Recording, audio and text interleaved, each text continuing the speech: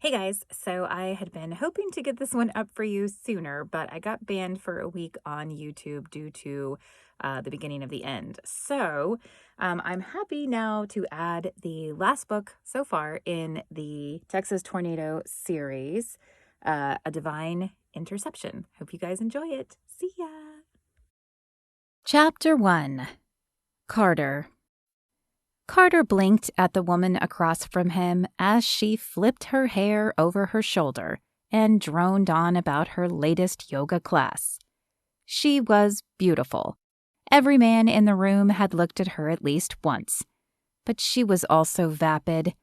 He couldn't remember a more painful date, and he'd been on plenty of bad ones. Usually, there was some redeeming quality he could find in the woman. She loved football. They liked the same movies. They both enjoyed exercising. But with this one, he supposed some people might consider yoga exercise, but he certainly didn't. She barely knew what football was, just that he played it and was good enough to be on the starting line. And she preferred sappy romances to action flicks. There would be no second date with this one. Of course, there rarely was. Carter had learned long ago that long-term relationships were not in his future. However, if he were honest with himself, he would admit that these 1 or 2 date hookups were not fulfilling him either. "When are you going to find a good woman and settle down?" Jefferson's words echoed in his head. Ever since he'd proposed to Lucia, that question had been posed more and more often. Not only by Jefferson, but by the other guys on the team as well. Carter loved playing for the Texas Tornadoes, but he was surprised by how many of the other men were either already married or in serious relationships. Didn't they realize this was the time in life to taste the different flavors? They wouldn't be young and fit and famous for long. He'd seen what happened to players when they got too old. If they were lucky, they went on to be announcers or spokesmen. But most simply faded away, disappearing from the public eye and memory, unless they happened to be caught in some scandal or unflattering picture, weighing twice what they had when they played the game. Carter hoped he would age gracefully. After all, his father was in his 50s and still looked good. "Don't you think so?" What?" The woman's high-pitched voice pulled him back to the date at hand, but he had no idea what she had been talking about. "Flexibility," she said, rolling her eyes good-naturedly and flipping her long blonde hair over her shoulder again. "Don't you think yoga really helps with flexibility?" I guess. I haven't really ever taken a yoga class." In fact, he'd only attended one, and it had been because of a dare. Because yoga classes were generally full of women, his college buddy Jay had once dared him to attend a class. The view had certainly been nice, but Carter had no desire to stretch in weird positions for an hour. He much preferred the stretching the trainers put him through. They felt more masculine and necessary for his job on the football field. "Oh my gosh, you totally should come to one of my classes one day. I bet I could loosen your hip flexors and have you running and jumping even higher than you already do. I mean, you are amazing already, but maybe I could give you that extra edge." She batted her large and clearly fake eyelashes at him, and he wondered what her eyes would look like without all the makeup. Had he even taken a woman out who didn't wear false eyelashes lately? He couldn't remember. "Yeah, maybe. My schedule is pretty full with training, though, at least until the season ends." "That's soon, though, right?" The hope in her voice made him cringe. She clearly saw more dates in the future, even though he knew he would not be calling her again. Yeah, fairly soon, but then there's the pro game, and then I generally take a few weeks off to rest before training camps begin again.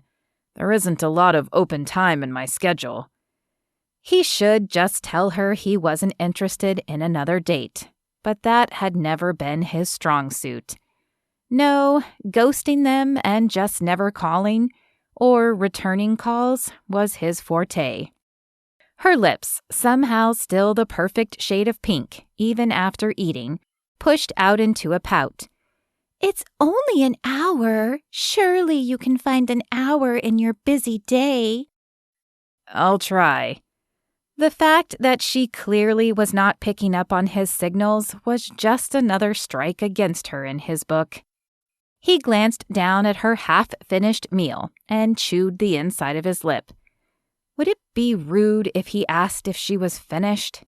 He had no desire to take this woman home, but he was getting tired of sitting here listening to her drone on. His own meal had been finished for... He surreptitiously glanced at his watch. 20 minutes. Yep, it was time to hurry this along. Are you almost done there? I could ask for the check. She lifted a flirty brow at him. "Why? Are you in a hurry to go somewhere more private?" He should be. That was his MO after all. Take the woman out, show her a good time, take her back to her house, and maybe continue the good time. Leave before morning and conveniently lose her number. It wasn't a pattern he followed every time, but often enough that it was almost second nature to him. However, he had no desire to do that tonight. In fact, he hadn't had the desire for the last week. Ever since Jefferson had told him about April and pointed her out, she had been on his mind. He didn't even know why. Sure, she was beautiful with her fiery red hair and emerald eyes. But she was friends with Lucia, which meant she might be as religious as Jefferson. Carter had nothing against religious people, but he had no use for God in his life. He was doing fine on his own. Actually, it's been a long day, he said, rubbing the back of his neck to make it more believable. I'd like to just go relax in my hot tub and turn in early. Her eyes lit up. "You have a hot tub? I didn't bring a suit with me, but surely that wouldn't be a problem, right?"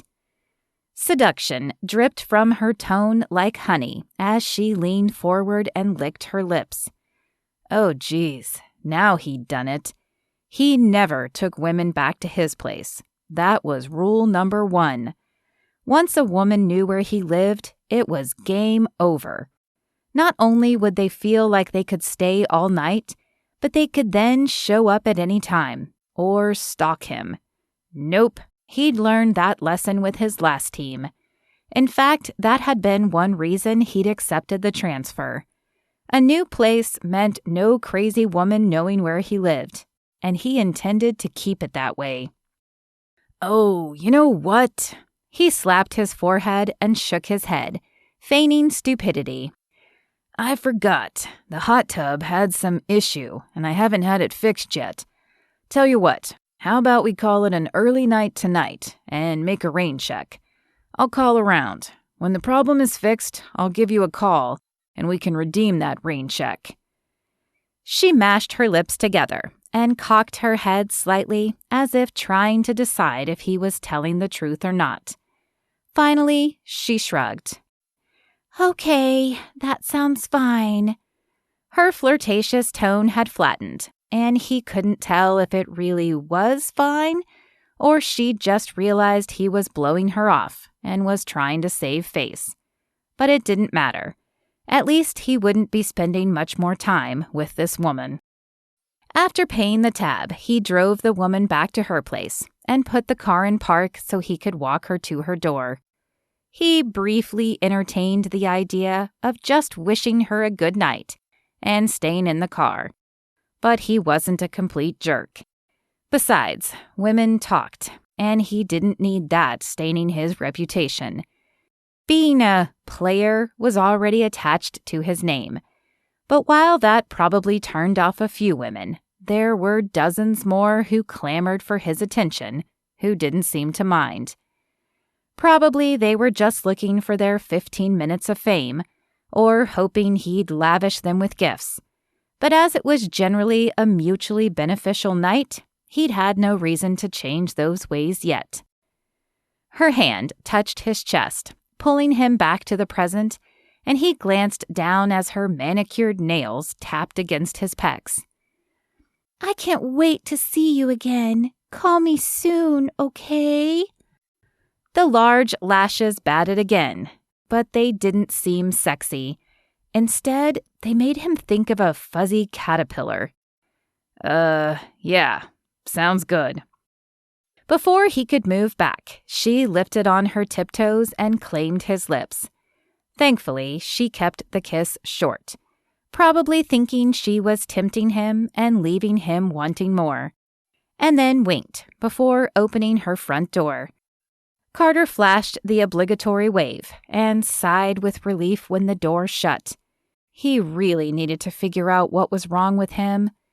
If it was just that April had taken residence in his mind, he might actually need to take her out, religious or not, just to clear thoughts of her away and allow himself to remember the enjoyment he used to find in taking women out. Otherwise, maybe he needed to take a break from dating at all until the desire returned. He certainly couldn't handle too many more nights like this one. Chapter 2. April.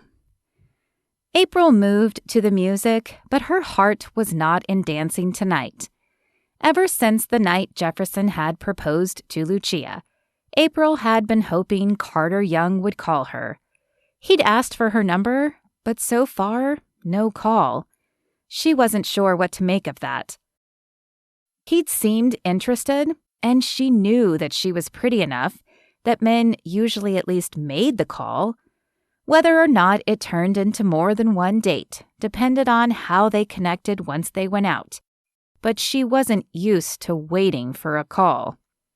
"Where is your mind tonight?" Javier asked her as he tapped lightly on her forehead. Javier was probably her closest friend besides her roommate Lucia. As Lucia was much more of a homebody, he was the one she went clubbing with the most often, and he knew most of her expressions. Enough to know when she wasn't herself, anyway. April shook her head and let a soft sigh escape her lips. "It's nothing. I just finally met a single player on the Tornado team the other night, and he asked for my number, but he hasn't called." Javier lifted an eyebrow as he moved his head with the beat of the blaring music. Unlike a lot of guys on the dance floor, Javier had rhythm, and the sometimes annoying habit of never remaining still when music played. "Which one?" "Carter Young." "The playboy?" The disdain was as evident in Javier's voice as it was in the "are you kidding me" expression he gave her. Javier had asked April out once, and they'd tried dating, only to quickly realize they were definitely better friends than anything more. Though he was only a few months older than she was, he often acted like an older brother, at least when it came to the men she dated. April shrugged. Playboys can be tamed. She knew of Carter's reputation, but just because he was never seen with the same woman more than once didn't mean he would never see a woman more than once. Maybe he was just picky and hadn't found the right one yet. Or maybe he was like April and not looking for anything long-term. Actually, she wasn't sure she wasn't looking for anything long-term, but she certainly hadn't been able to envision a future with any of the men she dated recently. Javier shook his head at her. "You know better than that. Playboys are only ever after one thing." "Until they find the right woman." April smiled up at him and flicked her fiery hair over her shoulder. She knew he was right. Not only was Javier a bit of a serial dater himself, but she'd dated a few guys like that in the past, and it never ended well. But this was Carter Young. "You know they rarely find the right woman," he said, using his fingers to make air quotes around the word right.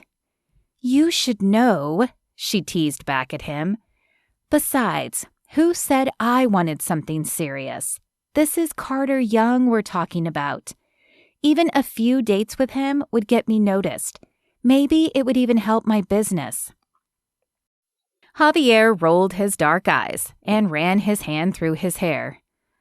"Yeah, your business. I'm sure that's what you're thinking about when you look at Carter Young."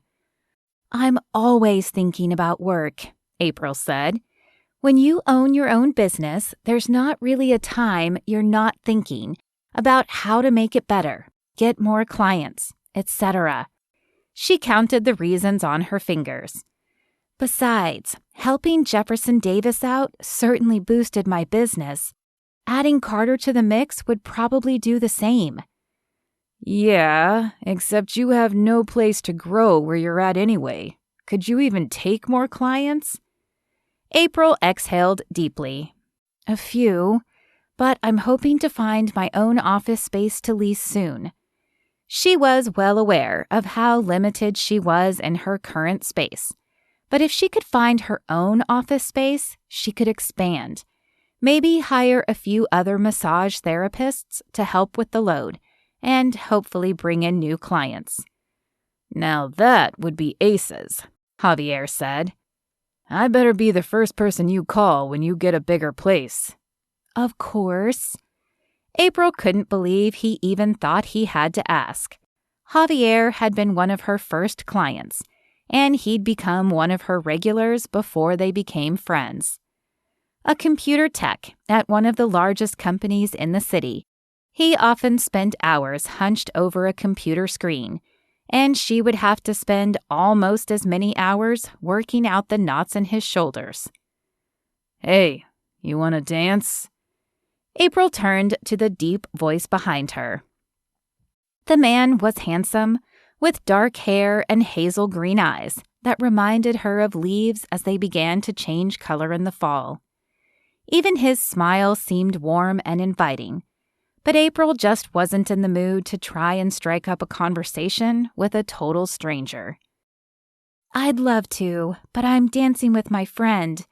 She turned back to point at Javier, but he had ditched her to dance with the blonde he'd been eyeing half the night. When he caught her glaring at him, he flashed a smile and a look that said, "Go on, he seems like a catch." With a sigh, she turned back to the man. She supposed it wouldn't be that big of a deal to dance with him. After all, she didn't have to take him home or go home with him. "I guess my friend left me." He flashed a wink before pulling her close to his very solid chest. "I guess it's a good thing I came over then." April pasted a small smile on her face, but she couldn't force herself to nod in agreement. Though he was exactly the type of guy she would normally hit on, she just didn't have it in her tonight. Not only was the smell of alcohol heavy on the man's breath, but her thoughts were still circling around Carter and why he hadn't called yet. "You come here often?" The man whispered in her ear. It was not the lamest pickup line she'd ever heard, but it wasn't the best one either. "Not really." She pulled back slightly to give herself some breathing room. The guy, she should probably ask him his name, but didn't for fear he would take it as interest, was a little too close for comfort at the moment. In actuality, she came to this club often. More often than she probably should, but she felt no need to tell him that. "I'm pretty sure I've seen you here before," he said over the music. His hands tightened their grip on her back. "You're definitely too pretty to miss." "Thanks." April glanced around for Javier. She was going to let him have it for leaving her alone with this guy.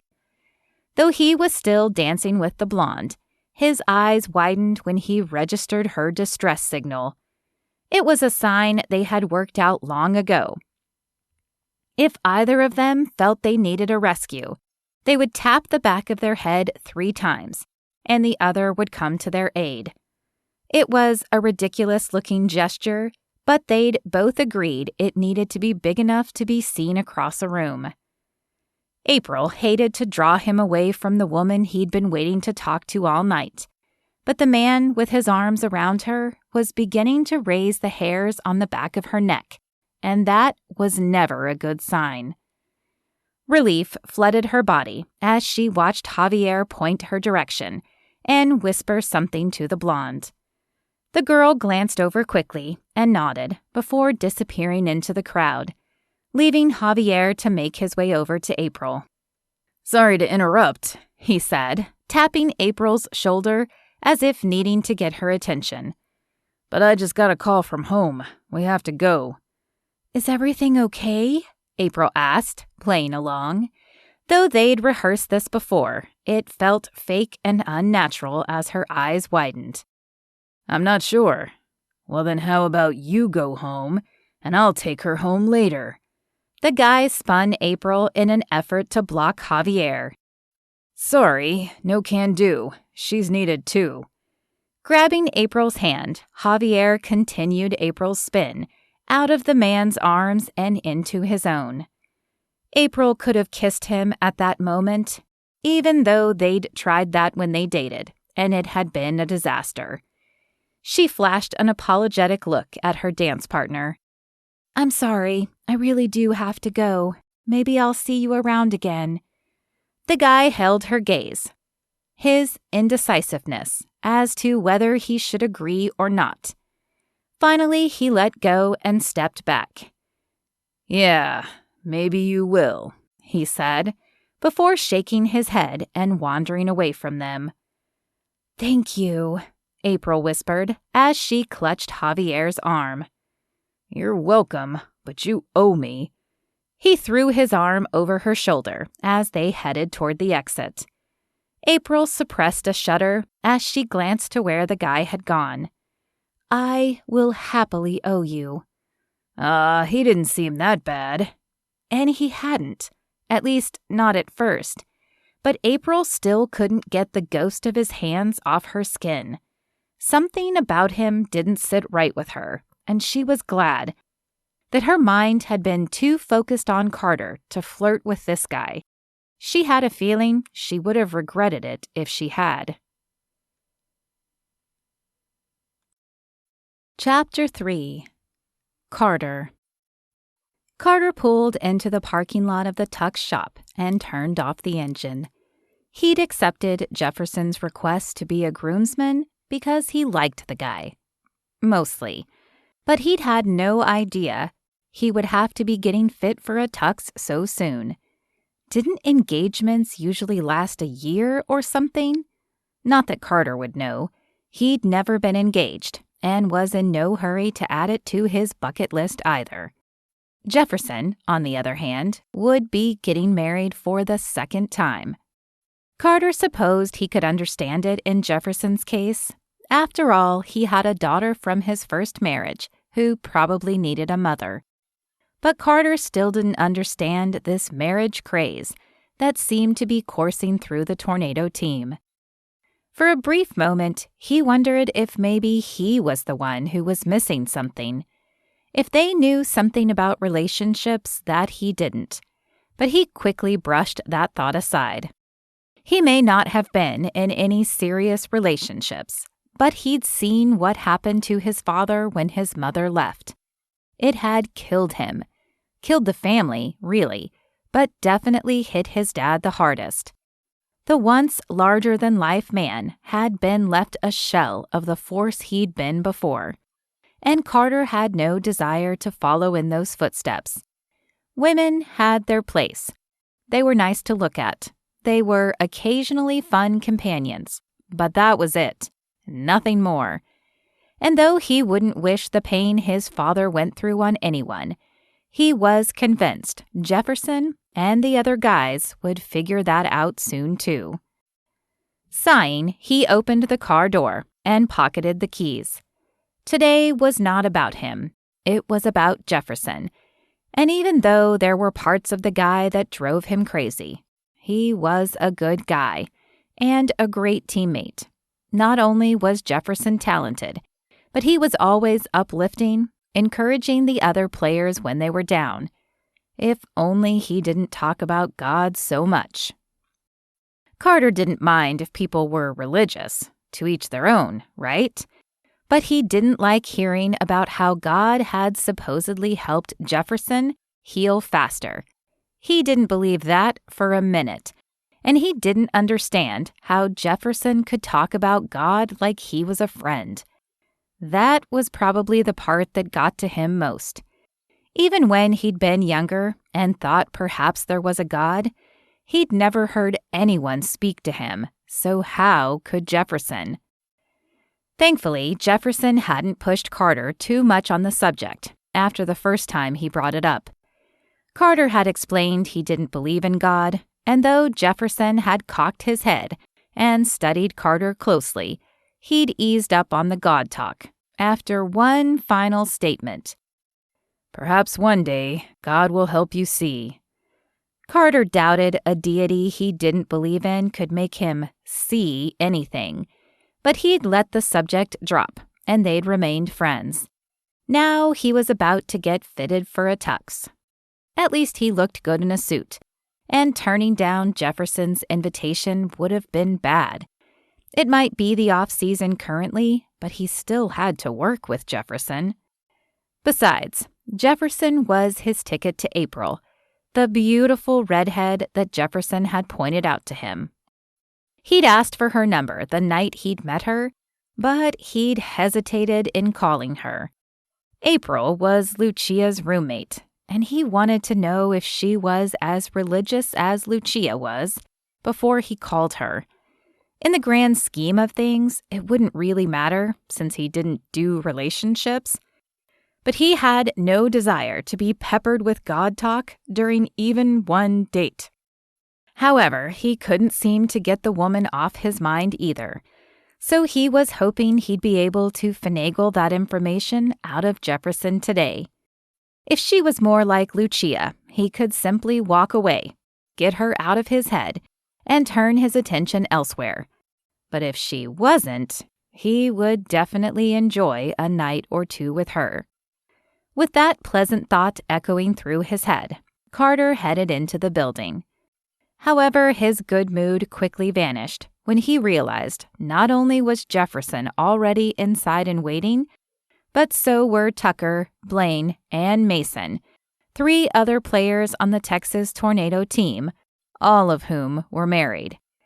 The need to turn around and bolt flooded him as he wondered if this was going to turn into a campaign pressuring him to settle down and get married. "Hey, Carter, glad you could make it." Jefferson clapped a hand on his shoulder and smiled. "Guess we can get started now." "Sorry, am I late?" Carter glanced down to his watch. Being late was not his style. While he didn't mind being the center of attention, he didn't like being the center of negative attention, so he was always conscious of time. "No, we just got here early. The women were excited to get together, so we had some time to kill," Tucker said with a soft chuckle. The other men nodded and smiled, leaving Carter feeling like he had missed the punchline. "Is everybody here now?" Carter glanced at the woman who had approached them. A measuring tape hung around her neck, and she held a clipboard in one hand.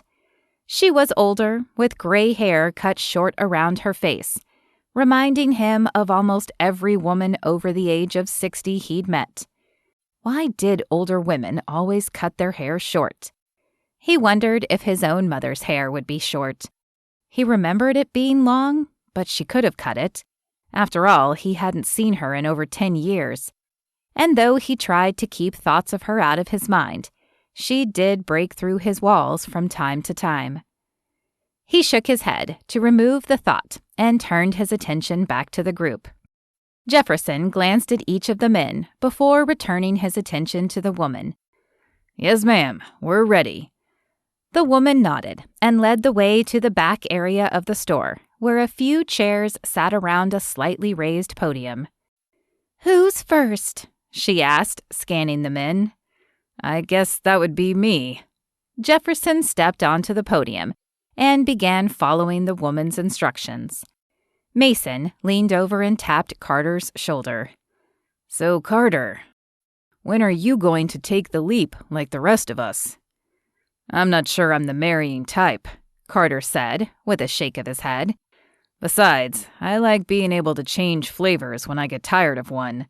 I don't think I could handle just chocolate or just vanilla forever." Mason shook his head. "Man, women aren't ice cream. They are much more in-depth. I can assure you, it never gets boring." Carter wasn't sure about that. He knew plenty of people stuck in boring marriages. The few who were still married.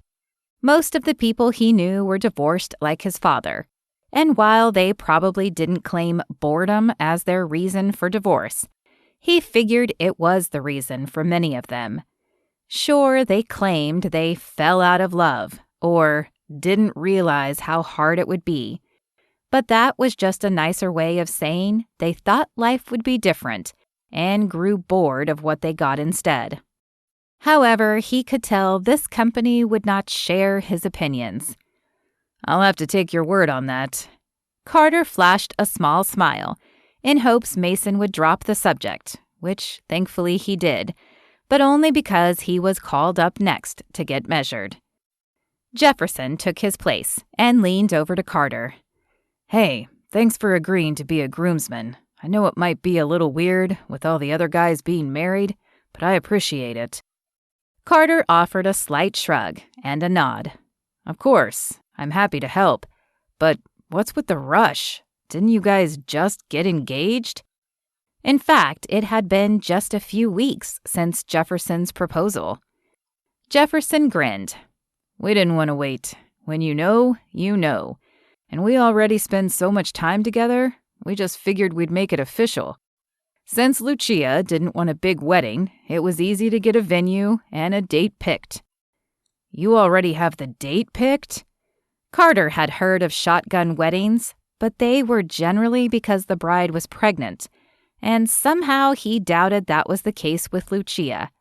He couldn't imagine rushing into a marriage, even if that was the case. But when it wasn't? Well, it was clear that he and Jefferson were very different. Jefferson's eyes danced, and his smile grew. He was generally a happy guy, but this was different. His face was practically glowing. "We do. I'm telling you, man, when the right woman comes along, you'll understand.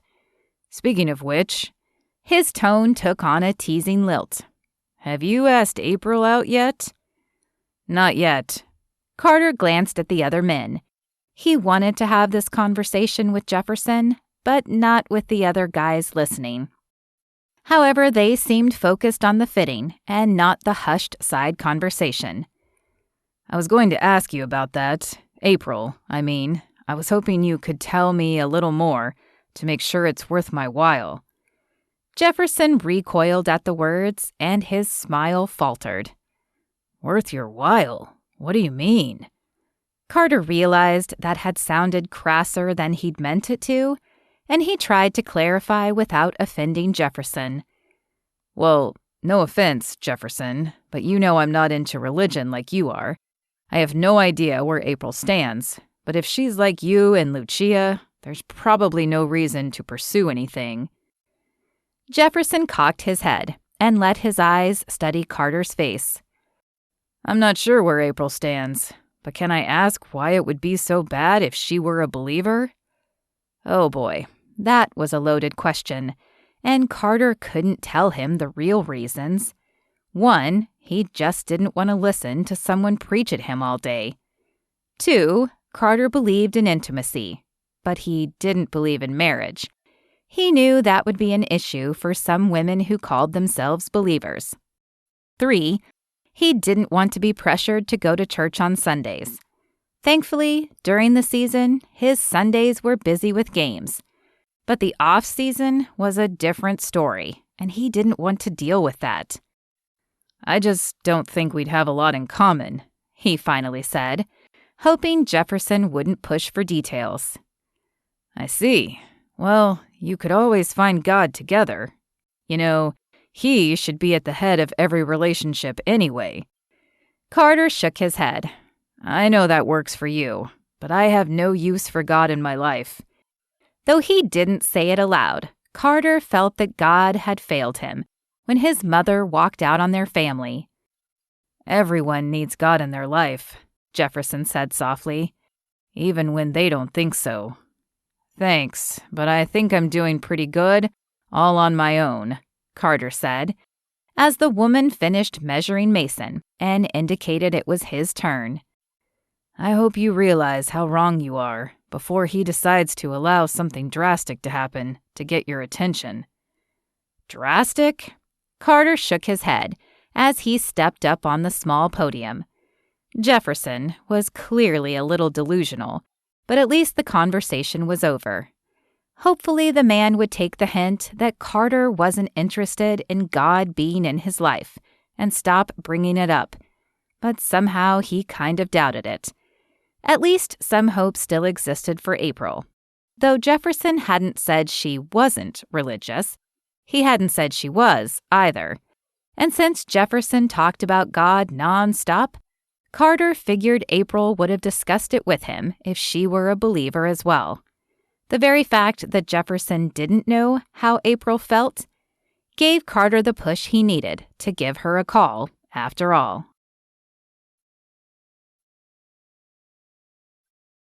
Chapter 4. April. April sighed as she checked her phone for the 100th time. She should probably just give up. It had been more than 2 weeks since Carter had asked for her number, but he still hadn't called yet. That probably meant he wasn't interested. But why ask for her number if he wasn't?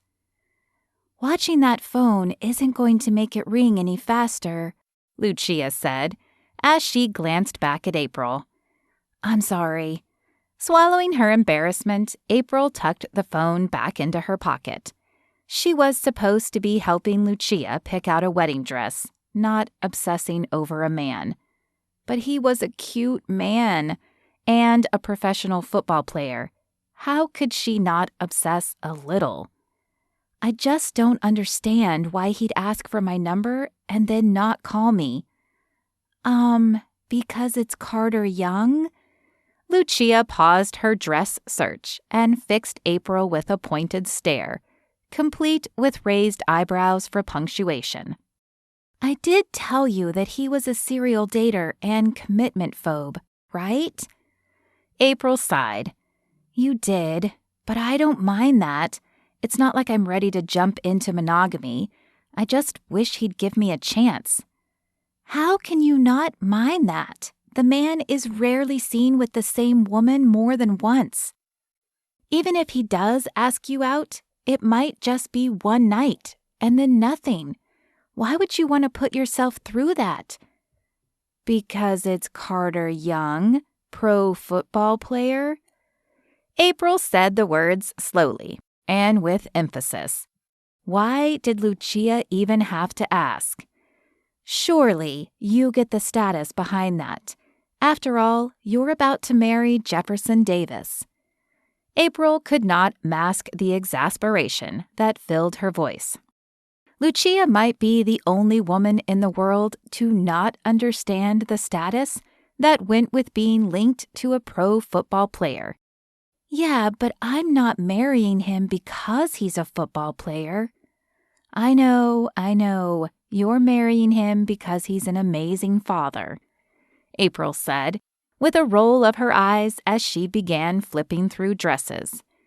Lucia had no idea how lucky she was, and she didn't even seem to want the fame or notoriety that went with being the wife of one of the Texas Tornado players.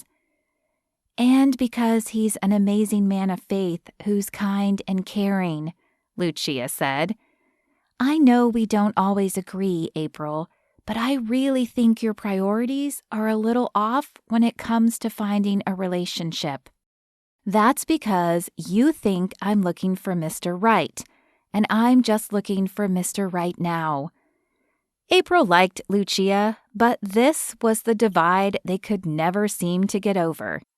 Lucia believed in God and putting Him first in her life.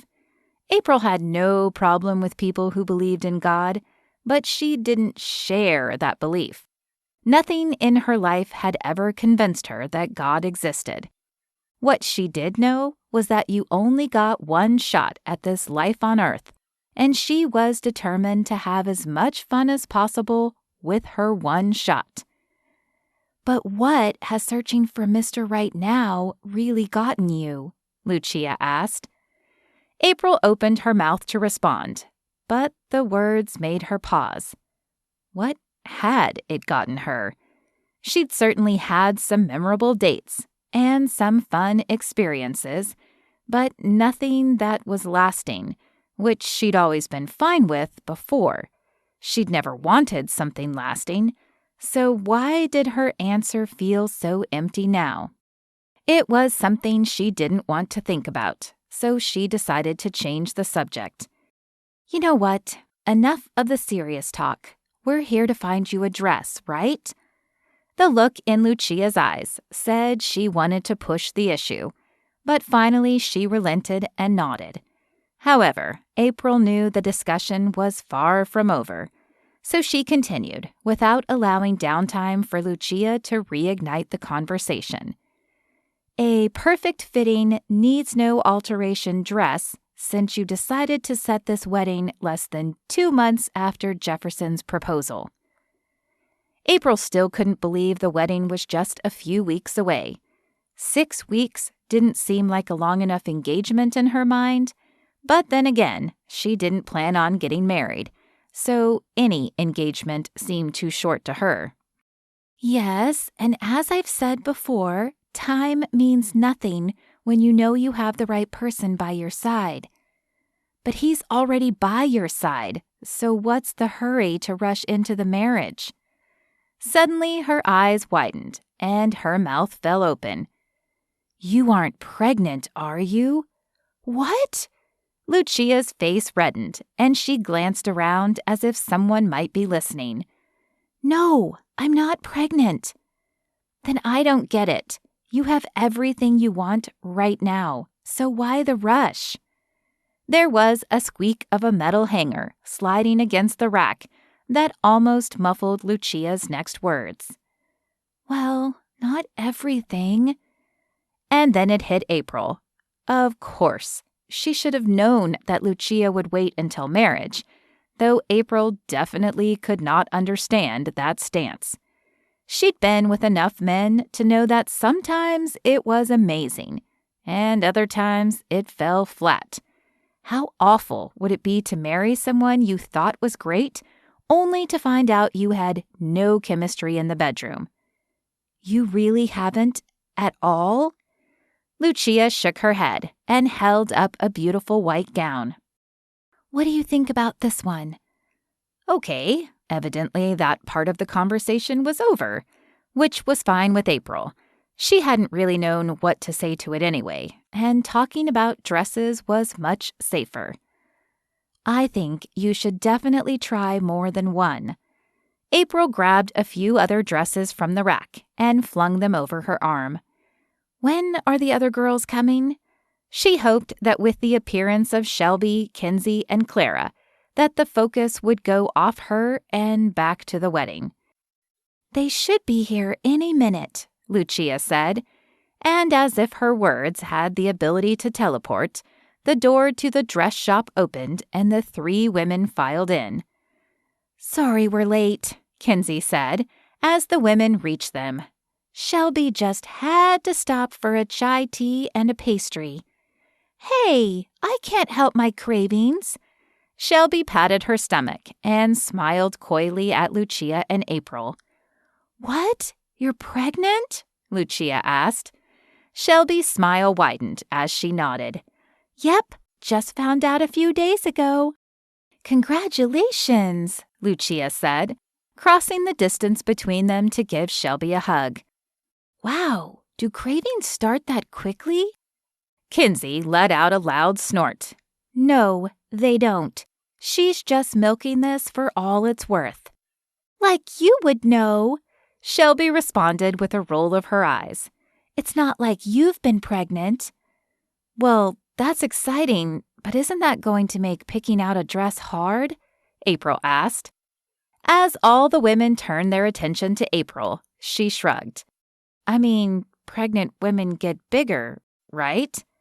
They do, but not that quickly, Clara said. She'd never been pregnant either, as far as April knew, but she'd probably picked up some knowledge in her medical classes. It was obvious Clara was trying to smooth the situation, for which April was glad. I think Shelby will be fine with whatever dress we choose, especially since the wedding is so close. Okay then, we better start looking, Kinsey said, jumping in as well. Do you have anything in mind, Lucia? If you give us an idea, we can help you look. Lucia tapped her lips as she looked around. I'm not really particular. I was just thinking of color. I'd like the bridesmaid dresses to be long and a soft pink color, but I'm open to you guys finding the style that fits you best. If we can just make sure the color is close, then I'm happy with it. Okay, then how about we all find a few dresses we like, and then we can match colors at the end, Clara suggested. The girls all agreed, and April smiled as she turned to the rack. Sometimes having a friend who was easygoing wasn't all bad. At least she wouldn't be forced into some horrible dress that made her look like a hot dog or a bottle of Pepto-Bismol. She began flipping through the dresses and snagging the ones in her size that might look good on her. When her arms were full, she carried them to the dressing room and began trying them on. The first dress was a no-go. While it fit nicely, there was something about the color that made her look pale and sickly. Of course, pink wasn't the best color for redheads anyway, but there had to be a better pink. The next one was more of a dusty rose color, but at least it didn't make April look washed out. And it was sleeveless, showing off her shoulders, which was a definite plus. She moved it to the keep side. The neckline on the third dress was too high. The lace sleeves on the fourth were itchy. By the time she finished, the majority of the dresses she'd brought in were on the discarded side. But she had 3 decent picks on the other side. She grabbed those and exited the dressing room to see if the other girls had decided yet. Did you find some you liked? Lucia asked, turning from the small rack outside her dressing room. She only had 5 dresses total on her rack, leaving April to wonder if those were her final options or if she'd barely started. Yeah, I think so. 3, anyway. April held them up for inspection and then glanced toward the other dressing room. Are the other girls still trying things on? Lucia nodded. They are, but they should be done soon. She picked up a long dress with a lace neckline and sleeves. What do you think of this one?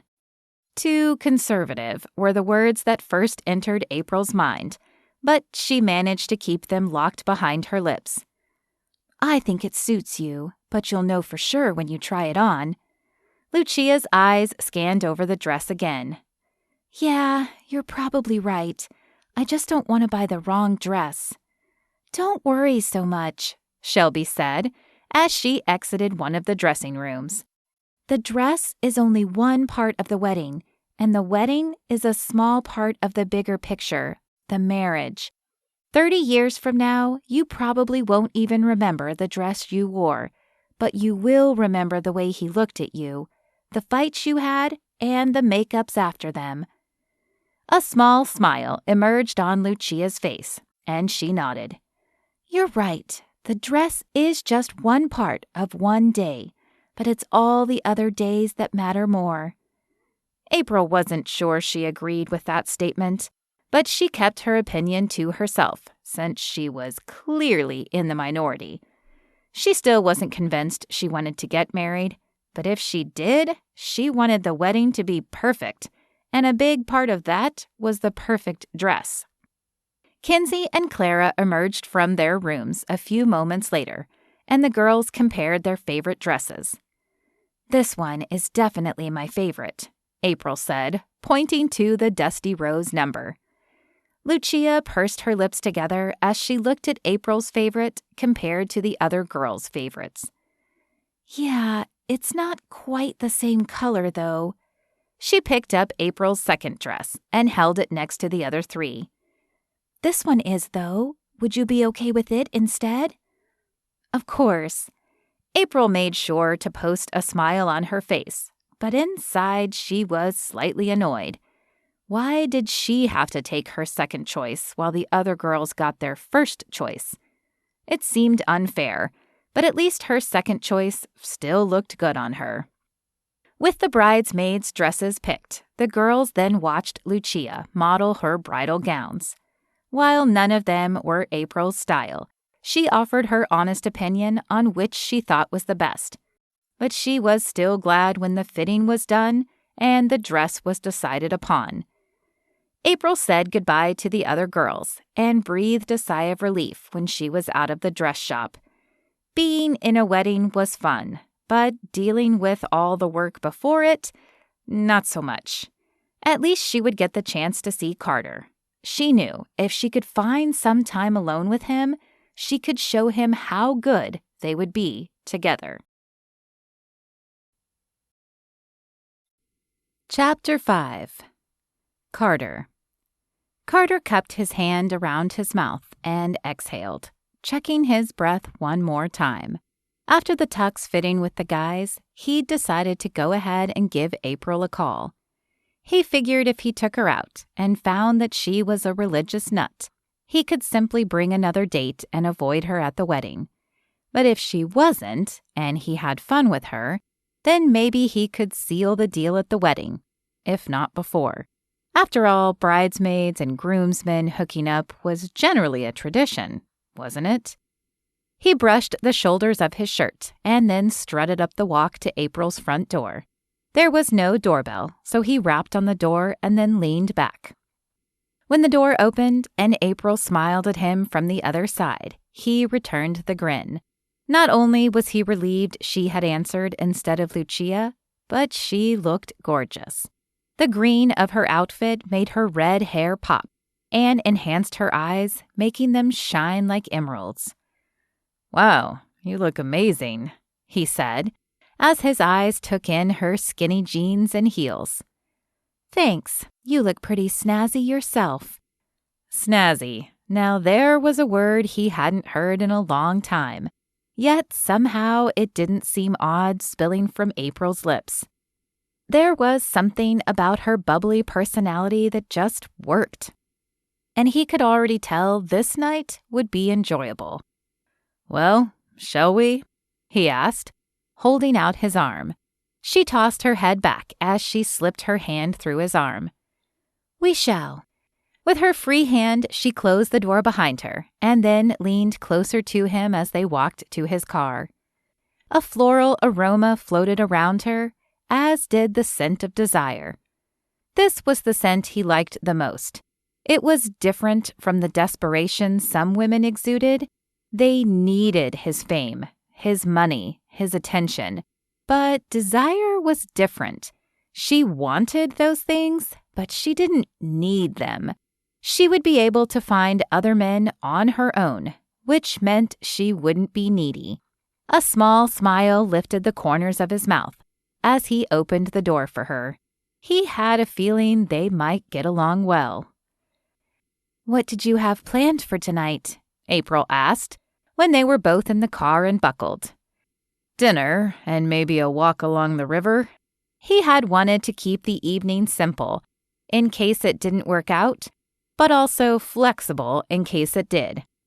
April nodded and twirled a strand of hair around a finger, but she didn't seem entirely impressed by his plans for the evening. Perhaps she'd been hoping for something fancier, but the restaurant he'd picked was nice. Not super expensive, There was no need to take a first date to one of those places. But the food was good, and the service was acceptable. "How long have you been playing football?" she asked. It was clear she was trying to fill the silence, but Carter didn't mind. He didn't enjoy uncomfortable silences either. "Since high school. It was the one thing I could get my dad interested enough in to come watch. So I guess I started playing more for him. Then I found I enjoyed it and just kept going." He realized as soon as he finished that he'd probably said too much, and he hoped she didn't push the subject. Talking about his father was certainly no way to get the date off on a good foot. "Did your dad work a lot?" she asked. "Yeah." There was more he could say on this topic, but he didn't want to trample through the past. "Yours?" For a second, April tensed, and he sensed that her past was also a touchy subject. "I wish. My dad was a drunk. I don't remember him ever having a job, though I suppose he did at one time." "I'm sorry." As tough as his situation was, hers sounded tougher. His dad had become an alcoholic too, but thankfully he'd been the quiet, secluded kind. The kind who came home without a word, grabbed a drink from the fridge, and locked himself in his office all night. His father had been neglectful, but he'd had friends whose fathers had been the angry verbal or physical kind, and he wondered what kind April's father had been. He opened his mouth to ask, but then decided this topic was too heavy for a first date, and changed the topic instead. "So Jefferson tells me you're a massage therapist." April brightened, and the dark cloud receded from her face. "I am. I work in a chiropractor's office currently, but I'm hoping to get my own space soon." "Don't get me wrong, I love massages. But how did you get involved in that?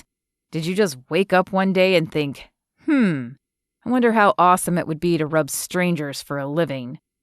A high-pitched noise that Carter could only assume was her laugh spilled from April's mouth before she clasped a hand over her lips.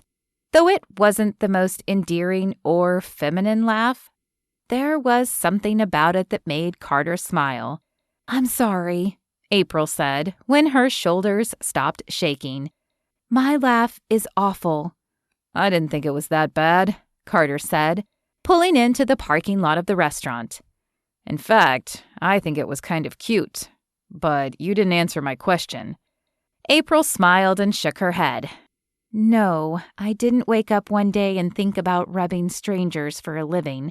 I had actually planned to be a dancer, but I messed up my ankle pretty badly one recital, and that ended my ballet career. Thankfully, I had a great personal trainer who introduced me to massage, and she gave me a new purpose for my life. I would never achieve my dream, but I could help others achieve theirs." Carter had not expected that answer, and he wasn't sure he would have been as resilient if he'd been in her shoes. "Wow, that's really noble."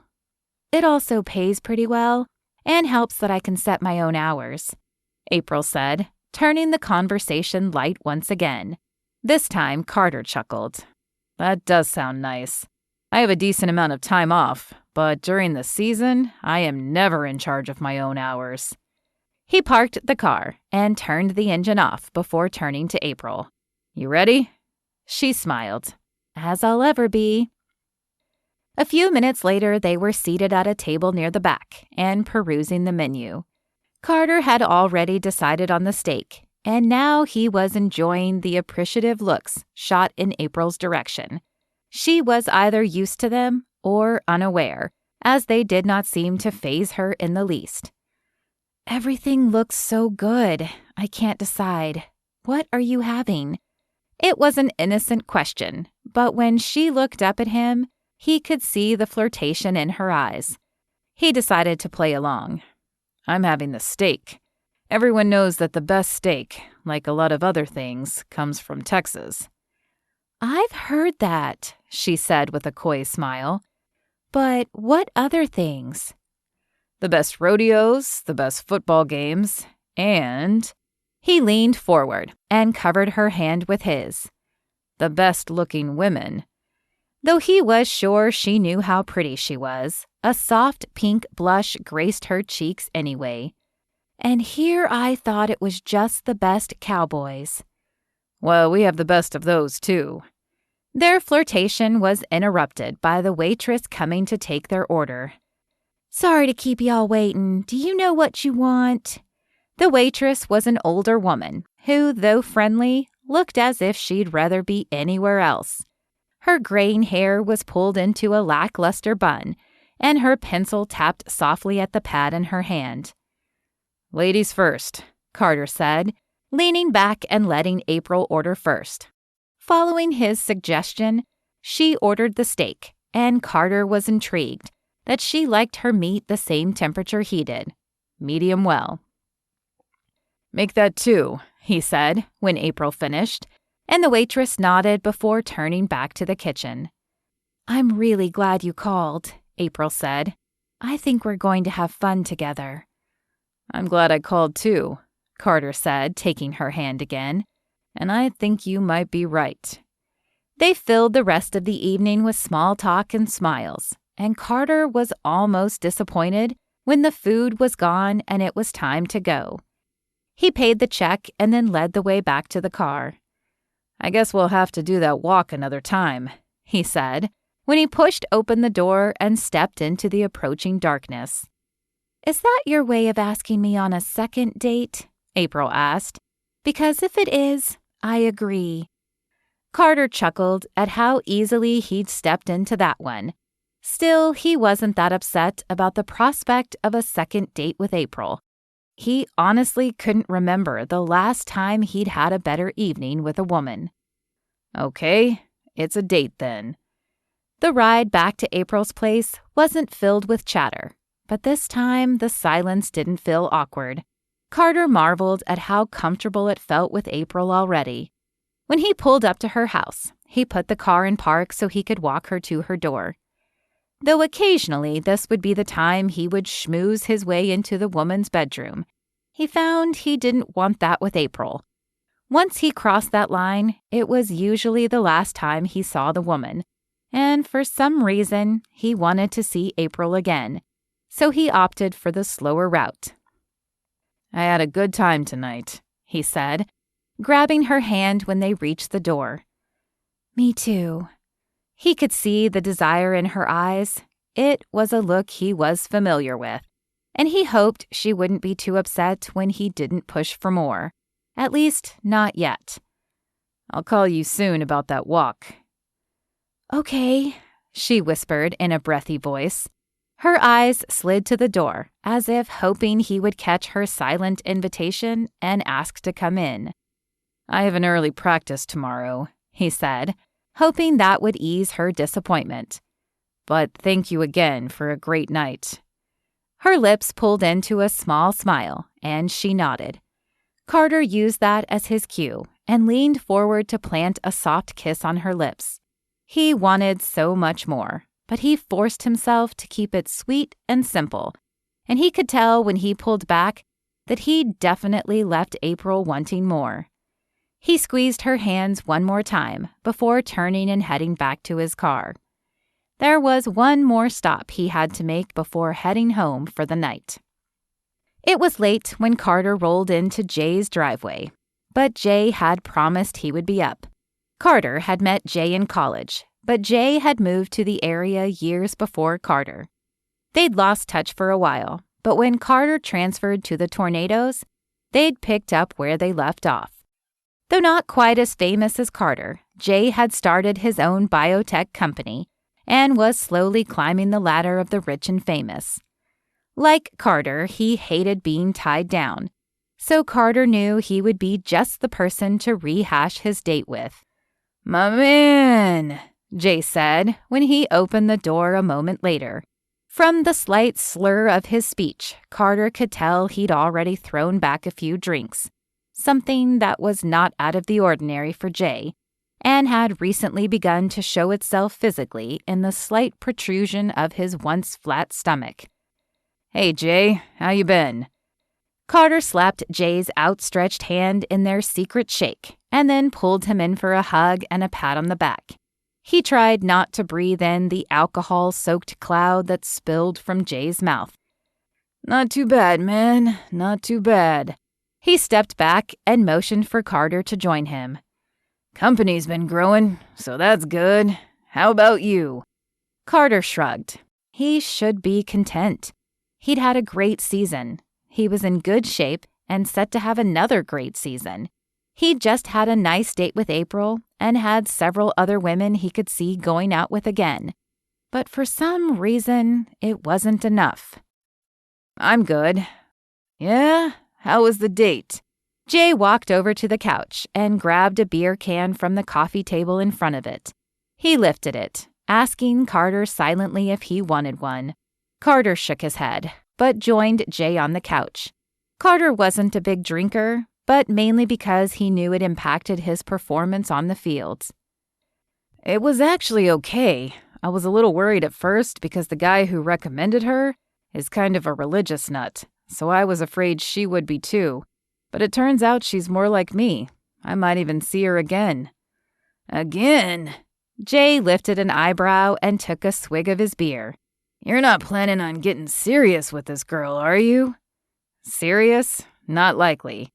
But I haven't even sealed the deal yet, and she is a beautiful redhead." "Ah, well, then a few more dates might be okay then." He placed his feet on the top of the coffee table and leaned back. "Do you ever think about it? Settling down, I mean?" Carter ran a nervous hand across the back of his neck. He didn't know why he was even asking. It wasn't a thought in his head, was it? It never had been before. After his mother left, he'd watched it destroy his father, and he'd decided he would never make the same mistake. But now that he was seeing many of his teammates marrying and getting engaged, well, he wasn't sure he was changing his mind, but he was thinking about the possibility. "Are you crazy? I don't want to be chained to any woman. I bore too easily, and I like the challenge of a new chase." Wrinkles popped up on his forehead as he narrowed his eyes at Carter. "Don't tell me you're thinking about settling down." Carter chewed on the inside of his lip before shaking his head. Even if the thought did enter his mind on occasion, Jay was not the person to share it with. "Poker this weekend?" he asked, changing the subject. "This weekend and every weekend, my man. It's how we live the dream." Carter nodded, but he wasn't so sure that was his idea of living the dream, at least not anymore, and that filled his stomach with dread. Chapter 6. April. "You look happy. What's going on?" Lucia asked as April practically skipped into the kitchen and grabbed a LaCroix from the fridge. "Two things." April could barely keep the happiness from bubbling out. She popped the tab of the can and took a sip. "One, I had an amazing date with Carter. He's nothing like you said. He was attentive and friendly." Lucia sighed and shook her head. "I never said he wouldn't be attentive and friendly. I simply said he had a hard time staying with a woman for more than a few dates." April rolled her eyes. She knew Lucia was trying to look out for her, but she hadn't been on that date. There was no way Carter wouldn't want more dates with her. He'd already promised the walk they hadn't taken last night. "I'm not worried about that. I think we really connected." Lucia's eyes widened and her hand flew to her mouth. "Oh, April, tell me you didn't. Not on the first date." "No, of course not." April had standards. They certainly weren't as strict as Lucia's, but she didn't jump into bed with men on the first date. At least, not anymore. She'd done that one time in college because all of her friends were doing it and talking about how liberating it was. And while it had been exciting at the time, it had left her feeling empty and disgusted with herself. From then on, she'd established her 3-date rule. That was generally enough time to know if she felt any chemistry for the guy, but not so long that she felt like she was wasting her time. It had served her well throughout the last few years, and she'd rarely been tempted to break it. Though she'd thought about it with Carter. He was so charming and handsome and famous. I'm simply stating that we talked, and it felt deep. Though Lucia's sigh was soft this time, it did not escape April's attention. For your sake, I hope so, but please be careful. Carter is a nice guy, but he's not a relationship guy. April flicked her hand, dismissing Lucia's concerns. And I'm not a relationship girl, so it works. Although she could not deny that the thought of a relationship with Carter had crossed her mind. Or maybe not so much the relationship, but the perks of the relationship. Being on TV, getting into nice restaurants, maybe extravagant gifts. But even that trip through Fantasyland had been brief. There was nothing to worry about. She didn't want to be tied down right now because of her other big news. But guess what the other thing is? Lucia dropped her head onto one hand. I'm a little afraid to ask, but what? My friend, who's a realtor, called, and she has a great place to show me tomorrow. I might get my own office space. April enjoyed her job at the chiropractor's office. The rent was lower and the location was great, but it wasn't her office. She wanted to be able to branch out, maybe hire another massage therapist or someone who did facials or something. Make it more like a spa and less like a doctor's office. Won't that be a lot more money? Lucia asked, her face folding in concern. Yeah, initially, but once I get someone else in there, they should be able to help out with the rent. And when we can make it more spa-like, I'm sure we can get more high-end clients. April hadn't thought all the details through. She was more of a dreamer than a planner. Which is great. Lucia's voice had taken on that placating tone that April abhorred. But what if that doesn't happen for a while? How long could you afford the rent on the place by yourself? April shrugged. She hadn't looked that closely at the finances yet. I don't know, maybe a few months, but it won't take that long to find a partner. Maybe not, but what if you get sick or injured? I'm not trying to dash your dream, although that's exactly what it felt like to April. But shouldn't you consider all of that before you jump into a big purchase like that? April fought to keep her smile on her face. While she liked Lucia, sometimes her limited thinking was too constricting. I'm in the prime of my life, Lucia. It's not like I'm going to suddenly get too sick to work.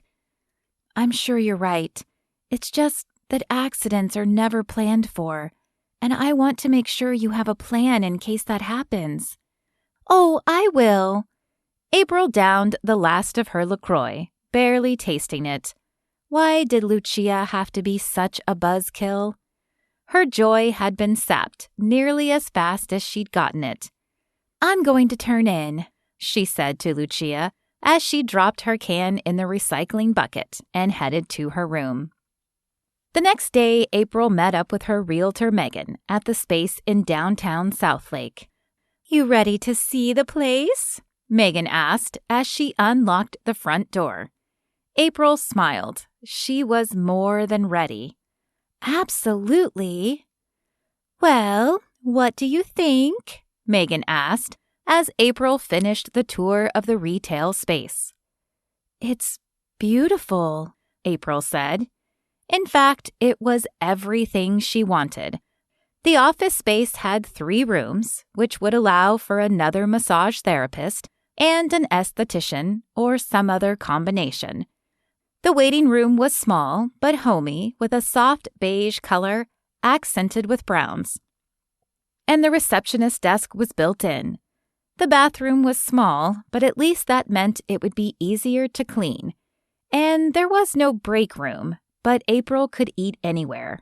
She didn't need a designated table.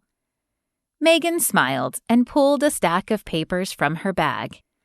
"Are you ready to sign, then?" Was she? It would be a lot of money, and even though she didn't think Lucia was right, her roommate's words bounced around in her head, causing doubt to rear its ugly head. She chewed on her bottom lip. "Do you think we'd be able to talk them down on the price at all? Just for some cushion," she added quickly, when she noticed Megan's jaw tighten. "I don't think they'll be willing to budge.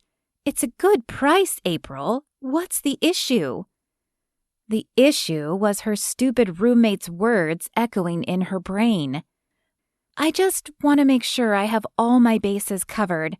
I mean, heaven forbid I get in an accident or can't find someone to rent the other 2 rooms. I just want to make sure I can cover the costs." A look of irritation flashed across Megan's face before she composed herself with a deep breath and a fake smile. "I thought you had this all worked out already, April." "I thought I did too, but a friend of mine brought these things up last night, and I really think I need to consider them." April closed her eyes and pinched the bridge of her nose. She could not believe the words coming out of her mouth. What if she lost this property forever? "Then it wasn't God's plan for you," Lucia's voice said in her head. But April didn't believe in God. Did she? "Look, I just need a few days to go over my finances. Can we revisit this next week? That should give me time to go over all the details." "We can try, but I can't guarantee the property will still be available." Exasperation flooded the clipped tone of Megan's voice. "I understand. If this one gets picked up, then I'll wait until the next one comes open." Somehow, April doubted Megan would want to show her any more properties after this fiasco, though. Megan blew out a frustrated breath and stuffed the papers back in her bag. "Well, if you want to take a gamble on your future, then I guess that's your prerogative."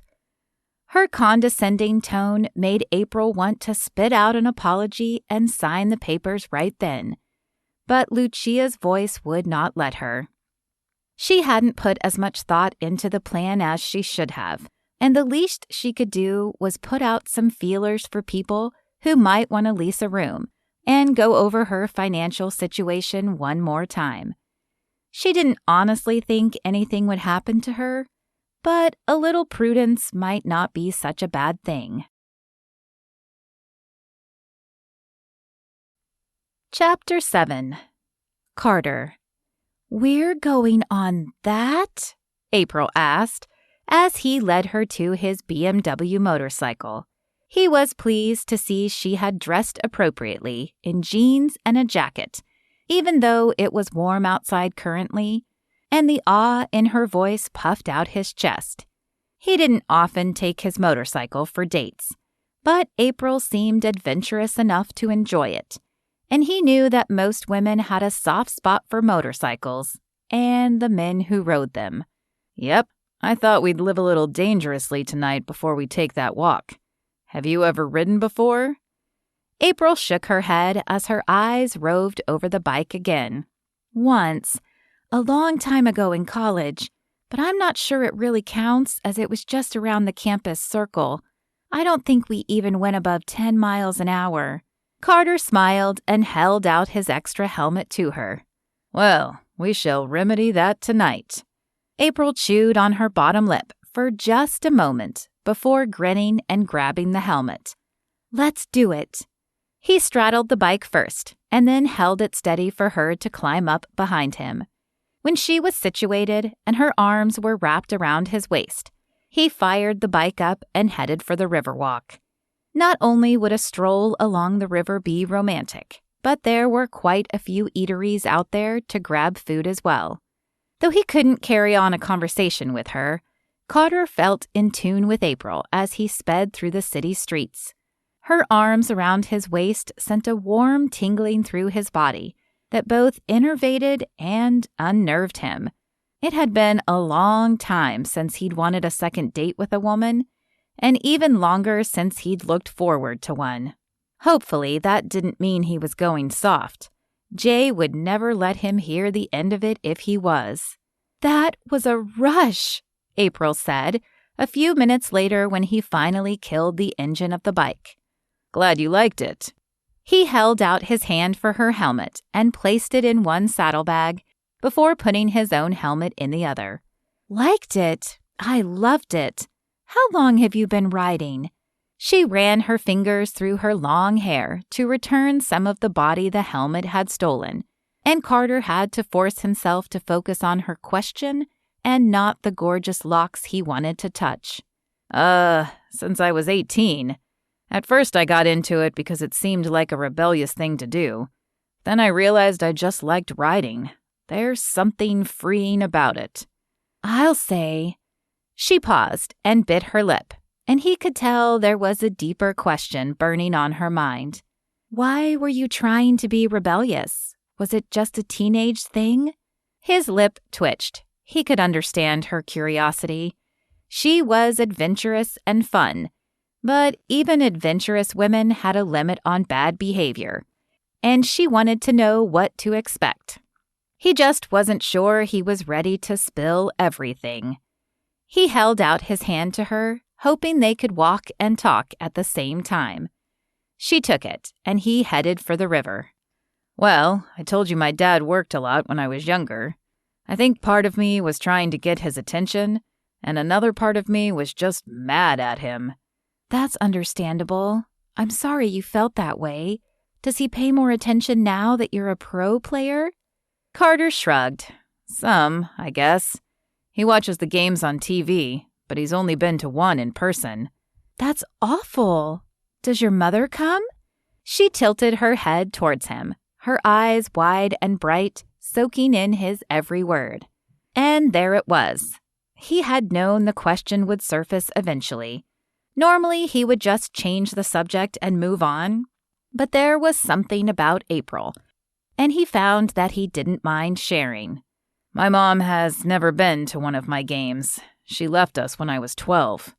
April's free hand flew to her mouth, and her eyes widened in sympathy. "Oh, Carter, I'm so sorry." "Thanks, but it's been a long time. I'm over it." Or at least that's what he told himself. "But I didn't invite you out here to talk about my mother." "No?" Her voice took on a flirtatious edge as she batted her eyes at him. "What did you invite me out here for then?" "To show you the river, of course, and because we didn't get to take our walk last time." She tilted her head at him and smirked. "You do know I've lived here for a while and seen the river before, right?" "Not with me." Carter flashed her a cocky grin, to which she chuckled and shook her head, but he saw the smile tug at her lips as well. They walked in a comfortable silence until they reached the riverfront. "I've always loved this place," April said. "It feels like a place where old things can get washed away to make room for new stuff." Carter lifted a brow. "You sound an awful lot like Jefferson there. I thought you didn't buy into that religious stuff." "Oh, I don't, but some of what Lucia talks about makes sense. We all make mistakes. She has to apologize to some unknown being when she does. I just have to decide to either learn from my mistake and grow, or let them define me." "What mistakes could you possibly be making? You seem pretty well adjusted." April took a deep breath and chewed on her lip. "I think I might be making one right now." "With me?" He tried to hide the pause in his step by quickening his strides. Though he hadn't wanted anything long-term with her, the fact that she was already thinking these 2 dates were a mistake was a blow to his ego. She shook her head. "No, I mean, maybe, but only time will tell in that area. But I was talking about my job. I thought you loved your job. I do. It's just that I've been thinking about expanding. I found this great place the other day, and I want a sign on it, but Lucia's words are circling in my head.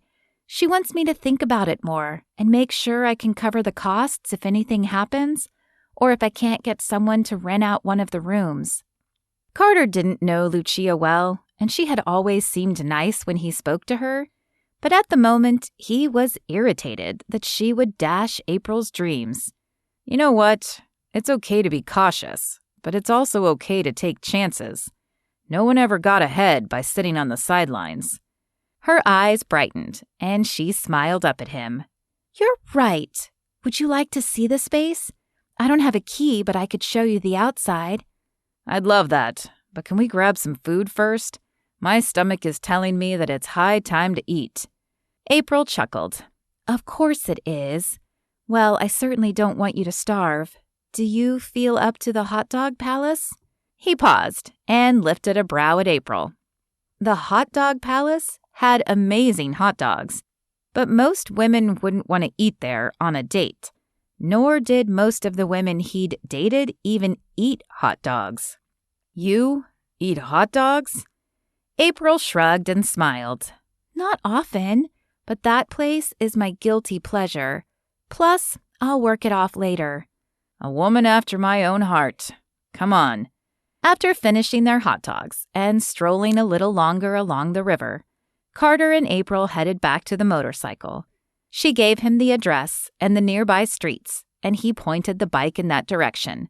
When they arrived at the office space, he parked it and turned off the engine. This is it? He asked as they dismounted. Yeah, don't you think it would be great? The location is good, and there are 3 office rooms, so I could rent out 2 to help cover the lease. Though Carter didn't know much about owning a business, he could see the light in April's eyes when she talked about it. I think it would be exactly what you want it to be. She turned to him with a smile on her face. I think I'm going to take it. I think you should. The silence hung in the air between them for a moment, and Carter once again felt the urge to kiss her. He wanted to know what it would be like, how her lips would feel against his. But the voice in his head, one that he rarely listened to, cautioned him again to take it slow. Why was he listening to it now? But he knew that answer too. There was something about April, something he didn't want to ruin by moving too quickly.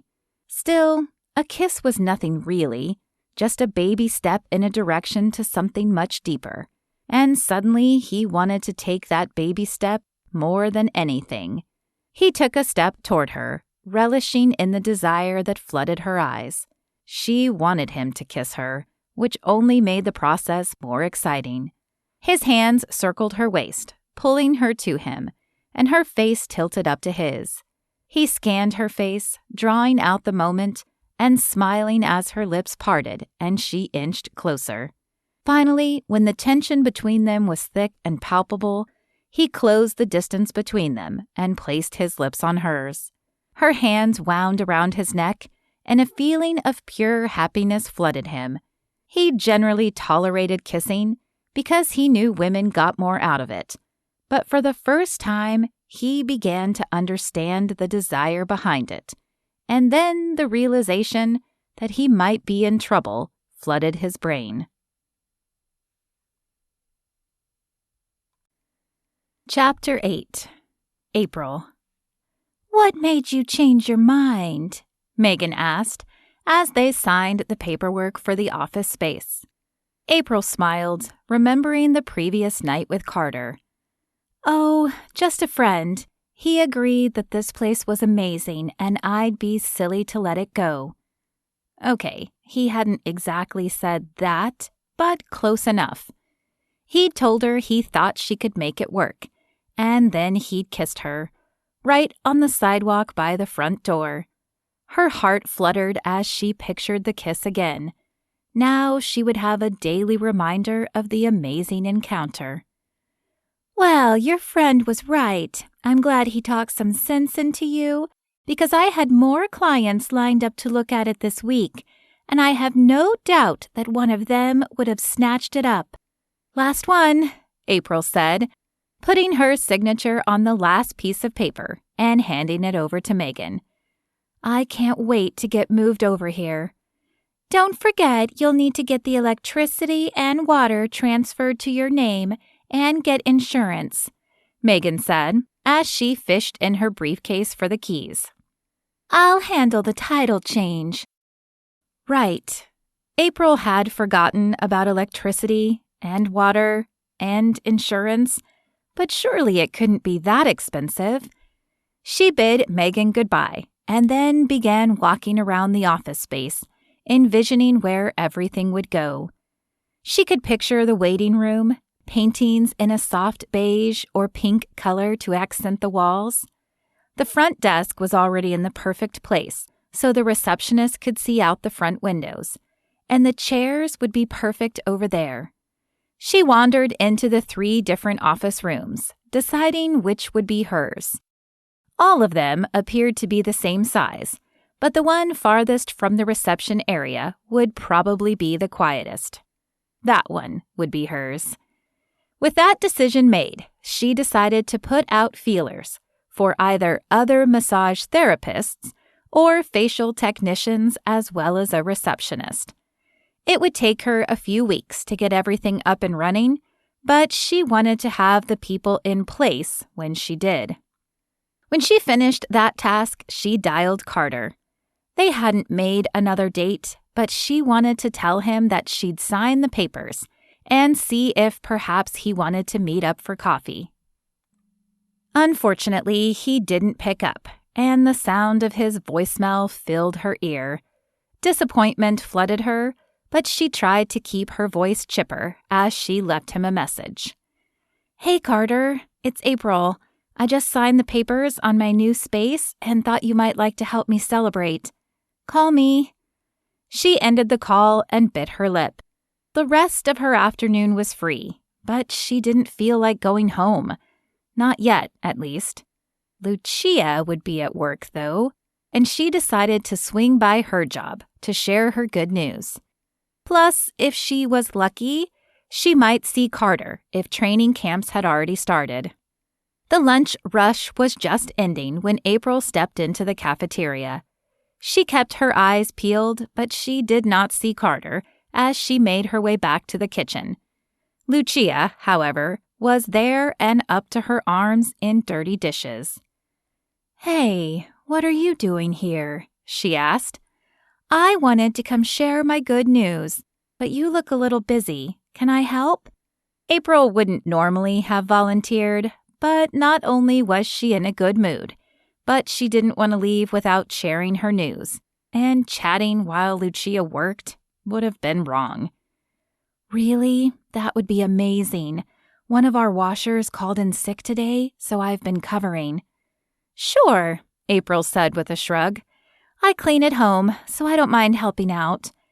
Lucia smiled and handed her a sponge.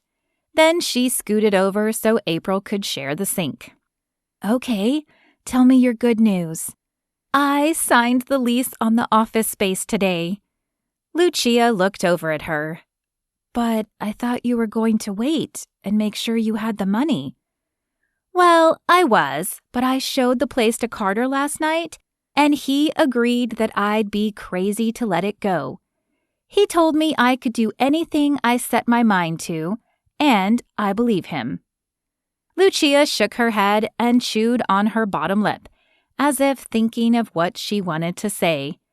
I don't doubt that you can move into your own office space and be successful. I just hope you haven't picked a place that you won't be able to pay for. April shrugged, not willing to let Lucia ruin her good mood. Well, maybe I'll just pray about it. You said God answers prayers, right? Oh, April, there's so much more to God than just praying for Him to do what you want. It's about doing His will, not ours. While He does answer prayers, He doesn't always answer them the way we want. Then I'm not sure what good believing in Him is. Lucia shook her head softly. I hope you realize someday what an amazing friend and father he can be." April chuffed as she scrubbed a plate. "I've got enough friends, and my father was no saint, so I don't think I need another one of those." "I'm sorry your father failed you, but he was human. God will never fail you." April wasn't so sure about that. She remembered hiding under her bed as a child to escape her father's drunk rages and praying for God to save her. Yet it was many years later when her father finally left their life. "I think I'll take my chances on my own," April said as she finished washing the last dish. "I know you don't agree with my decision, but I'd still love to show you the place anyway." Lucia sighed softly and flashed a small smile. "I'd like that." Chapter 9. Carter. Carter readjusted his vest for the 100th time as he waited for the wedding to begin. He looked good, and he didn't even mind the pants or the shirt, though the collar was too stiff for his liking. But the vest was awful. It kept riding up his back when he moved his arms, so that the bottom of his shirt would stick out and make him look 10 pounds heavier. Whoever had designed vests for weddings ought to be hung out to dry as far as he was concerned. "Not the most comfortable thing, is it?" Tucker asked in a hushed voice as he leaned closer to Carter. "No, it's not." He tugged on the bottom again. "Do we really have to wear these?" "For the wedding and the pictures, yes, but I bet Jefferson won't care if we take them off for the reception. Just try to think of it like your uniform. It's not the most comfortable thing, but you can wear it for a few hours, right?" Carter sighed and nodded. Football uniforms were not comfortable, but the one edge they had over this stupid vest was that they made him look better than reality, not worse. The shoulder pads broadened the look of his shoulders, and the tight pants showed off his developed muscles. This vest did neither. But if he could suffer through it, he was certain he could score some quality time with April that would make up for it.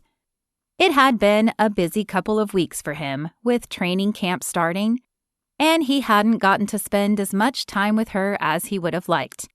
Although the very fact that he wanted to spend more time with her should be troubling him, since he didn't believe in relationships, he told himself it wasn't serious. They were just having fun, and he could walk away whenever he wanted. There was a knock on the door, and then the pastor's head appeared. "Is everyone ready? It's time." "Guess that's our cue," Jefferson said, standing and smoothing his tux. "Thank you all for standing up there with me." As his eyes focused on each person in turn, Carter hoped he wasn't about to get sappy. Emotional women were hard enough to deal with, but emotional men? He shivered at the thought. "We wouldn't have it any other way," Blaine said, clapping a hand on Jefferson's shoulders. "Now, let's go get you married." The men filed out of the room and toward the sanctuary.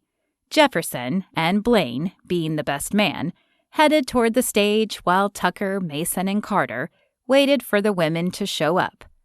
Though Carter understood why Jefferson had picked Blaine as his best man, he couldn't help the slight twinge of jealousy that flared within him at the thought that Blaine would get to walk April down the aisle, while Carter would be stuck with Blaine's wife. That was only a moment, though, he had to remind himself. He had the rest of the evening to charm April, and hopefully take her home.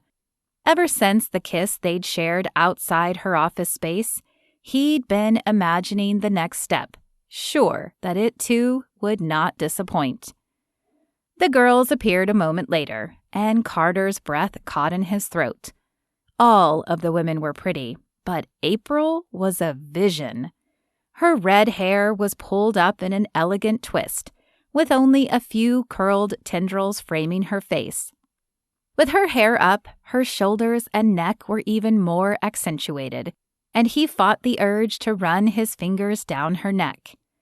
She smiled shyly at him as she took her place in front of Lucia. Carter returned the smile and then turned to face the sanctuary door when the music began. "Are you ready for this?" Kinsey asked, taking her place beside him. Carter shrugged. "I'm not the one getting married, so I don't see why not." He just hoped the ceremony itself wasn't long. "But I bet you will one day." The opening of the door kept him from responding to Kinsey, thankfully, and he focused his attention on the walk ahead of him. Though he didn't recognize many, there were a few familiar faces of his teammates among the crowd. When they reached the front, he took his place beside Tucker and turned to watch April enter. She was just as pretty coming down the aisle as she had been in the hallway, and for a moment he wondered what she would look like in a white wedding dress coming down the aisle toward him. Whoa! He blinked and shook his head. Why on earth was he thinking that? It had to be because he was at a wedding, nothing more. Shaken, he forced his eyes to focus on Jefferson's back instead of April. That was safe territory. He tried to keep them there for the duration of the ceremony, but they slid over to April more than once. Thankfully, the service didn't last long, and before he knew it, he was heading out of the church with Kinsey on his arm. The reception was to be held in a large meeting room in another part of the church, but Carter waited to head that direction until April appeared. "Wasn't that beautiful?" she asked when she saw him. "Not as beautiful as you." He enjoyed watching the blush color her cheeks. She dropped her eyes to the floor and shook her head softly. "I'm not the center of attention here. Lucia is." Carter stepped closer to her and touched her arm. "Well, you definitely grabbed my attention. Can I escort you to the reception?" Her lips curled into a small smile before tucking her arm through his. "I would like that." Together they walked to where the reception was being held. Though it still looked a lot like a meeting room, someone had definitely done some decorating. White streamers hung from the ceiling in loops, along with tulle and sparkling lights. "Well, not bad for a church, huh?" April smiled up at him as they entered. Carter shrugged. "A banquet hall would have been better, but I guess it's okay." She chuckled and nudged him lightly with her arm. "Is that what you want when you get married?" "Maybe." He smiled coyly at her. He had no intention of getting married, of course, but he had dated enough women to know they wanted to think the man did. If he flat out said he was against marriage, most women, the good ones anyway, would wave goodbye and disappear. "I don't know if I'd like being married, but I'd sure like to have a big wedding one day," April said with a sigh and a dreamy look in her eyes. He could tell she was picturing the perfect dress, the venue, the food, all of it. And he wondered what sort of dress she would pick. "Isn't marriage part of the deal with a wedding, though?" Her eyes cleared and she sighed. "Yeah, unless I find someone willing to share the day with me and then walk away." Carter studied her face, but he couldn't tell if she was serious or tossing a hint in his direction. Thankfully, the entrance of the rest of the wedding guests distracted her and kept him from having to respond. As they continued to the head table, though, he pondered her words. It was an interesting concept, though it seemed a massive waste of money. Thankfully, Jefferson and Lucia hadn't assigned seats at the head table, and Carter was able to sit next to April. They didn't get to talk much between the food and the constant interruptions for pictures and stories, but finally it came time for the dancing. Carter knew he had moves, and as soon as the floor opened for others to join, he held his hand out to April. Though he was fairly certain he wouldn't have to do much to charm her, he wanted to make sure he sealed the deal tonight. "So, I finally get to see those moves you pull on the field up close, huh?" April asked as he led her to the floor. He pulled her to his chest and smiled down at her, whispering, "Up close and personal," before sending her spinning under his hand. Her face was bright and giddy when she faced him again. "They're even better than I thought." And with the look on her face, he knew he had her. "You haven't seen anything yet, baby." Chapter 10. April. April closed her eyes against the sun and turned over in bed. Though she'd thought she would be elated, all she felt was empty. As empty as the other side of her bed when Carter had stood to gather his clothes the night before. "Where are you going?" she'd stupidly asked, thinking he was just hungry or in need of the bathroom. "Home. I don't sleep over." 5 little words. That's all he'd said, but they'd landed like a knife in her chest. She'd known this about him. Lucia had warned her. Heck, so had a few of the other girls. But she'd thought it wouldn't matter. She'd thought they had something deeper developing between them than just casual dating. And even if that had turned out not to be true, she'd told herself she was liberated and independent, and that she could sleep with him and not think about it after. But she'd been wrong. Again. With a sigh, she grabbed the other pillow and covered her face. Why did she do this to herself? Every time she told herself it wouldn't matter, that she would enjoy the moment and feel fine after. But every time she felt used and worthless. So why did she keep doing it? That was the million-dollar question. But she knew the answer, even if she didn't want to admit it to herself. She was looking for love, for reassurance, for validation. The taunts from her middle school years when she'd still been overweight resonated in her mind like permanent, lingering echoes. "Words can't hurt you," her mother had said. But they had. They'd taken root in her psyche and grown. Words and taunts and drawings and exclusions had formed her opinion of herself. And she'd spent the next few years trying to eat healthier and get into shape. Physically, she had succeeded. At least, she assumed she had from the looks she received. But mentally, she still fought that middle school image she had of herself. So she sought validation in men, telling herself that the fact they wanted to be intimate with her meant that she was pretty enough, good enough. And during the moment, it worked. But as soon as they left, that doubt would creep in again. "I'm insane," she whispered into the pillow, remembering the definition her high school English teacher had given.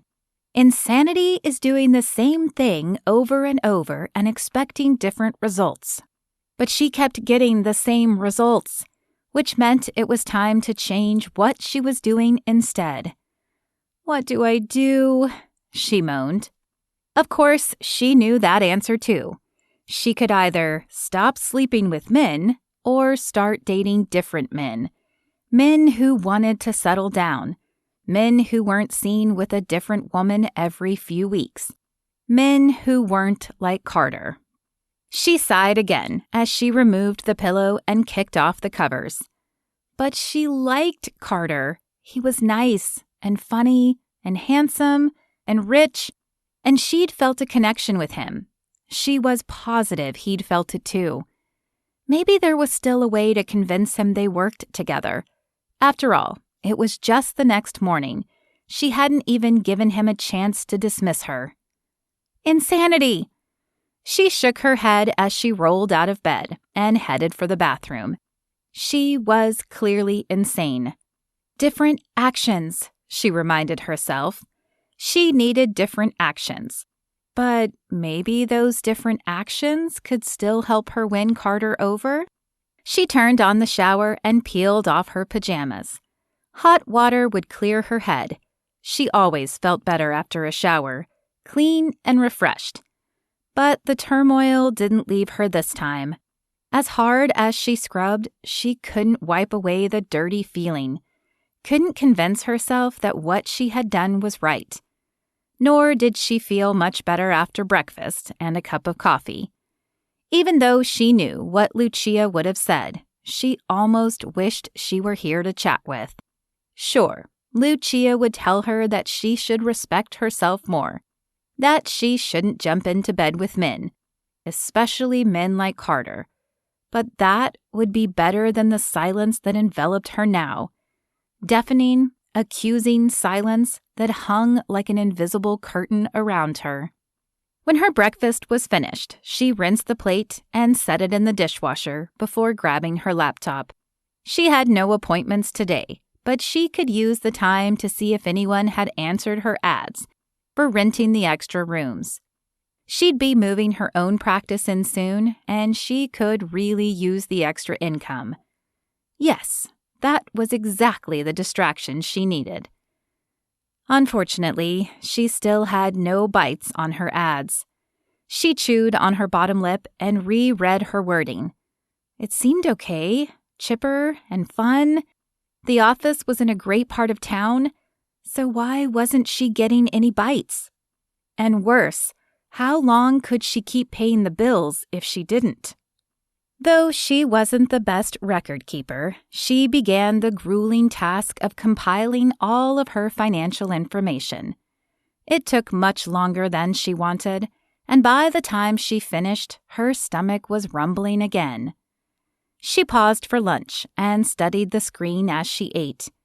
There wasn't as much in the bank as she'd thought, and while she could cover the first month easily, and probably the second, she'd be in the red if she didn't get someone in by month 3. And if she couldn't work for any reason, she couldn't even think about that. Lucia had been right. With a sigh, she dropped her head in her hands, unsure of what she was supposed to do next. The buzzing of her phone pulled her from her pity party, and she glanced at the phone. When she realized the number flashing across the screen was Carter's, she perked up. He was calling her. She wasn't just a number to him, a notch in his bedpost. Last night hadn't been a mistake. She tried to control her emotions as she tapped the answer button. "Hello?" Her voice wasn't quite as nonchalant as she was hoping for, but at least she didn't sound like a giddy teenager who'd been staring at the phone willing it to ring. "Hey, how's your day going?" It was certainly going better now that he'd called, but she couldn't say that. "It's not bad. I've just been crunching numbers for the new office space. How about yours?" "Can't complain. My body is sore from practice all week, but I slept like a baby." At least one of them had. She, on the other hand, had tossed and turned most of the night, as she chided herself for sleeping with him. "Look," he continued, "I know it's last minute, but I feel like getting out of my house. Would you like to go see a movie?" April forced herself to pause and not jump on the invitation. "Yeah, I think I could make that happen. What time were you thinking?" "Well, if you like action movies, there's a great one playing at 7:15. I could swing by and pick you up around 6:30, if that works." April glanced at her watch. 6:30 was just a few hours away. It was definitely short notice, and part of her said she should tell him that was too soon. After all, she didn't want to seem desperate. But the other part of her was reveling in the fact that he'd called. The very next day. That had to mean he liked her. "Yeah, I can be ready. I'll see you then." She ended the call and stared down at the phone. Wow, she certainly hadn't expected this turn of events, but she would take it. Carter wanted to see her again. Maybe she didn't need to change her life after all. Chapter 11. Carter. "I'll see you later, okay?" Carter gave April a quick kiss before glancing around for his keys. He actually didn't want to leave, which was a weird feeling for him, but he'd promised his buddies he would come for a poker night tonight. April snaked her arms around his neck and cozied up to him. Do you have to go? I feel like I've barely seen you the last few weeks. It was true. The football season would officially start in just a few weeks, which meant that he was practicing nearly every day during the week, crashing at nights and playing catch-up on the weekends. He'd barely had any time for April, though he'd invited her to the last practice. That was more than he'd ever done with any woman before, and he wasn't even sure why.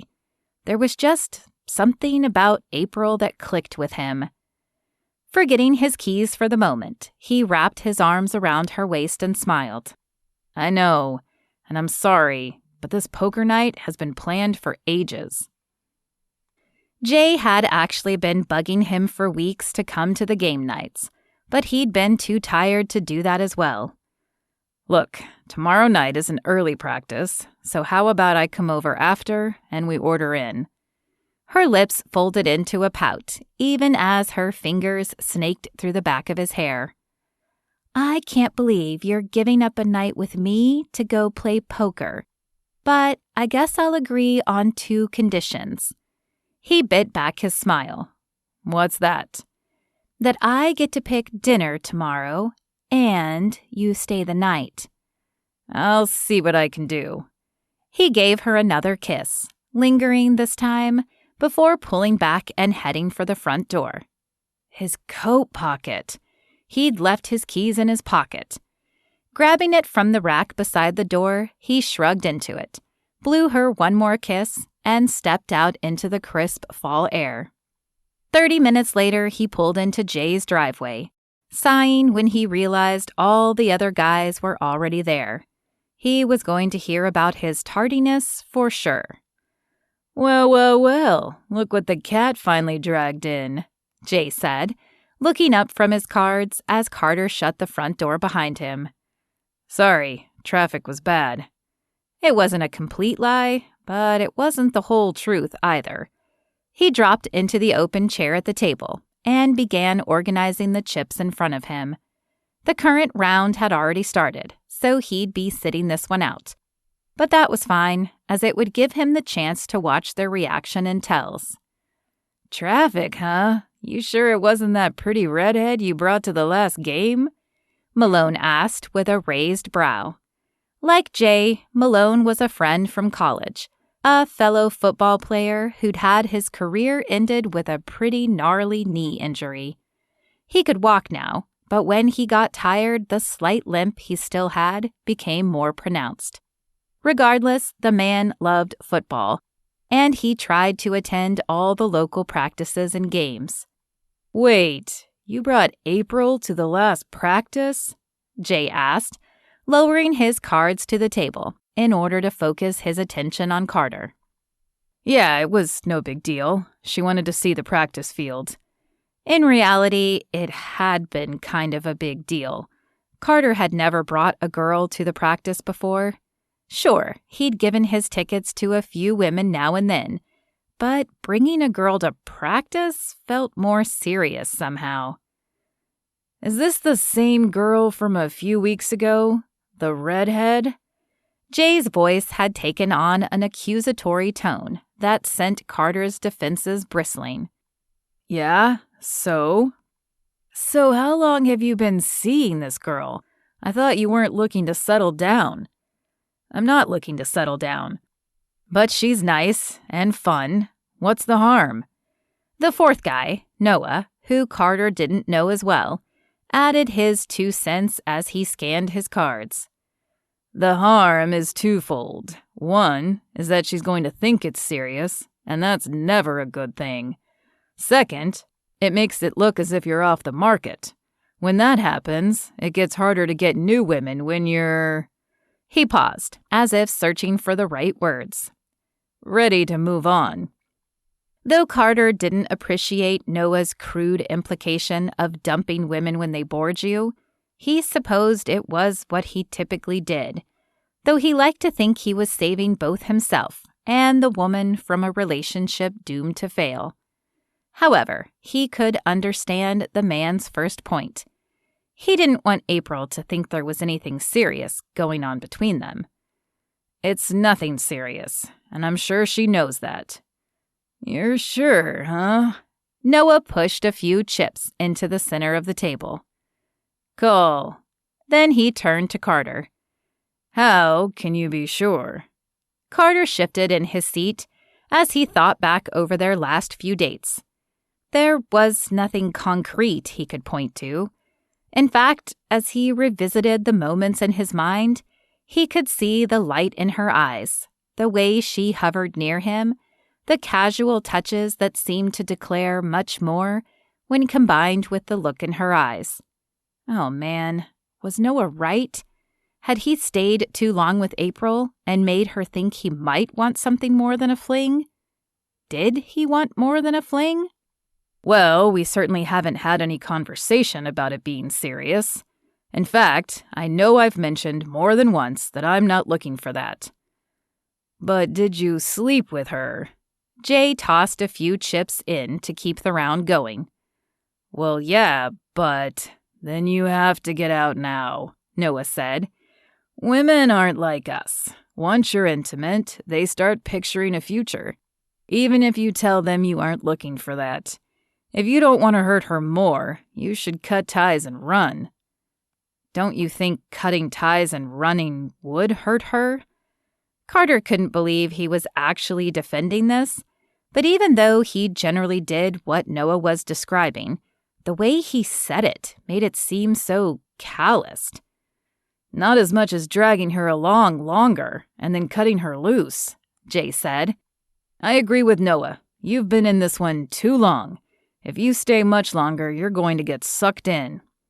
Carter knew they were right, but why then did a part of him feel desperate to prove them wrong? He glanced at Malone, who had remained silent so far. "What do you think, Malone?" Malone rarely got involved in their talk about women, though Carter had no idea if it was because he didn't agree with them or if he just kept that part of his life private. Malone tossed his chips in the middle to call and glanced up at Carter. "I think you have to decide what you want, but I will say that if you don't see a future with this girl, you should tell her sooner rather than later." Well, it wasn't a flat agreement with Jay and Noah, but it wasn't a firm stance against them either. Though he hadn't been when he arrived, suddenly Carter was conflicted. Were the guys right? Should he stop seeing April so as not to hurt her worse? Or could he keep seeing her as long as he made his relationship position clear? And if the latter was true, what was his relationship position? As Noah took the pot and a new hand was dealt, Carter tried to focus on the cards in front of him, but his mind refused to cooperate. Chapter 12. April. April hadn't thought she would miss Lucia so much, but she was certainly excited to meet her for coffee. She couldn't wait to tell her that she'd been wrong about Carter. They'd now had half a dozen dates, and he didn't seem to be looking to leave any time soon. In fact, April was fairly certain he'd be calling again soon to ask her to the next practice. She scanned the small shop and waved as she saw Lucia near the back. Married life certainly seemed to agree with her, as an invisible glow appeared to surround her. Lucia smiled and stood as April approached. "It's so good to see you. Thank you for setting this up." Though they were not generally huggers, April found she didn't mind when Lucia pulled her close this time. She hadn't expected to miss her roommate as much as she had over the last few weeks. "It's good to see you again, too. Have you already ordered?" Lucia nodded as she sat back at the table. "Actually, I ordered for both of us already." She glanced up as an employee headed their direction with drinks in hand. "In fact, I think this may be them." "Thank you," she said to the employee, as the woman placed the drinks on the table and nodded. "I hope you still like caramel macchiatos." April smiled as she lifted the drink and inhaled. "Of course I do. I haven't changed that much since you've been gone." She loved the smell of caramel, loved it in candles, loved it in candy, and loved it in coffee. It was the only coffee she could drink. She took a sip, enjoying the flavor as it flooded her taste buds. "What have you been doing since I've been gone?" Lucia asked, before taking a sip of her own drink. April bit the inside of her lip. As tempted as she was to share, she knew she should ask about Lucia's honeymoon first. Besides, once they started talking about Carter, they might not make it back to that. And she was curious. "I'll tell you what I've been up to, but first I want to hear about the honeymoon." A soft pink color flooded Lucia's cheeks as she glanced down to the tabletop. "It was amazing. Jefferson didn't want to leave Haley out, so we took his sister Lorelai on the cruise with us. They shared one room and we shared the other. It was so beautiful and relaxing. If you ever get the chance to go on one, you should." "I hope I will one day. That sounds amazing. Where did the cruise go?" "To the Bahamas. We stopped at a couple of islands out there, and we went parasailing and snorkeling. I didn't think I could do parasailing with my fear of heights, but I'm glad I did. You could see almost the whole island from up there. And snorkeling? Oh my goodness, it was prettier than I even imagined. One of the islands we stopped at had a giant water park too, which Haley drug us to even though there was a pool on the boat. Then we sailed back to Florida and stopped at a port in the southern tip before finally returning to Fort Lauderdale." From the sheer joy coloring Lucia's tone and the animation in her voice, it was obvious she had enjoyed herself immensely. "And how is it being back and living in Jefferson's house?" Lucia had moved most of her stuff out before the wedding, but there were a few of her items left in their place. "It's different, but not in a bad way. It took me a few nights to get used to sharing a bed with someone all night, though. I'm so used to having it to myself and the silence of my room. It's an adjustment to get used to someone else's breathing and movements." April could agree with that. Though few of the men she'd shared a bed with had stayed the whole night, she'd remembered that same feeling when they had. "Now I want to hear what you've been up to," Lucia said. The pointed look she gave April told her that Lucia at least had an idea, and April wondered if she was merely guessing or if Carter had said something to Jefferson. "Well, I haven't done anything nearly as exciting as you, but Carter and I have been on a few more dates." She said the words slowly and watched Lucia's face for her thoughts. "How many is a few?" Lucia must have been expecting that answer because her face didn't change. "We got together after the wedding and then the day after for a movie. He invited me to a practice and we spent the day after the practice together." Lucia turned her cup in a slow circle on the table. "That's more than he normally stays with a woman. Do you think it's serious?" "We haven't talked about it yet, but I think it could be. I mean, he's already taken me on more dates than any other woman, right?" Though she still had insecurities, talking with Lucia was bolstering April's confidence. After all, Lucia had been involved in the football life longer. And while April didn't think Lucia knew Carter well, she certainly knew his reputation. "Well, I hope for your sake it is, but I'd still be careful. People can certainly change, but his track record isn't stellar. Just watch your heart and don't move too quickly." April felt the heat rush to her face at Lucia's words. She knew Lucia was talking about intimacy. After all, they'd had this conversation more than once over the last few years. But how did she tell her friend that ship had already sailed? Across the table, Lucia sucked in her breath, and her eyes filled with sorrow. "April, tell me you didn't." "I didn't mean to. It just kind of happened after the wedding. Then I felt awful after, but then he called the next day. I know it was too early, but I really don't think it was a bad thing." Although, if that was the case, why did she still feel that nagging feeling of guilt in her stomach? A soft sigh spilled from Lucia's lips. I know we don't agree on this issue, April, but I wish you could see yourself the way God does. You are looking for validation with men, but they can't give it to you. Only God can. She paused, and April felt her defenses rising. How did Lucia know what she was looking for? She wasn't in April's head. But even as she opened her mouth to protest, she remembered that was exactly what she'd felt after, that she was seeking validation. I won't say anything more, Lucia continued, her voice softening, except to say that I'll always be here for you, and I hope that you find what you're looking for. Somehow those words, said in kindness, made April feel even worse. Lucia wasn't judging her, but she was disappointed in April. That much was obvious. And somehow it deepened the disappointment April felt for herself. She needed to talk to Carter, needed to find out if his interest was more than a passing infatuation. If it was, she would be vindicated.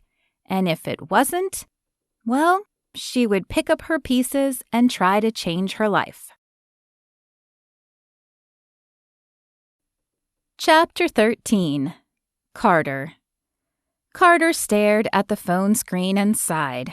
Another text from April. He shouldn't be surprised.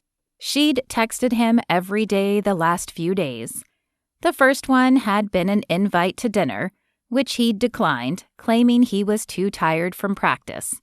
The second had been a text asking how practice was going and if she'd see him after the next practice.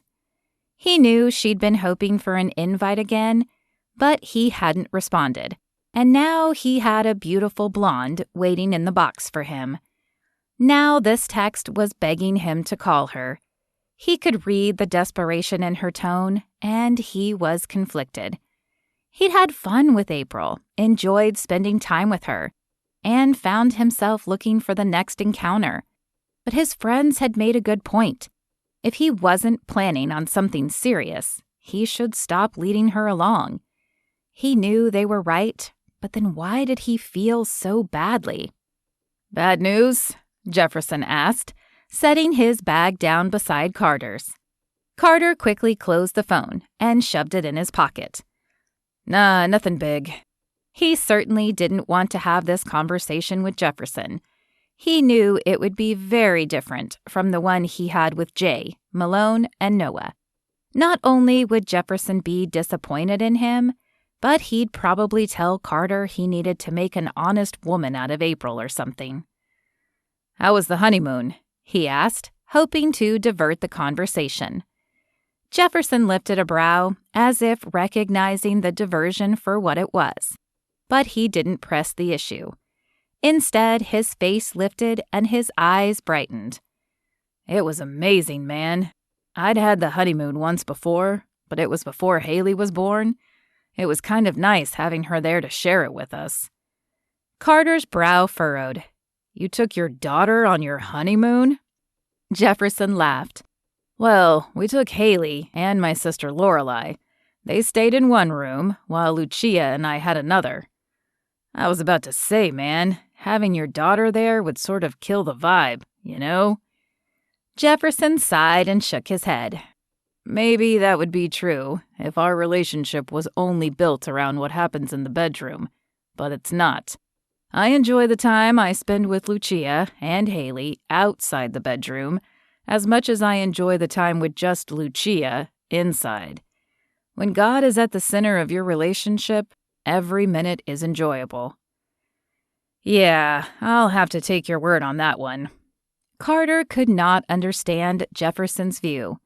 How on earth could sitting next to someone and watching a movie be as good as tangling between the sheets with them?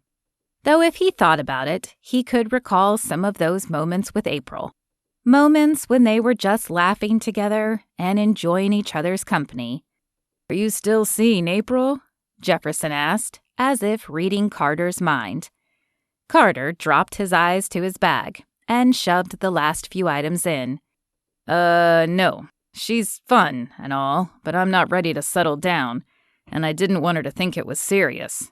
But you liked hanging out with her? Carter shrugged. Sure, she was cool. The guys said you brought her to a practice. They said it seemed like she was more than just cool. Suddenly, Carter regretted bringing April. He should have known that someone would notice. He shrugged and turned away from Jefferson. What can I say? It was fun, but now it's over.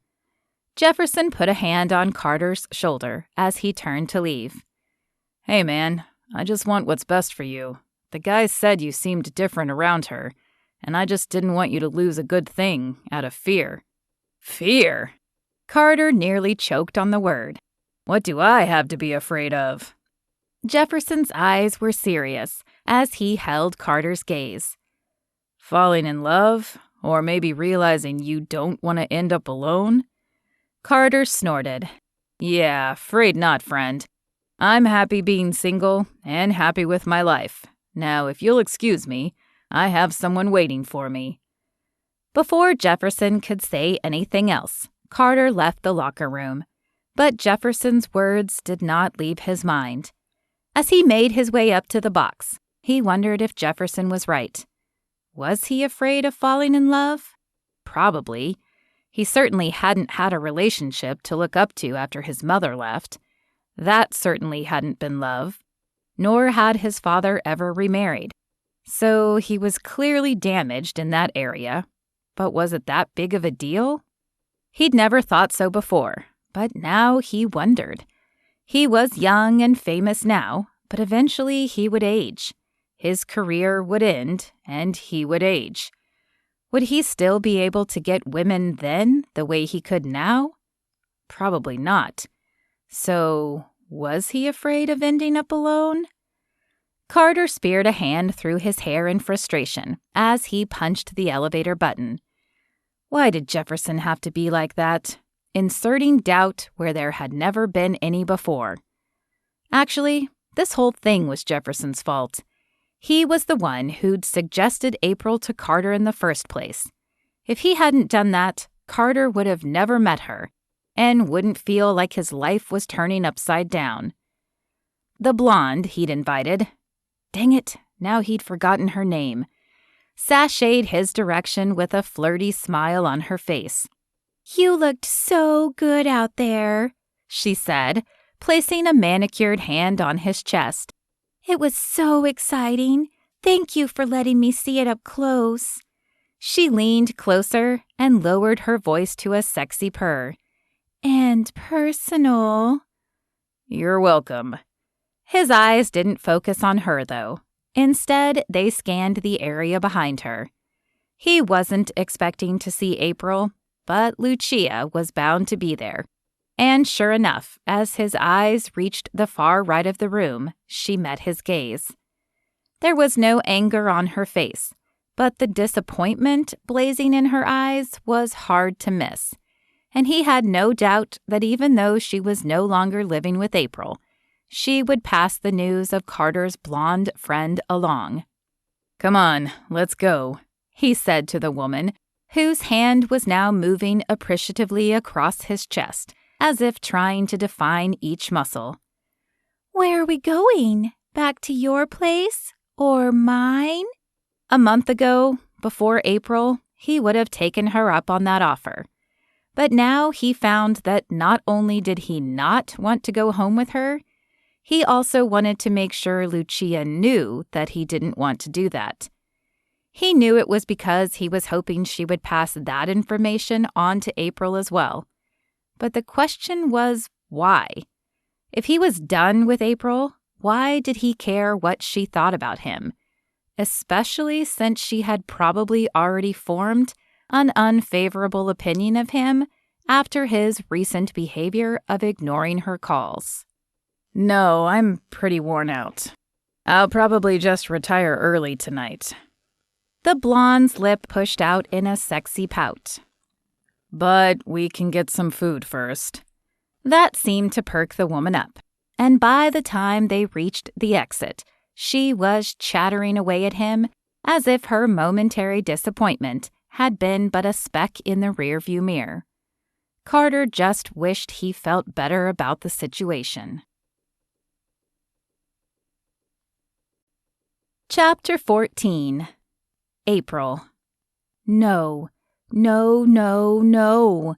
April stared at the test and shook her head. She could not be pregnant. She just couldn't be. But she knew that wasn't true. She'd definitely engaged in the one behavior that could result in pregnancy. And even though they'd been careful, she knew the only 100% effective method was abstinence. With a stone in her stomach, she sank onto the floor. She'd felt weird the last week, more tired than usual, and dizzy when she bent over. But she'd chalked it up to stress. After all, she'd been trying to reach Carter for the last week, but he was clearly ignoring her, which just made this hurt even worse. An unexpected pregnancy would be bad enough when there was a chance they could become a couple, but it was the worst possible thing to happen now that it was pretty clear he had lived up to Lucia's warnings. With a heavy sigh, she drew her knees to her chest and dropped her head to her knees. She should have listened to Lucia. Why did she have to be so stubborn and always think she knew best when it was clear that she didn't? What was she going to do? She hadn't been expecting an actual answer, but beside her, her phone began to buzz. Though she knew it was unlikely. A tiny seed of hope that it could be Carter blossomed within her. He hadn't invited her to his practice today, but maybe he'd realized that he missed her. That could happen, right? He could change his mind. April picked up the phone and took a deep breath before turning the screen so she could read it. There was a text message, but it wasn't from Carter. It was from Lucia. "I'm so sorry, April." Uh-oh, that didn't bode well. April felt her stomach tighten as she watched the dots blink across the screen that indicated Lucia was typing something. If Lucia was apologizing, it could mean only a few things. She chewed on her lip, wondering if she should ask why, but before she could, another text popped onto her screen. "Carter brought another woman to the practice today." And there it was, the nail in the coffin. "Are you okay?" Okay? She was definitely not okay. "Call me if you need to talk." Oh, she needed to talk all right, but not to Lucia. She needed to talk to Carter, and other woman or not, now might be the only time she would catch him. After all, she hadn't been to his house, so she had no idea where he lived. And she doubted that he'd be showing up at her door. She glanced at her watch. There was probably still time to catch him at the stadium if she left right now. She knew he'd have to shower and change before leaving. The question was, could she handle seeing him with whatever other woman he'd brought? While she didn't know the answer to that, she knew she had to try.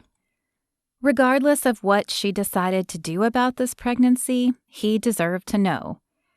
As she fired up the ignition and backed out of the drive, she realized it was deeper than that. A part of her hoped that he might change his mind about breaking things off with her if there was a baby involved. His baby. Another part of her was scared to death to have a baby and hoped he might tell her it was okay to terminate the pregnancy. Though she'd been staunchly pro-choice her whole life, now that she was faced with the decision, she wasn't sure it was what she wanted to do. Mostly, she just wanted Carter to make the decision for her. The sun had already set by the time she reached the parking lot, but the safety lights were on. April pulled into a spot near Carter's car and parked so she could see the exit from the stadium. Her stomach churned and rumbled, a combination of nerves and hunger. She could get food on the way home, but this had to be done first. It didn't take long for Carter and a beautiful blonde to appear in the parking lot.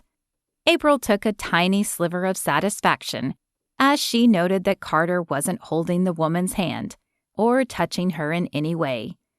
In fact, though his face was still too far away to see, she was almost certain that his posture was stiff. Maybe he didn't actually like the woman and had been forced to bring her. Or maybe he'd thought he wanted to play the field again, but realized he liked April. Those were silly thoughts. His lack of communication had made it clear that their future wasn't bright. April took a deep breath and then opened her door. She closed it softly and leaned against the car, waiting for Carter to spot her. "April, what are you doing here?" The hesitation and unease was clear in his voice and reinforced in his shifting posture. April folded her arms across her chest and forced her expression to speak of the storm raging within her. "We need to talk." Beside him, the blonde tensed, as if unsure what her role in the scenario was. Her wide eyes glanced from Carter to April and back again. "What for?" he asked. She could tell he was trying to sound casual, nonchalant, but April did not miss the slight tremor in his voice. She glanced at the other woman before returning to glare holes through him. "Privately."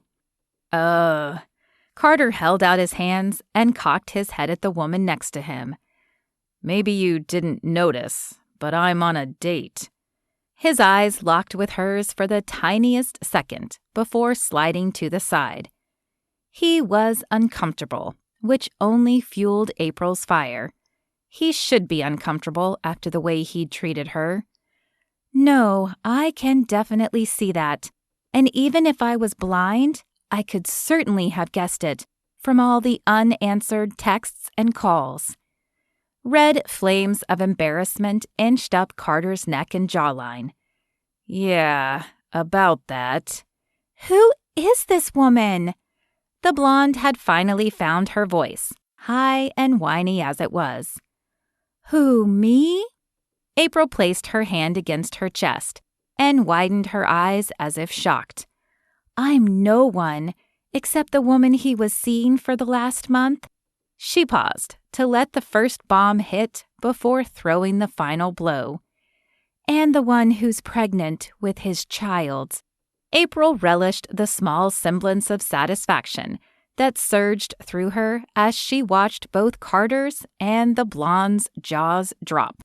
While Carter could only blink, the blonde recovered slightly faster. "I'm sorry, the what?" "The woman who is pregnant with his child," April said again. "Okay, I'm out. I don't need this drama in my life. I'll call a friend." With that, the blonde flicked her hand in a dismissive gesture and scurried away, her heels clacking against the pavement. Carter barely took notice of her leaving. Instead, he opened his mouth, closed it, swallowed, then opened it again. "Are you sure it's mine?" The 5 words slapped April across the face, and her eyes blazed in anger. "Am I sure it's yours? Are you kidding me? You're the only one I've been seeing for the past few weeks, so I'm pretty certain. I thought maybe we were going somewhere, though I should have listened to Lucia. But yeah, Carter, it's yours." Carter sucked in his breath and dragged a hand across his chin. "You're right. I'm sorry. That was crass of me. You caught me off guard." April folded her arms across her chest and leaned back. "Yeah, well, join the club. I didn't think I'd get ghosted the last few weeks, and I certainly didn't think I'd be taking a pregnancy test this morning." "Right. Well, what do you want to do? Do you want money?" April scoffed and shook her head. "That's your first thought? Throw money at the problem and hope it goes away? I thought you were different, Carter." And she really had. She thought back over the dates they'd been on. She had never known for sure if he'd been seeing other women, but the last few weeks he'd called more often and spent nearly the whole weekend with her. She'd been convinced he'd given up any other women if they'd existed. And they'd had so many moments where she really thought they were connecting. Carter threw his hands up. "What do you want me to say, April? I don't want a relationship right now, and I certainly don't want a kid." April swallowed. Even though she'd expected this would be his stance, his words still hurt. "So, you want me to terminate the pregnancy?" It wasn't a question, and she didn't pose it as one. "I mean, don't you think it would be best?" he asked. "A kid is a lot of responsibility and should be wanted. It wouldn't be fair for us to bring him or her into a less than ideal situation." April's mouth fell open at the irony. How many times had she used that same line of thought to defend the right to choose? Yet now it almost seemed... Actually, she didn't know what it seemed, but it didn't seem right.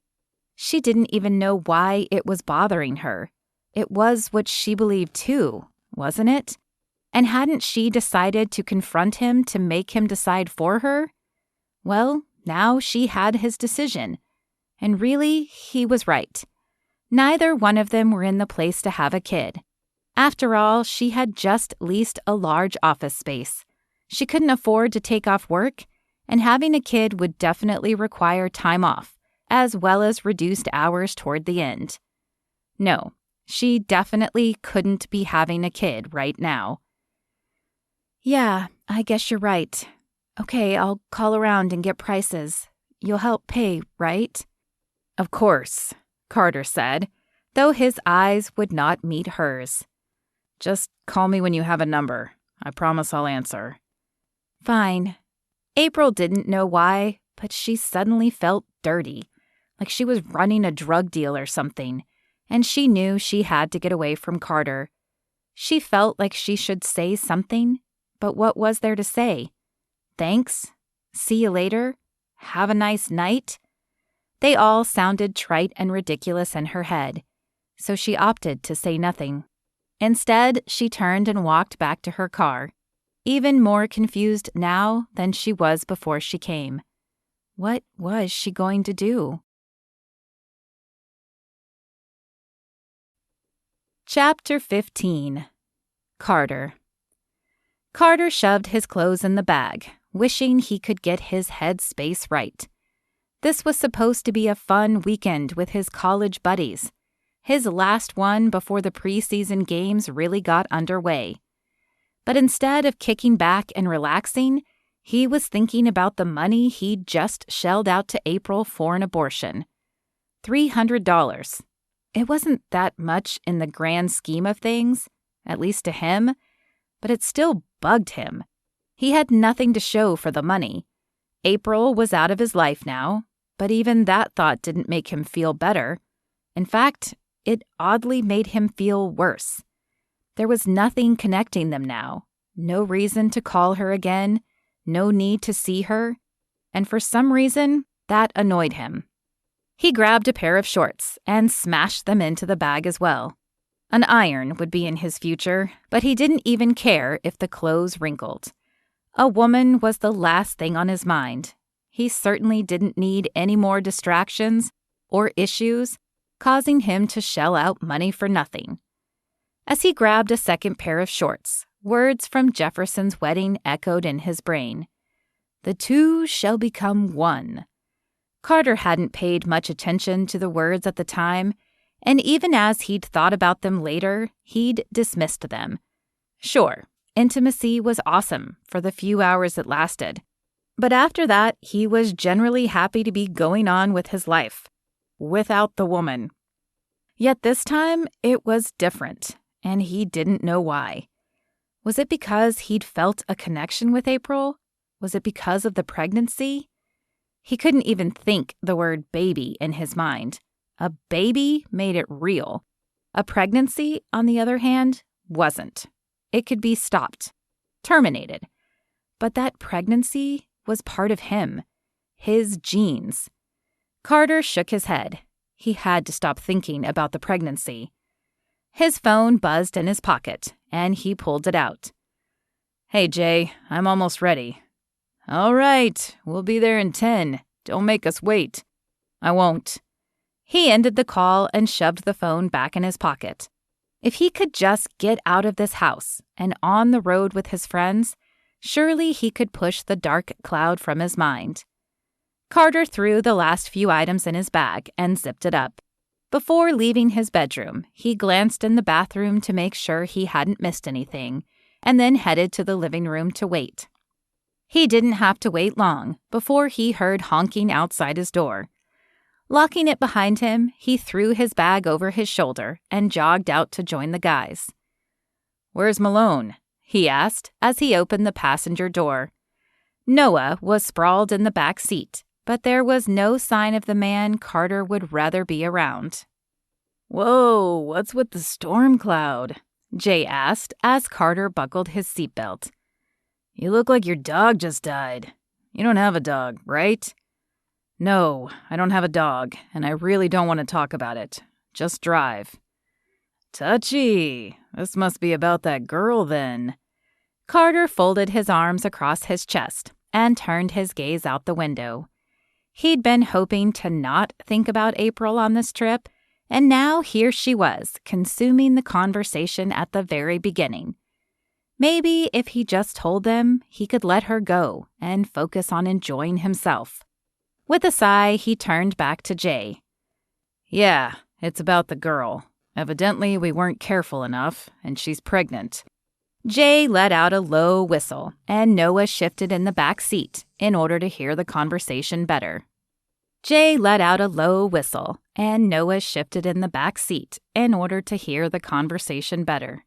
What are you gonna do?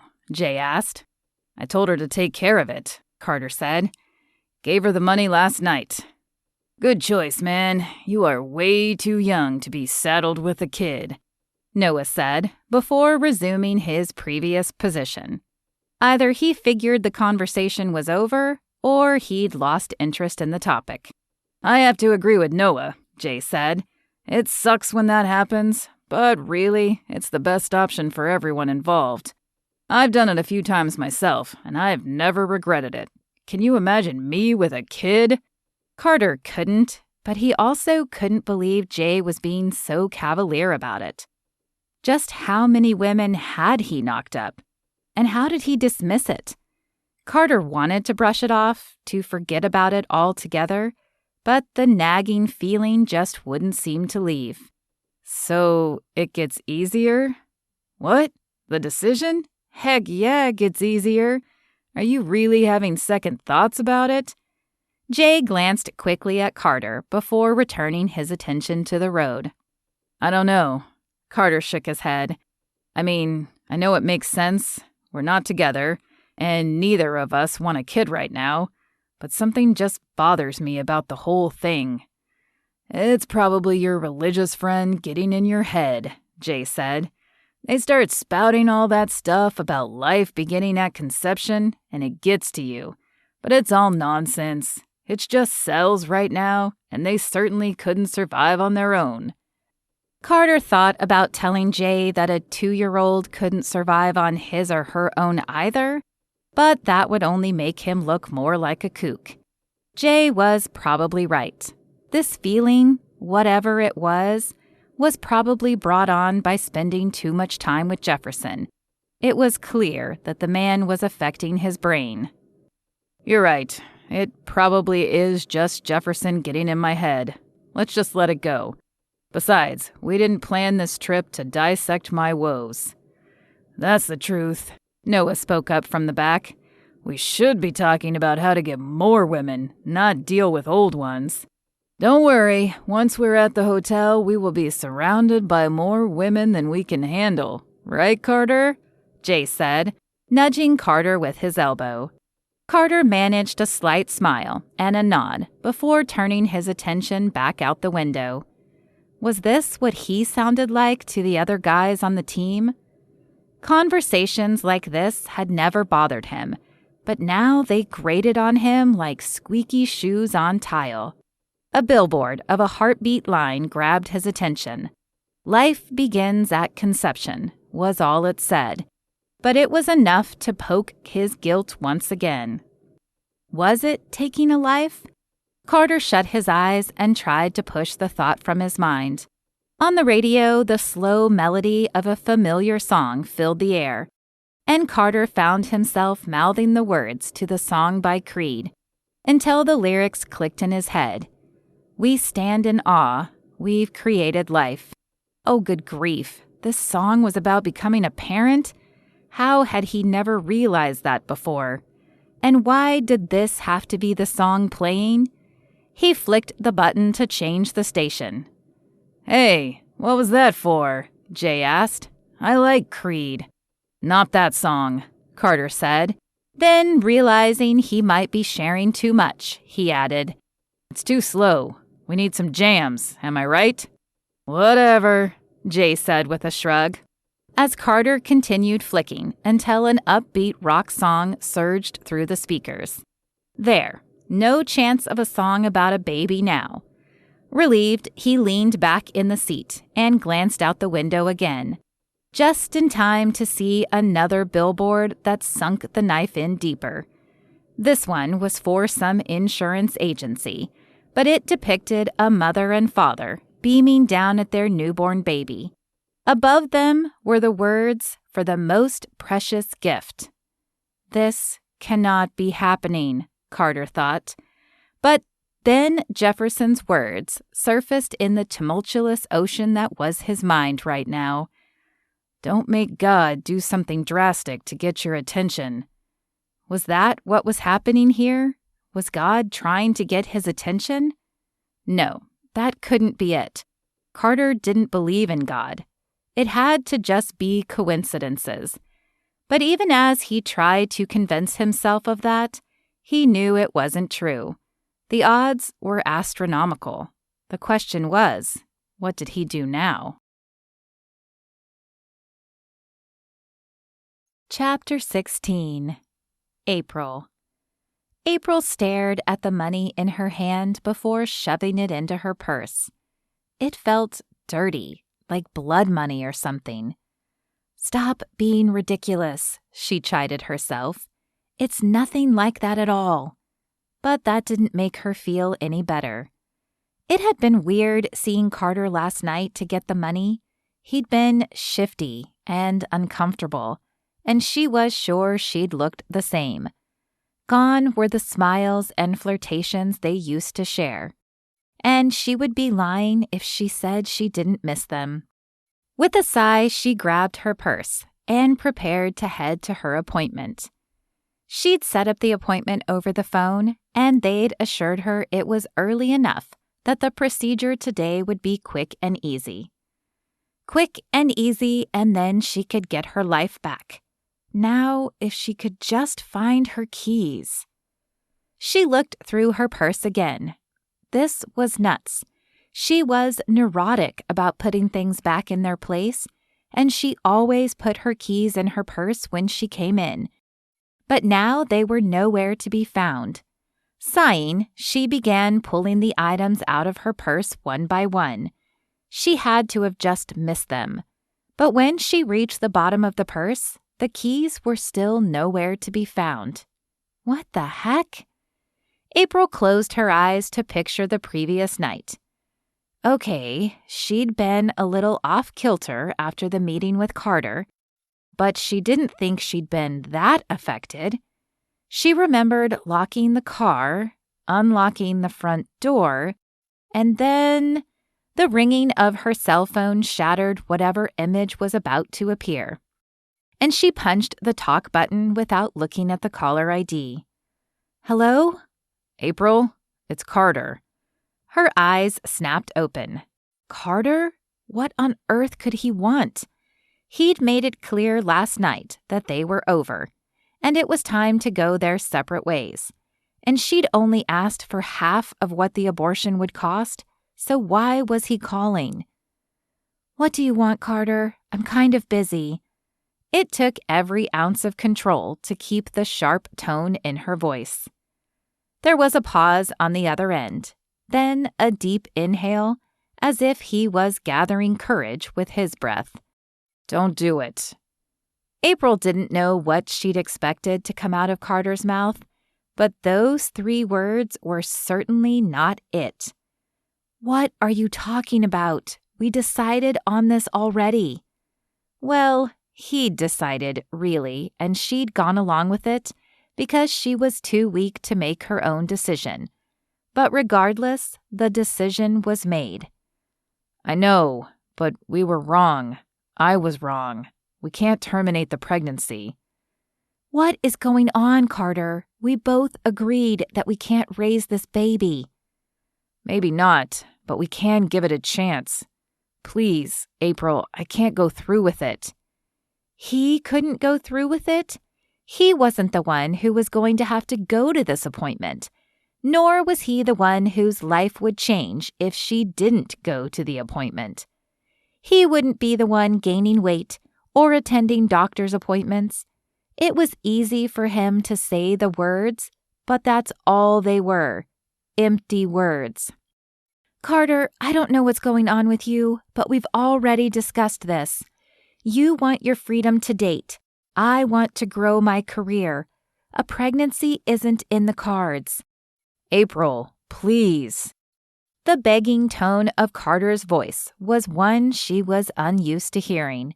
He had always been confident, if not a little cocky, yet now he sounded almost scared.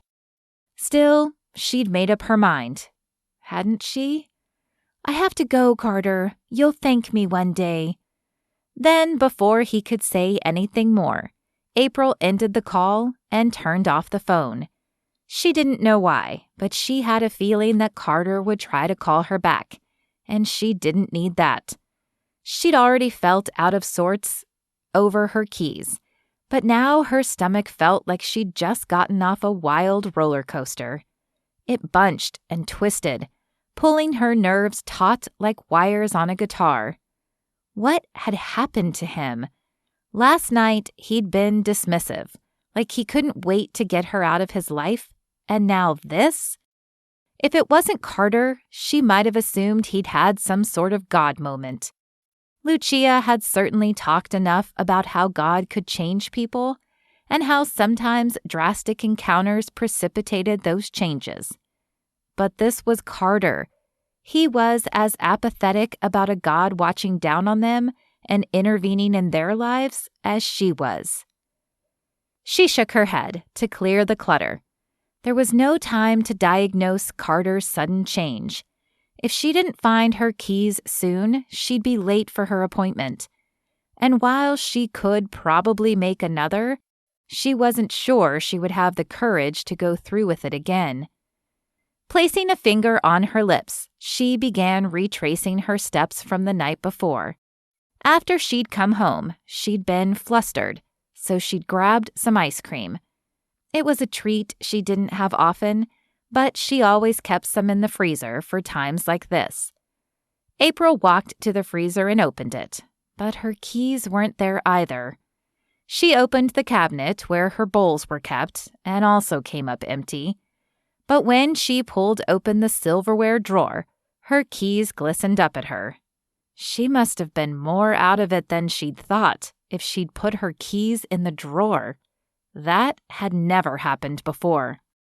Scooping the keys out of the drawer, she returned to the living room, grabbed her purse again, and headed out the door, locking it behind her.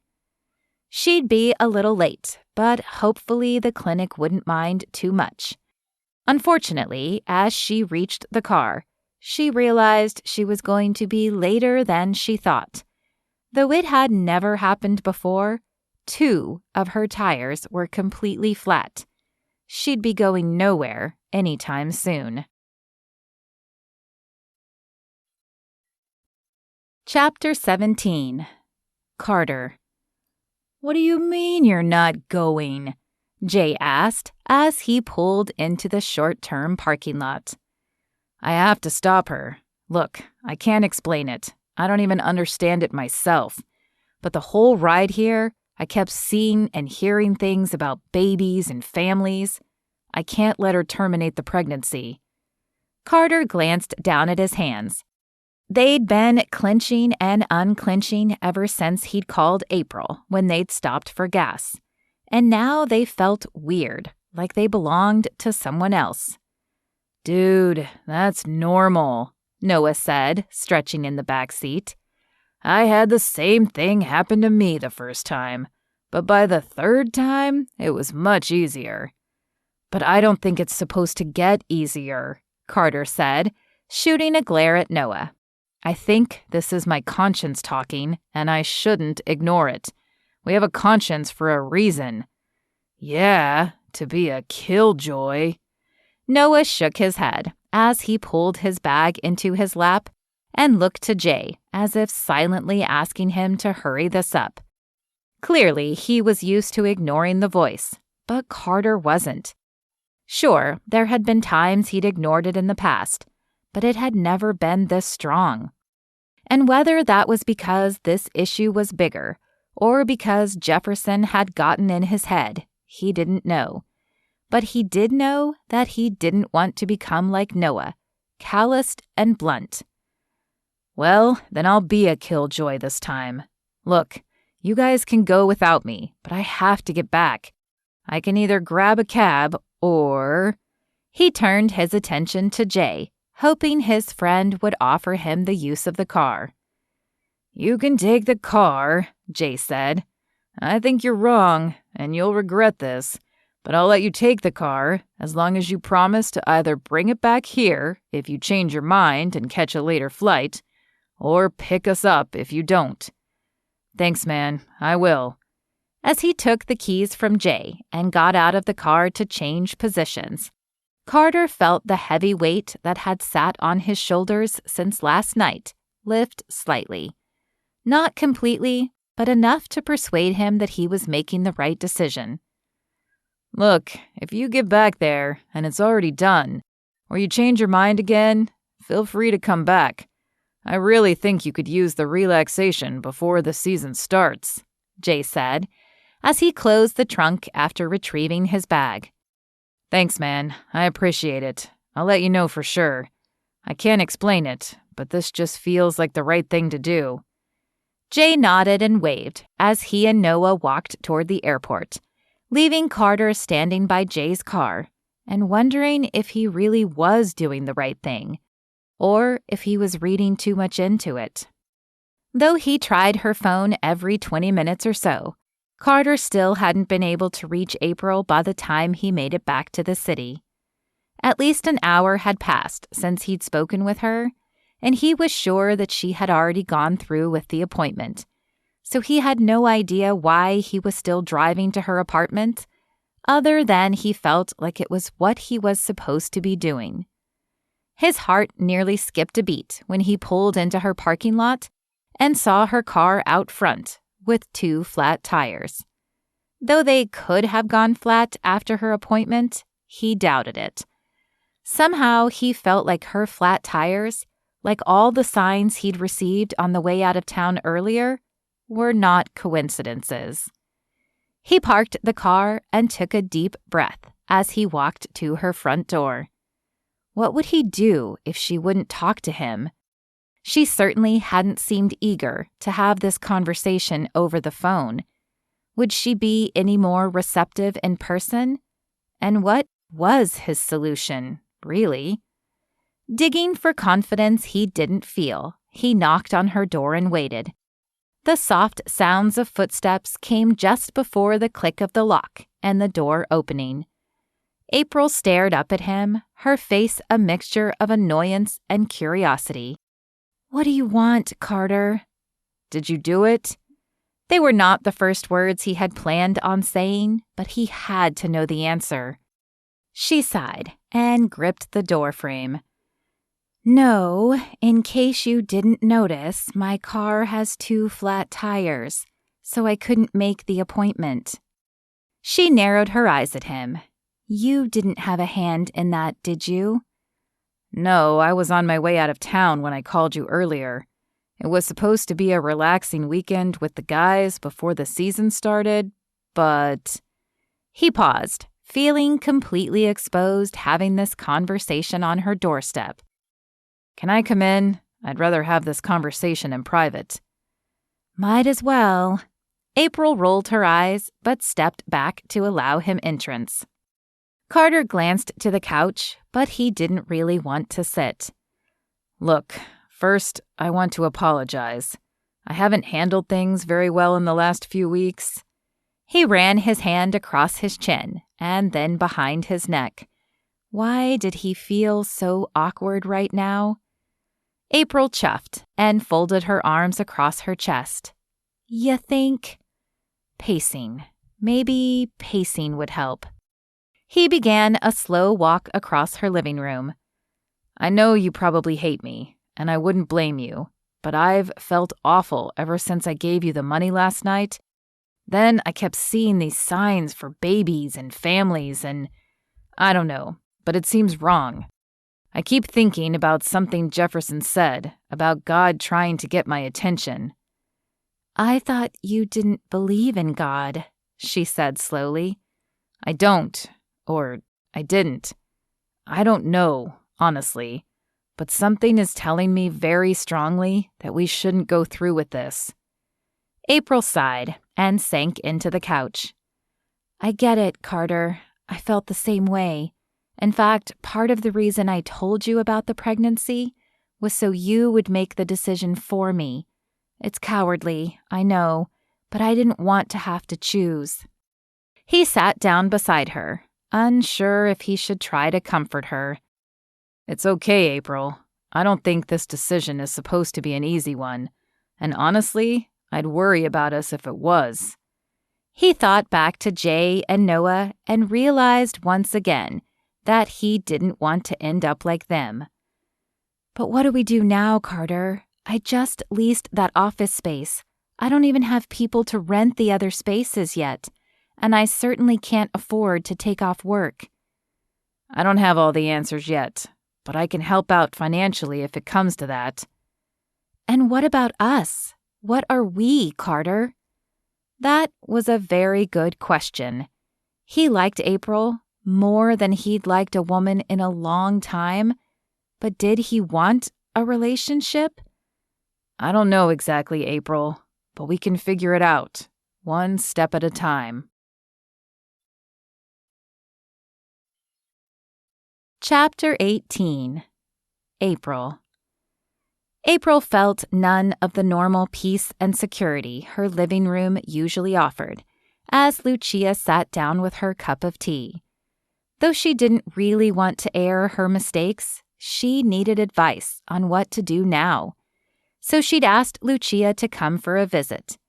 The two had often chatted just like this in the living room when they'd been roommates, but it had never felt as heavy as it did right now. The invisible weight was almost suffocating to April as she tried to gather the courage to begin. I'm glad you invited me over, April, but I can tell something is bothering you. Lucia took a sip of her tea and then held April's gaze. Is it about Carter bringing the blonde to the last practice? April chuffed and shook her head. I wish that was all it was about, but no, It was dumb, and you warned me, but I didn't think. She stopped and took a deep breath, trying to make her words work together instead of tumble over one another. I'm pregnant. Lucia's eyes widened and her hand flew to her mouth. Oh, April, I'm so sorry. April blinked as tears burned in her eyes. She hadn't expected sympathy from Lucia, at least not at first. She'd expected that her friend would say, I told you so first, and lecture April. She'd been prepared for the lecture, but not the kindness. We were going to terminate the pregnancy, but neither of us could go through with it. There was more to that story, of course, but the details didn't matter, not really. I'm so glad you didn't, Lucia said. I know this feels daunting right now, but I will help you in any way I can. I know Jefferson will too, and I'm sure the other girls will as well. April sniffed and wiped the corner of her eye. Thank you. I don't even know what to do next. Carter came over yesterday and said he'd be there too, but I don't know what to do about him." Understanding schooled Lucia's features, and she nodded sagely. "Do you still care about him?" "Of course I do, but I don't know if I can trust him. We didn't even really talk about dating again, so now it just feels like this really awkward place." "That's understandable, but even that will get better. You two should have an honest discussion, though, and decide where you're going from here. Forcing a relationship just because of a baby rarely works, but the two of you honestly seem to have something before he went stupid." A small snicker escaped April's lips. "Yeah, he apologized for that. Said he succumbed to pressure from his friends, but I don't know if I could trust that it wouldn't happen again. I think it's natural to feel that way, and I would say that if you do decide to get back together, that he needs to prove he's in it for the long haul. If it turns out a relationship isn't in your future, though, there's no shame in that, and I can get you in touch with some wonderful adoption agencies." April nodded. Adoption would probably be the way she'd go, because she couldn't imagine being a mother yet. "I just feel so dumb. You warned me, and I was too stubborn to listen." Lucia's smile was soft and caring, exactly like a mother's smile should be, even though April was not her daughter. "It's never too late to turn your life back to God, though. He knew you would be stubborn, but he also knew this would happen, and he's still hoping you'll come to him." April dropped her gaze to the cup in her hands and stared at the amber liquid. The heat from the cup warmed her hands, but it didn't seem to go any deeper. She still felt cold and lost inside. "I don't even know, Lucia. I mean, I see how important God is to you, but the times I cried out to God when I was little, he never answered my prayers. My father never got what he deserved." "But you survived, didn't you?" April glanced up. "What?" "You survived. I don't know exactly what you prayed for, April, but it seems that God kept you safe through whatever happened in your childhood." April bit down on her bottom lip. She'd never thought of it like that. She'd prayed for God to get rid of her father, but that had never happened, at least not until April was in high school. Then he'd disappeared from their lives. But Lucia was right. She'd survived. "I don't know if I'm ready to believe in God again, but maybe I could come to church with you, just to see?" A feeling of pure bliss and sunshine radiated from Lucia's face as she smiled this time. "I'd like that." Chapter 19. Carter. "Thanks for meeting me, Jefferson." Carter ran a hand through his hair as Jefferson pulled out a chair and sat down across from him. He wasn't sure he wanted to spill his dirty secrets to Jefferson, but he wasn't sure who else to talk to. He glanced around the mostly empty coffee shop and decided no one inside would pay them too much attention. "Of course. What's going on?" "It's about April." Jefferson leaned back and let his eyes roam over Carter's face.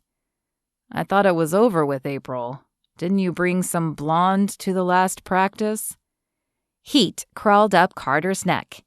Even though it was a move he'd done so often in the past, it sounded so crass coming from Jefferson's mouth. "I did, which was awful. I shouldn't have done that. But I let myself be persuaded that I shouldn't see her any longer since I didn't want a relationship." Jefferson had the decency not to agree. He simply nodded at Carter and waited for him to continue. "Anyway, April and well, she's pregnant."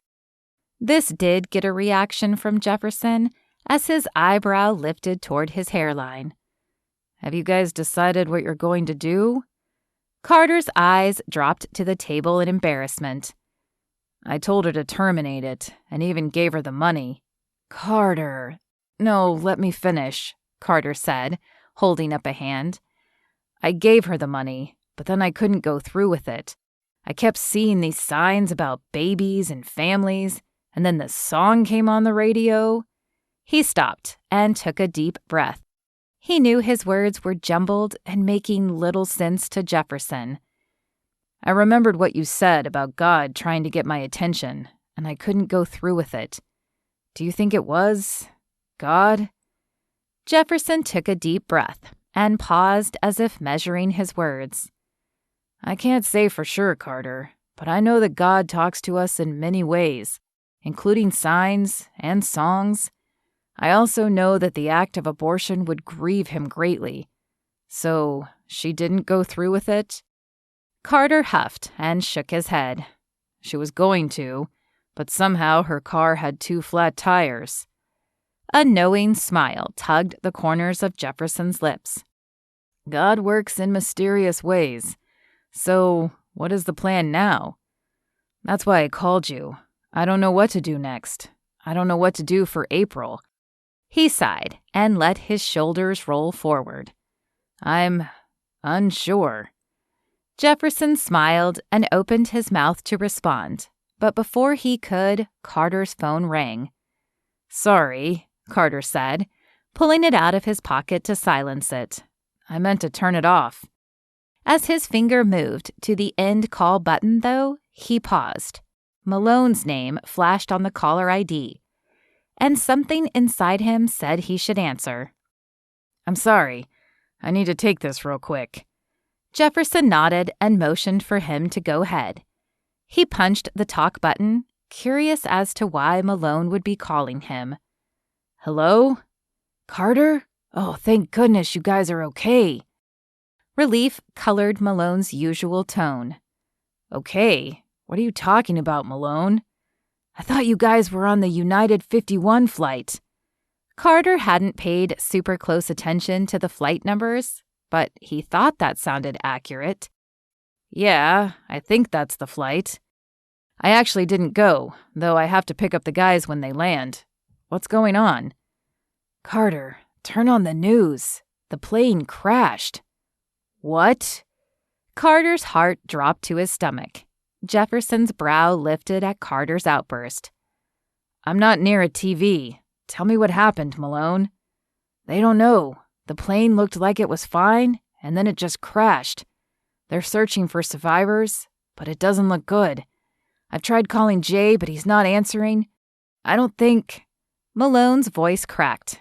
I don't think they made it. Carter fought for words, but the only thought resonating in his head was that if he had stayed, it would have been him as well. He would have been on that plane, and the only reason he wasn't was because he'd come back for April. What did that mean? I'll keep trying too, Malone. Maybe they took a different flight and just don't have their phones on. Though even as he said it, Carter knew that scenario was unlikely. Since he was supposed to pick them up at the airport, Jay would have called if their return time was changing. Maybe. I'll let you know if I find anything out. But Carter? Yeah? I'm glad you're okay, man. And I know you're not the praying type, but maybe send one up anyway? Yeah, I will. You too. Carter ended the call and stared at the phone. You okay? Jefferson asked. I don't think so. That was my friend Malone. He said the plane my friends were on, that I was supposed to be on, just crashed. He can't get them on the phone. Emotion flooded Jefferson's face. Oh man, I'm so sorry. I'll pray for them. Carter shook his head slowly. The thing is, I wasn't on that plane because I came back to stop April. What does that mean, Jefferson? Jefferson fixed Carter with a deep, intense stare. His words were as solemn as his face. I think it means that God's not done with you yet. But why me? I'm not like you. I haven't made the best decisions lately. Well, God is good at helping all of us, even when we don't make the best decisions. In fact, most of the people he used in the Bible weren't always model citizens either. See, God often uses the least expected people, because that way he gets the glory. So you're saying God has a purpose for me? God has a purpose for all of us, Carter. He has a purpose for you, and April, and that baby. It's not necessarily going to be easy, but Lucia and I can help, if you let us. Carter took a deep breath and nodded. He couldn't remember the last time he'd asked for help, but he knew enough to know he needed it now. Chapter 20. April. Carter, are you okay? April had not been expecting Carter to show up on her doorstep, and she certainly didn't know what to do with the haggard man who looked like he hadn't slept in a week. He shook his head slowly as if even that simple gesture pained him. Can I come in? April stepped back and allowed him entrance to her living room. Like a zombie, he shuffled toward the couch before sinking down into it. She shut the door and then crossed to the chair, wondering if she should repeat her question or simply give him time. He took a deep, labored breath and ran his hand down his stubbled cheek and across his chin, creating a soft, scratchy sound. She'd never seen him with stubble. They're gone, April. She blinked at him, wondering if she'd heard him correctly. They? Who's they, Carter? He glanced up at her, shock and confusion filling his eyes. My friends, the guys I was supposed to be with this weekend, their return flight crashed, and they're gone. April gasped, and her hand flew to her mouth. Oh my gosh, Carter, I'm so sorry. She hadn't formed the highest opinion of his friends after he told her they'd been the ones to pressure him to break it off with her. But she would never wish death on anyone. I was with Jefferson when I found out. He told me that God has a purpose for me, and that's why I wasn't on that plane. I don't know what to make of that, but he also said that he has a purpose for us and the baby. April wasn't sure what to say to that either. Sure, she'd gone to church with Lucia this morning, but she was still undecided herself as to the whole God question and what to do about it. I know I did you wrong, Carter continued, but I honestly think maybe this baby was my wake-up call, that my life was going in the wrong direction. Whether we decide to raise it or put it up for adoption, I feel there's more to our story.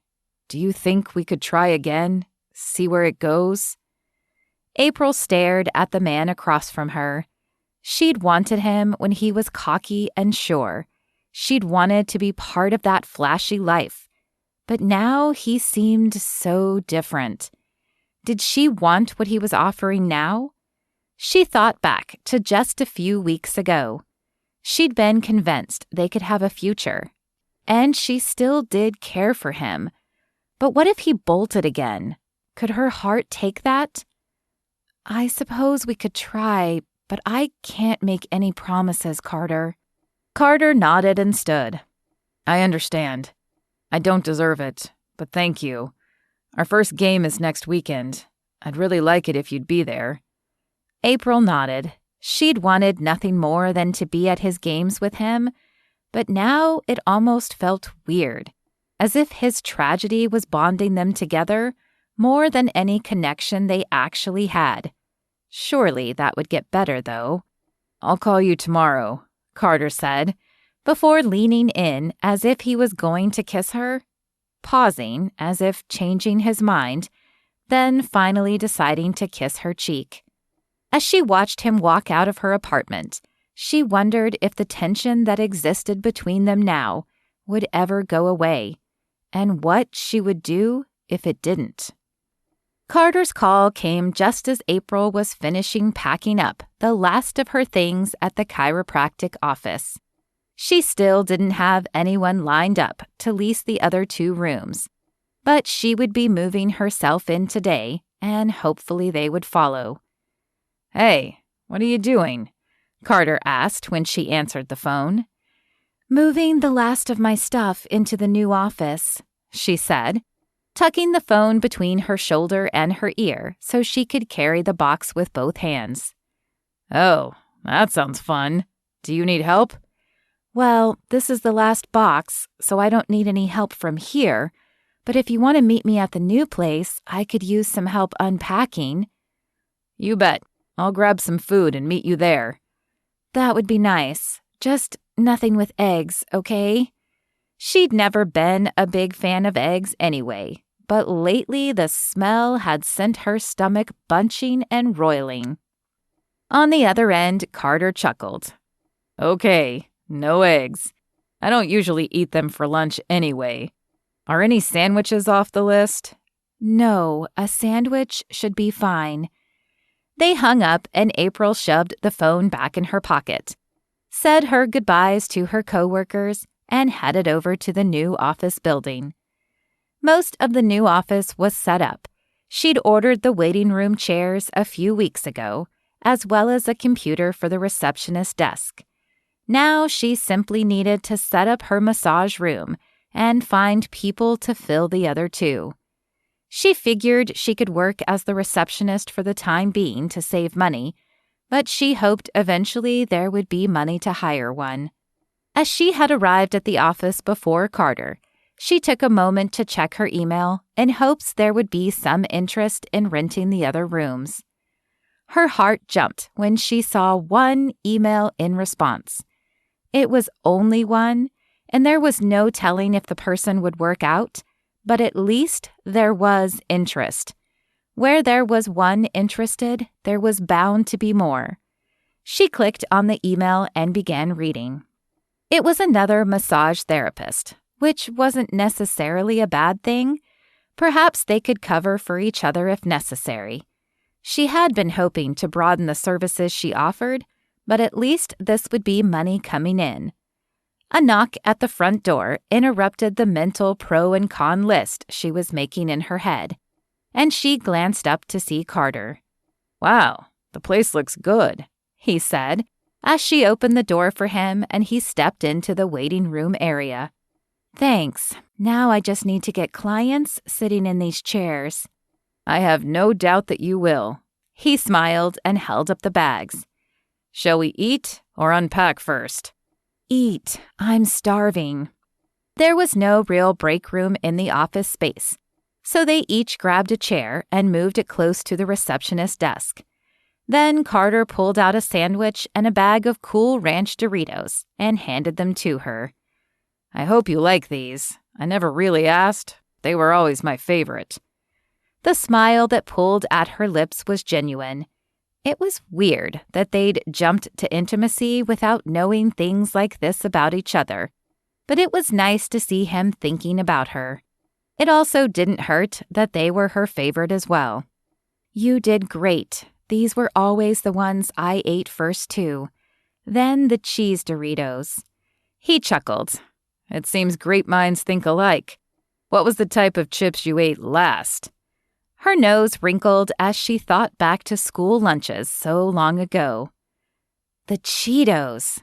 I didn't mind the puffy ones, but the crunchy ones always tasted like sawdust and left my fingers orange." "We really do think alike," he said with a shake of his head. "Those were my least favorite, too." "I knew we belonged together."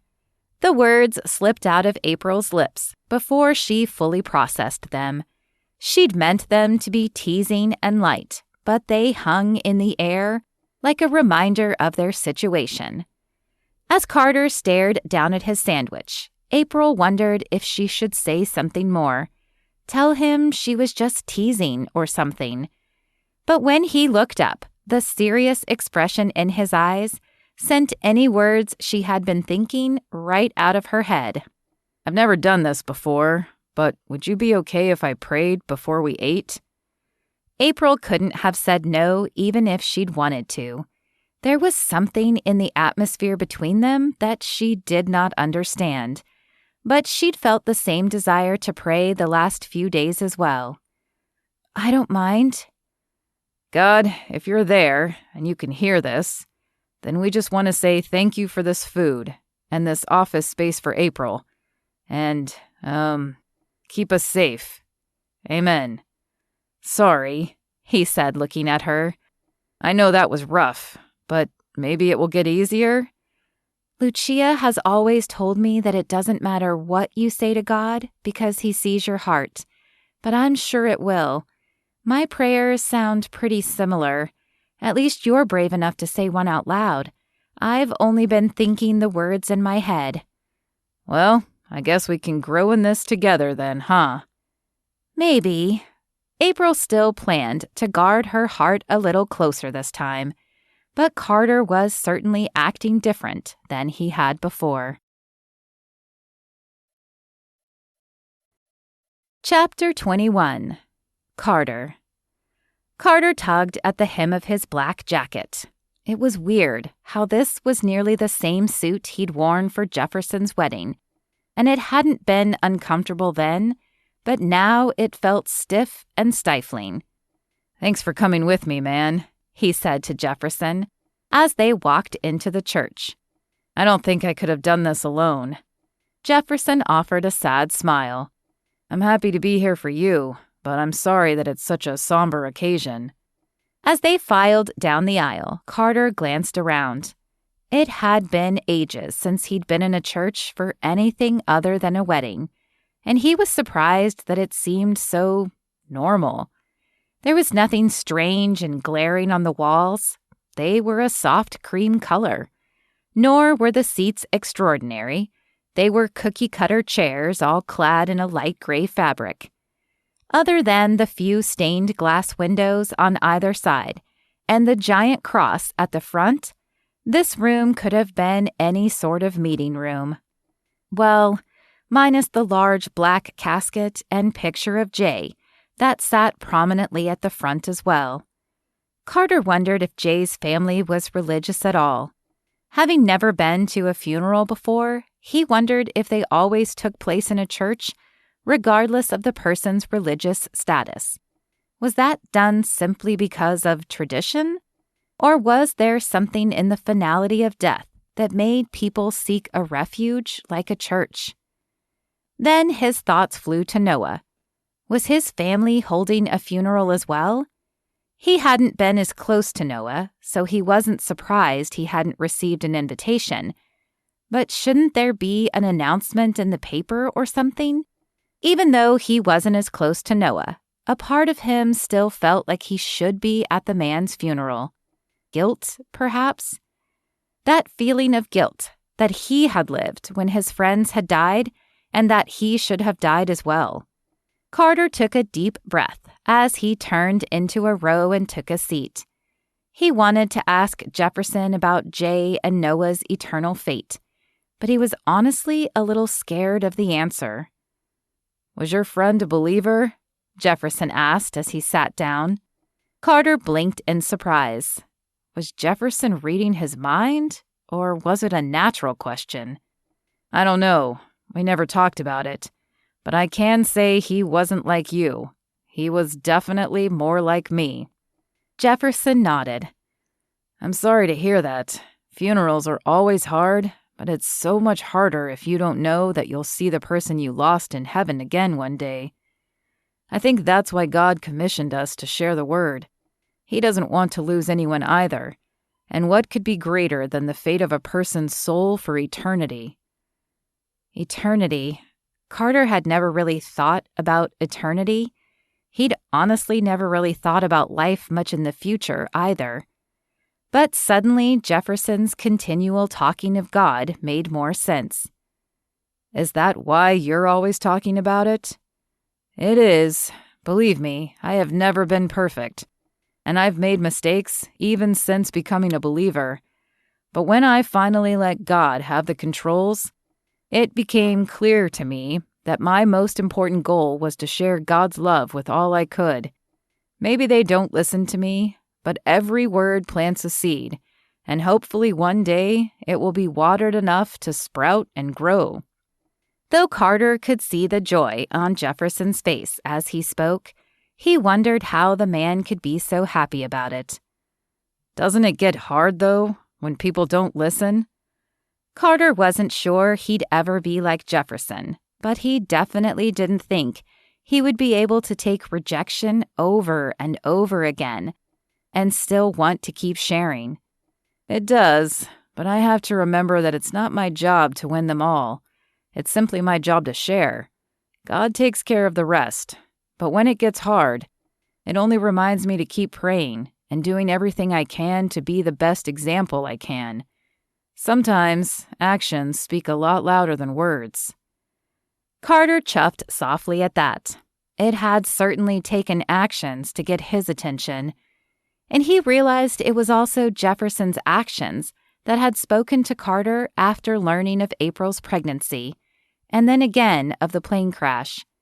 It had been his calm demeanor and his uplifting words that had made him the person Carter wanted to seek out when his world was thrown upside down. I think I'm going to need a lot of help in that area. I've fought God for a long time. Jefferson smiled. That's okay. God isn't afraid of that.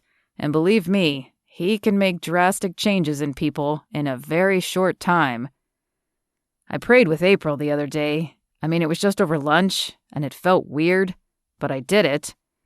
That's a start. I know we have a game on Sunday, but why don't you guys come to Saturday church with us this weekend? It's a little bit different, but I think you'd enjoy it. It will also give you an opportunity to meet other people who can help you, and also some who might be in your same position. I'll think about it. Church still felt a little overwhelming to Carter, though he couldn't really articulate why. Was it just the sheer number of people who were everything he'd thought he would never be? Was it the fear that he would lose himself if he fully allowed himself to be immersed in the life? Or was there something more? Before the conversation could continue any longer, the preacher took the stage and began the funeral. He spoke about Jay and his life, but it was all surface events. Where he'd gone to school, what he'd done for a living. There was nothing deeper, no people he'd helped, no mention of donating time or money. As the man spoke, Carter realized if he had died, his funeral would sound very similar. There was nothing in his past to speak highly about other than his football career. He hadn't been a great son. He couldn't remember the last time he'd shared a real conversation with his father. Nor had he been a great brother. He visited his sister around the holidays when he could, but their relationship wasn't close either. And he'd been a pretty terrible partner to every woman he'd ever dated. The shame of his past sent a searing heat up his cheeks, and he bit the inside of his lip. He didn't want to be like Jay. He didn't want to be an empty shell of meaningless, selfish accomplishments any longer. He wanted his life to mean something. There was no strike of lightning, no thundering voice from heaven, but in that moment, Carter knew he would never be the same. Chapter 22. April. April glanced around the office one more time to make sure it looked presentable. Tori, the guy who had sent her an email about the job, was coming for an interview, and she wanted to make sure she looked more competent than she felt. The office still looked sparse, but at least now it looked more minimalistic than amateurish. All of the boxes had been unpacked and put away.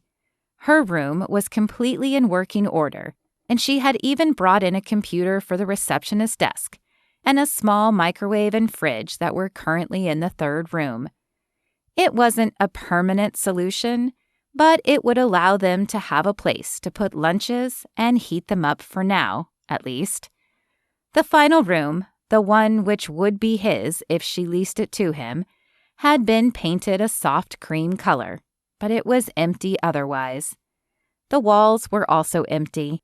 In fact, the only thing hanging on the wall currently was a welcome sign done in swirly lettering that she had found at a yard sale a few years back. But she planned to add some peaceful paintings when she could. The front door opened, and she turned to greet the man who might save her dreams. He was a large man, with broader shoulders than most of the running backs on the Tornado team. His eyes were a bright blue, but not the natural blue she'd seen in eyes before. No, his almost seemed too bright, too blue, as if they were enhanced with contacts. And while there was certainly no crime in that, it jarred her. "April, I presume. I'm Tori." He held out his hand to shake hers, but it was his voice that caught her attention. It was deep and velvety, reminding her of the schooled and practiced even tone of James Earl Jones's voice. There was also no trace of an accent. Not that everyone in Texas had one, but enough did that someone with no hint could be easily picked out. She took his hand, determined to put all her strength behind the shake, lest he see her as a weak woman. First impressions were important, and she needed to convey strength if she wanted this man to see her as a boss, or, at the very least, an almost equal partner. "Welcome, Tori. I'm glad you were able to clear time." He had explained in his follow-up email that his clients were numerous and his schedule was generally full. April hadn't been sure if he'd been stating a fact or bragging, but looking at the man now, she could imagine his schedule being filled with women, even if that had more to do with his looks than his talents. He was definitely easy on the eyes. His lips pulled into a crooked grin, revealing perfectly straight teeth that were also just a shade too white. "I had to offer an extra half hour to one of my regulars to get her to reschedule for tomorrow, but hopefully it will be worth it." "Yes," April said, caught a little off guard. "Hopefully. You mentioned in your email that the place you're at now is too small?" He nodded and rubbed a hand across his chin as he glanced around the room. "The place I'm at now is fine inside, but it's in an office building, which means parking is a pain. We have a tiny lot in a parking garage, so my clients are always complaining about parking." He glanced back toward the glass window that looked in. "I like that there's a lot of space out front." "All right, well, let me show you the space. It's not huge inside, but there's a little room for growth. Obviously, this will be the waiting area. There's no real break room, so eventually I might want to wall some off for a small space, but there's a third room I'm using for that currently." "Unless you plan to rent the other room to someone who would have clients waiting, I don't see much need for a large waiting room. Just a few chairs would probably be fine." April nodded. She'd had the same thought. "There's no receptionist currently, but I figured we could have an answering service and answer the phone ourselves in between appointments." Tony shrugged his massive shoulders. "Fine by me. Most of my clients text me anyway, so I wouldn't really need that." "Okay, well, then let me show you the room." She led the way down the small hallway. "This one is my room," she said, as she pointed to the room on the left. "And this is the one I've made into a small break room currently." She pointed into the room across from hers. "This is the open room." She stepped back and allowed him to enter the remaining room.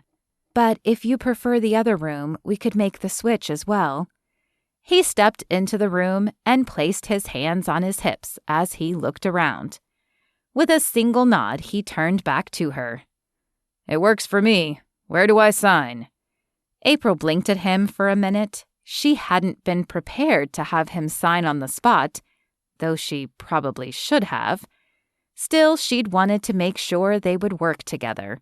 It wasn't like they would have to spend a ton of time together, but she wanted to make sure he had no habits that would drive her crazy.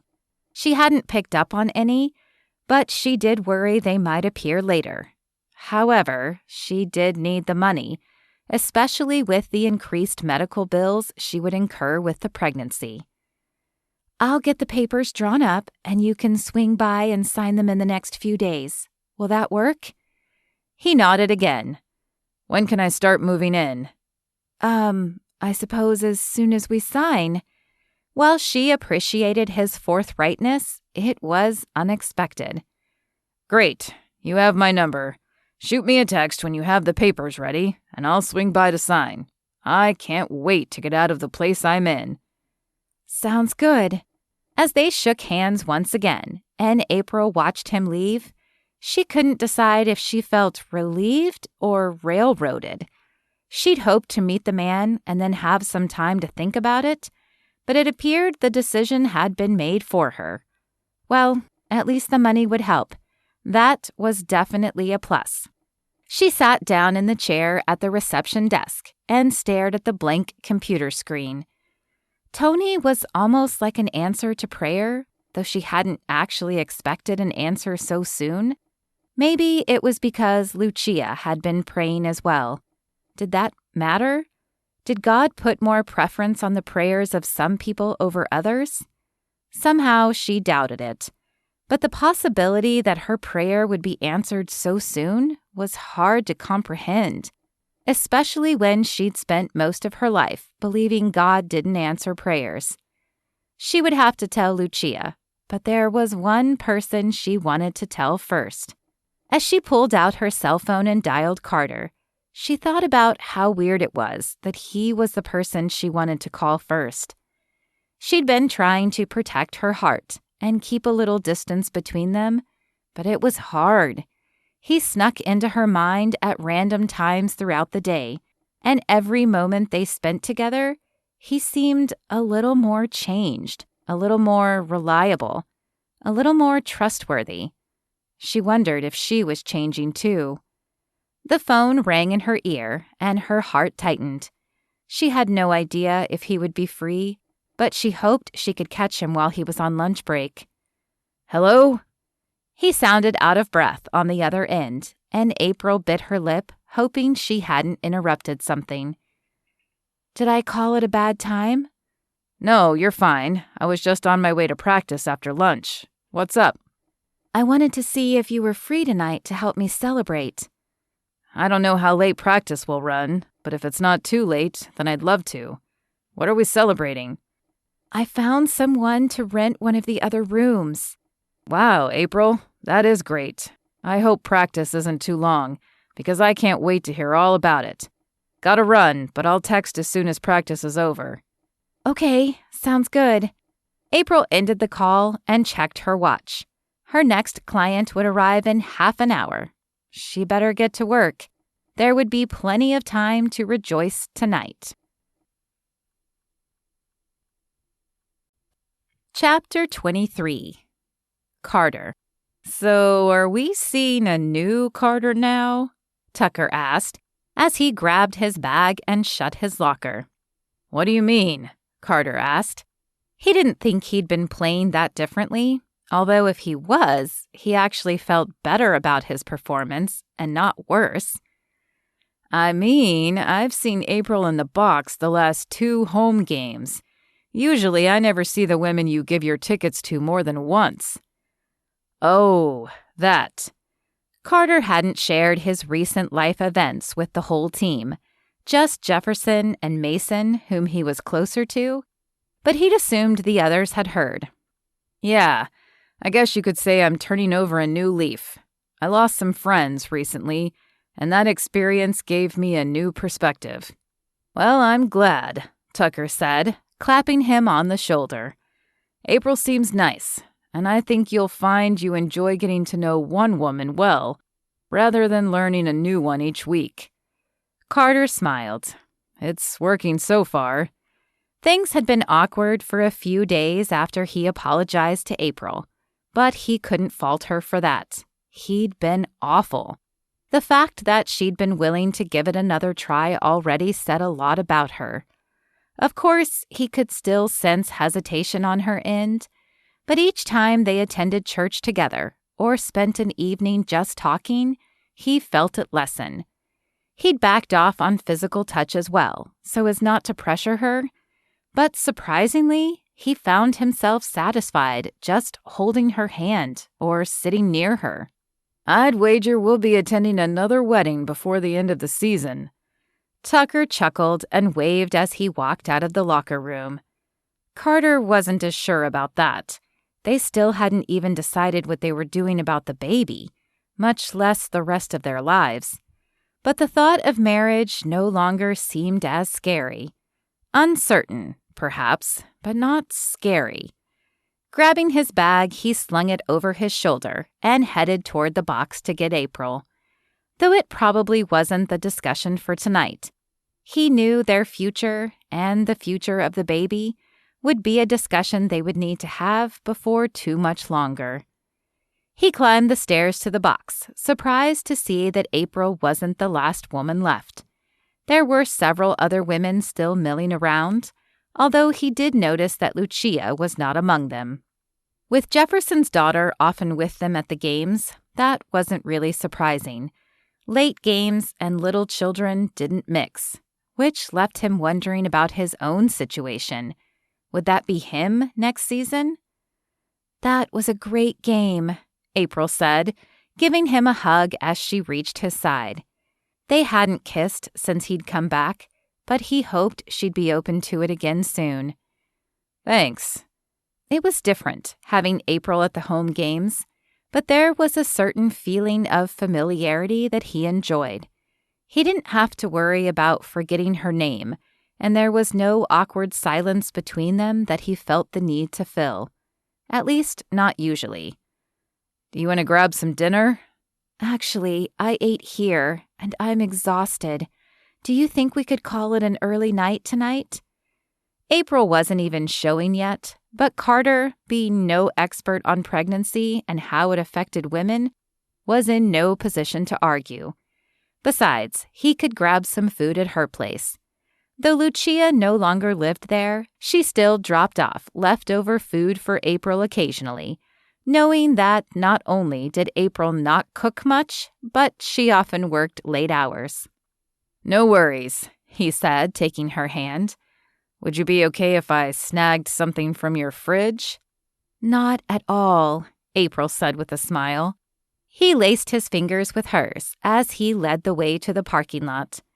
Other than April, he couldn't remember the last time he'd enjoyed holding a woman's hand, much less the last time he'd wanted to initiate it. Whether it was April, or the baby, or God making a change in his life, something was definitely at work. When they were both buckled in, he started the car and headed for April's house. "Do you have a late night tomorrow?" he asked as he pulled onto the main highway. The team generally had Monday off, so players could recoup from the games before practice began again. April sighed. "I do. I think my last appointment is at 6.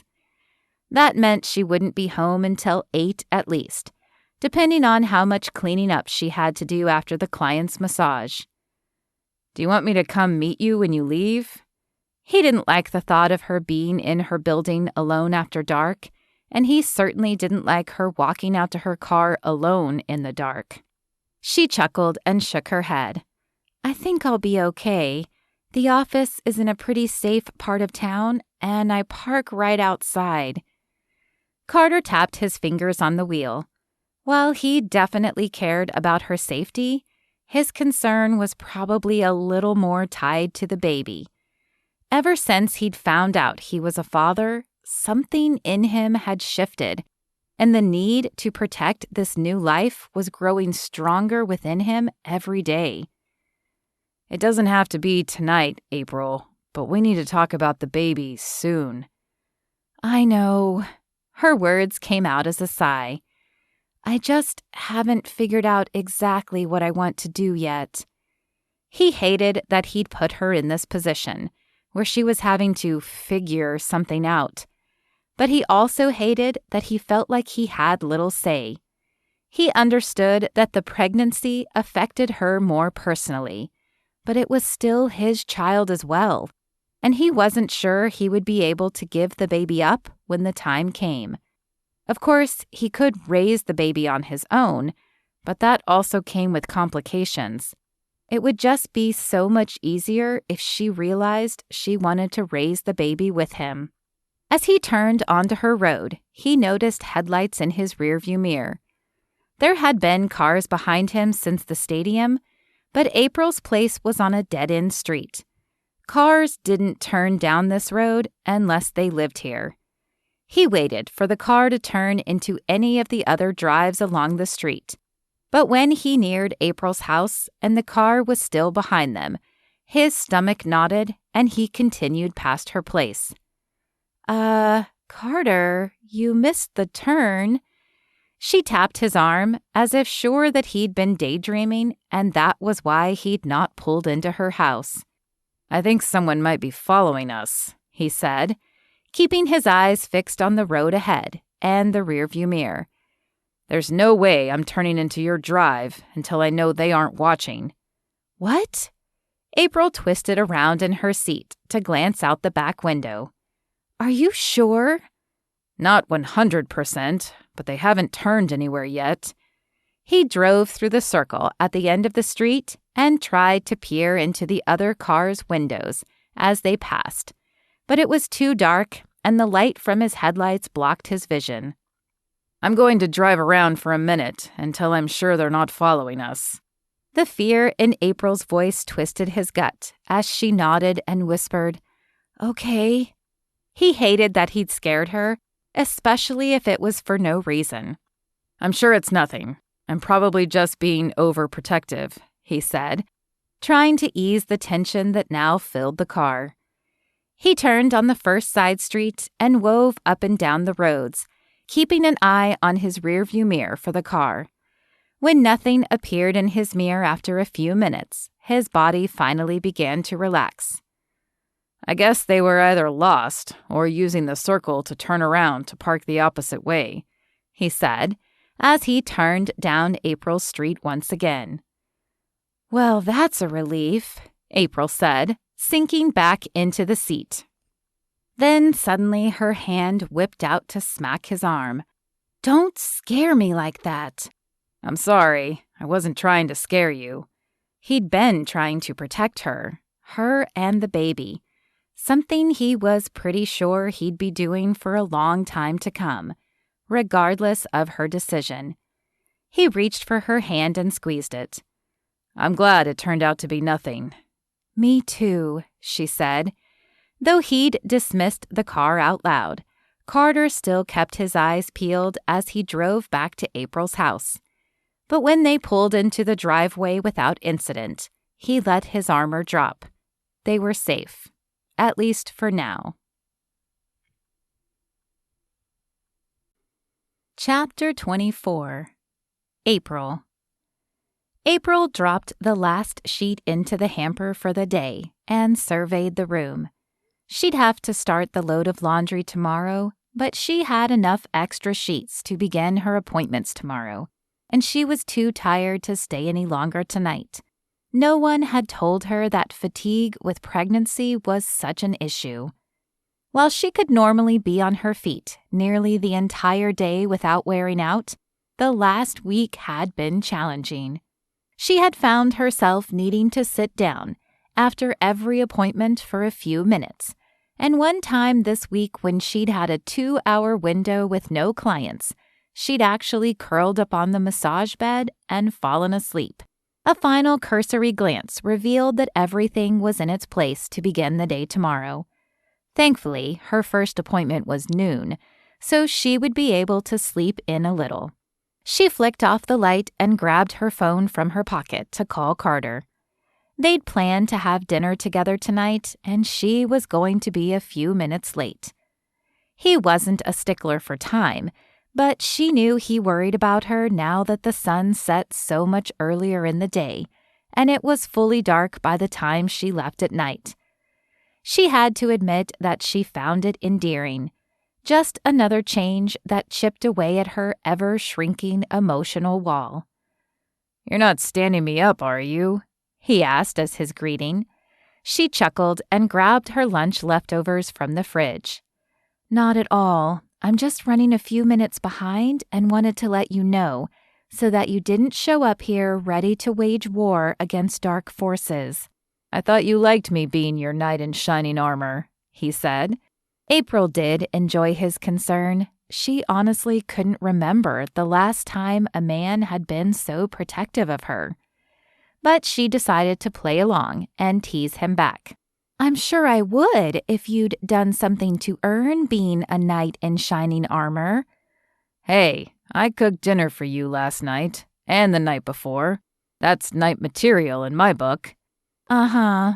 I know you think you're being gallant, but for women, a knight in shining armor is a little different. Cooking meals is nice, especially since it was the last thing she wanted to do when she got home in the evenings. But sometimes a girl wants to be swept off her feet. I guess I better do that now before that belly gets too big, Carter said, the humor evident in his voice even through the phone. April turned the main light off and pulled her keys from her pocket to lock the front door.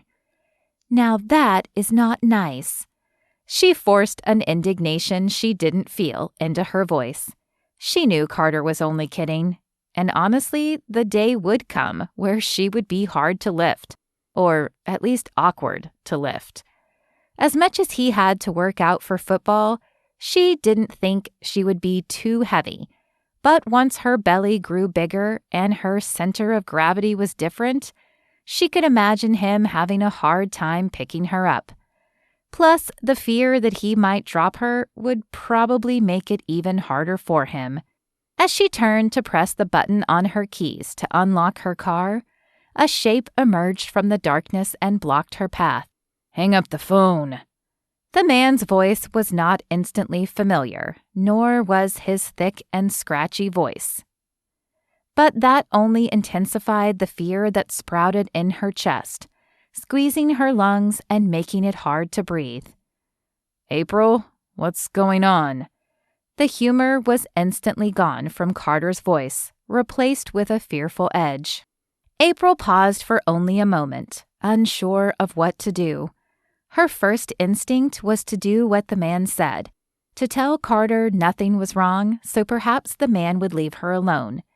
Maybe he just wanted her wallet. She didn't have much, but she would gladly hand it over.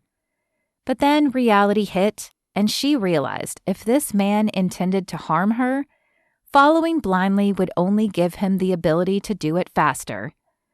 Call the cops, Carter. She didn't manage to get the rest of her sentence out because the man surged across the small distance that separated them and pinned her to the wall. The lunch leftovers she'd been holding in her other hand fell to the ground along with her purse. One large hand closed around her throat, while the other held her shoulder to the wall behind her. The smell of alcohol enveloped her, and she could read a look of crazy desperation in his eyes. I told you to hang up the phone, he said, grabbing the phone from her hand and throwing it to the ground. Before he stomped on it, she could hear Carter's frantic voice yelling, April, what's going on? She hoped once the line went dead, he would do as she asked and call the police. Because if he didn't, April might not make it out of this situation. What do you want? She whispered, her voice hoarse and scratchy as she tried to push the words beyond his meaty hand. To finish what we started. What they started? What was he talking about? Though she knew looking at him might get her killed, her eyes studied his face. A vague memory flared within her mind, but she could not place this man. Had he been a client? Had she gone on a less than memorable date with him? She focused on his eyes, hoping they would jog some memory about who this man was. I think you have me confused with someone else. We haven't started anything. I don't even know who you are. You should. You know, I've looked for you nearly every weekend since the day we met, but you haven't been there. Why did you stop coming? Coming? She blinked, trying to pore through her memory to figure out a place she used to go but hadn't been lately. You mean my old office? I got a new place, so I moved. No, not your old office. The club. The club? She hadn't been to the club since... And then it hit her, and she knew exactly who this man was. Not his name, as she'd never learned it, but who he was. You're the guy I danced with a few months ago. Had he been searching for her all this time? She remembered he'd made her uncomfortable that night by holding her too close. But she hadn't thought he was dangerous, just zealous. Now, however, dangerous seemed too mild of a word. She hadn't seen this man in months, hadn't thought about him since the night she'd left the club, but he clearly hadn't done the same. Perhaps unhinged and menacing would be better descriptors, both of which only intensified the feeling of fear pulsing within her. His lips pulled into a smile, but not the normal kind. There was something off about it. It was a little too bright, a little too fake, and it did not seem to reach his eyes that were the color of a stormy sea and just as cold. See, I knew you would remember. You are not an easy woman to find. Except that wasn't true since he now had her pinned to the wall. How did you find me? Not only did she need to know, but she hoped by keeping him talking that she would give the cops time to arrive. How long did it usually take for police to reach the scene? Her mind slipped back to the last intruder training she'd gone through at college. 5 to 7 minutes was what they'd said then. How many minutes had passed? 1, 2? Though it felt a lot longer, she knew little time had passed. She tried to force even breaths and slow her heart rate, but it was an uphill battle. Her body refused to cooperate. I saw you on the television. April bit the inside of her cheek. She'd always wanted the fame that went with dating a professional football player, but she'd never thought about the other side of it, the darker side of being on camera, of being easier to find, except... But my work was never shown on television. This time his eyes did light up with an almost maniacal glee. I followed you from the last game, though your friend kept me from finding your exact house. I knew which street you lived on. Then I just waited till you went to work the next day. A shiver raced down April's spine. He had waited on her street all night. Clearly he was unstable, as they'd had no interaction beyond that one night. You followed me? I had to. I had no other way to find you again, and we didn't get to finish our dance. The air grew harder to inhale as he pressed on her throat, and April pawed at his arm, panic filling her brain. She couldn't pass out. Losing oxygen would be bad for her, but she had no idea what it might do to the baby. I'm sorry we didn't finish our dance, she gasped. I'm sorry. His grip loosened slightly, and she inhaled, unsure when she might get another deep breath. You should be sorry. You should be sorry you never came back, and you will be sorry that you started seeing someone else. Please, April said, debating whether she should tell him the truth. If she mentioned the baby, would that make him back off or send him over the edge? She wasn't sure. But since he already seemed at the edge, she could only hope it would affect him enough that she could run. No doubt he would be faster, but she just needed time for the cops to arrive. I fell in love with Carter. We're going to have a baby. The words shocked her just as much as they seemed to shock him as he jerked back. She loved Carter? When had that happened? No, not the time. Focus. She needed to focus right now. Focus on getting away, on staying alive. Then she could process her feelings for Carter. April had no idea what this man's mental status was, nor what the issue was that had made him fixate on her. Heck, she didn't even know his name. But she hoped her words would be enough to make him realize she wasn't worth it. She was unattainable. Unfortunately, she guessed wrong. Rage filled his eyes as he regained control. No, you can't have his baby. You're supposed to have my baby. The hand holding her shoulder lifted long enough to strike her face, sending tears to her eyes. Heat and pain throbbed in the space his hand had been seconds before, and the chill in the air only made it worse. She didn't want to cry, didn't want to show weakness, but she couldn't stop the emotions bubbling up. How could I have your baby? I don't even know your name. It's Kevin, he growled, and then the hand did let go of her throat, but there was no time to run. Though he let go of her body, it was only so his fists could rain down on her. The first one hit her head, the second her jaw, but it was the third and fourth punch that hit her stomach that scared her the most. The baby. He could harm the baby. Please, God, don't let him hurt the baby. As she thought the words, she realized she could have been praying all this time. Should have been praying. Twisting and curling into a ball in an attempt to keep his hands from her stomach, she let her mind keep uttering the words.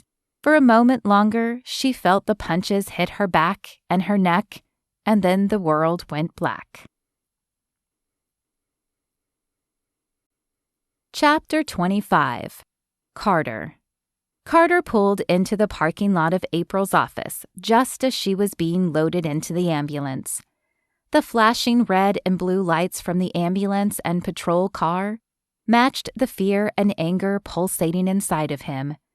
He didn't know what exactly had happened, but whoever had hurt April would pay. He'd called the police as soon as he hung up with her and then jumped into his own car, and he was frustrated to see that they probably hadn't arrived much sooner than he had. Throwing his car in park, he darted toward the ambulance. His eyes shifted to the patrol car. There was a primal need to see who had hurt her, but the need to make sure she was okay won out, and he continued toward the ambulance. An EMT blocked his way with a held-up hand. "Who are you, and why are you here?" "I'm her boyfriend. I was on the phone with her when the man approached her. I'm the one who called the police, and I am going to the hospital with her." Carter would be respectful, but there was no way he wasn't getting in this ambulance. The EMT glanced over to the officers, but they were both busy with something else. "Look, you can have them meet me at the hospital, and I will happily answer any questions. But that woman is having my baby, and I'm not letting this ambulance leave without me in it." That caught the man's attention, and his eyes widened. "She's pregnant?" "Yeah, about 6 weeks. The change in the man's demeanor sent the fear skyrocketing in Carter's chest. "Come on." As Carter climbed in and saw April for the first time, his hand flew to his mouth. Her face was puffy, and angry purple bruises were sprouting up across her eyes, her chin, her cheeks. He could see similar bruises on her exposed arms. His eyes found the EMTs, who had climbed in beside him. "Did they get the monster who did this?" "They did."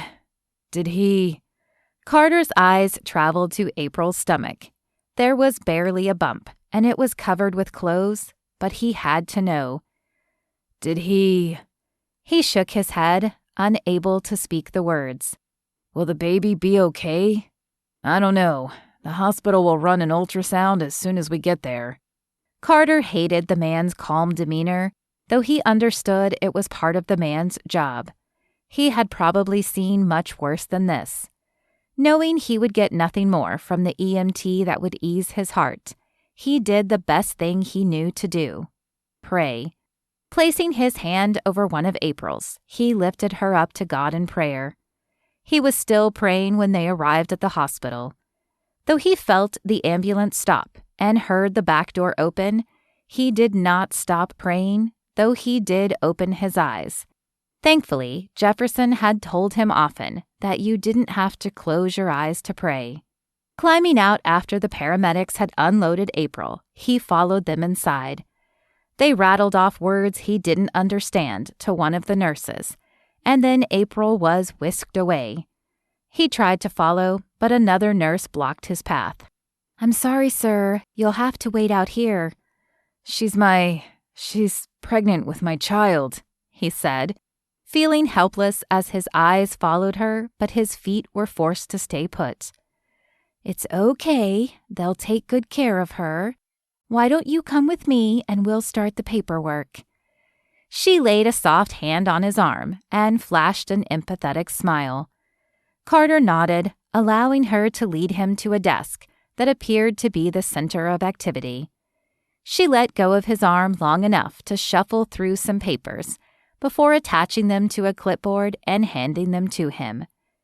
"You can sit right over there," she said, pointing to a row of chairs against the wall.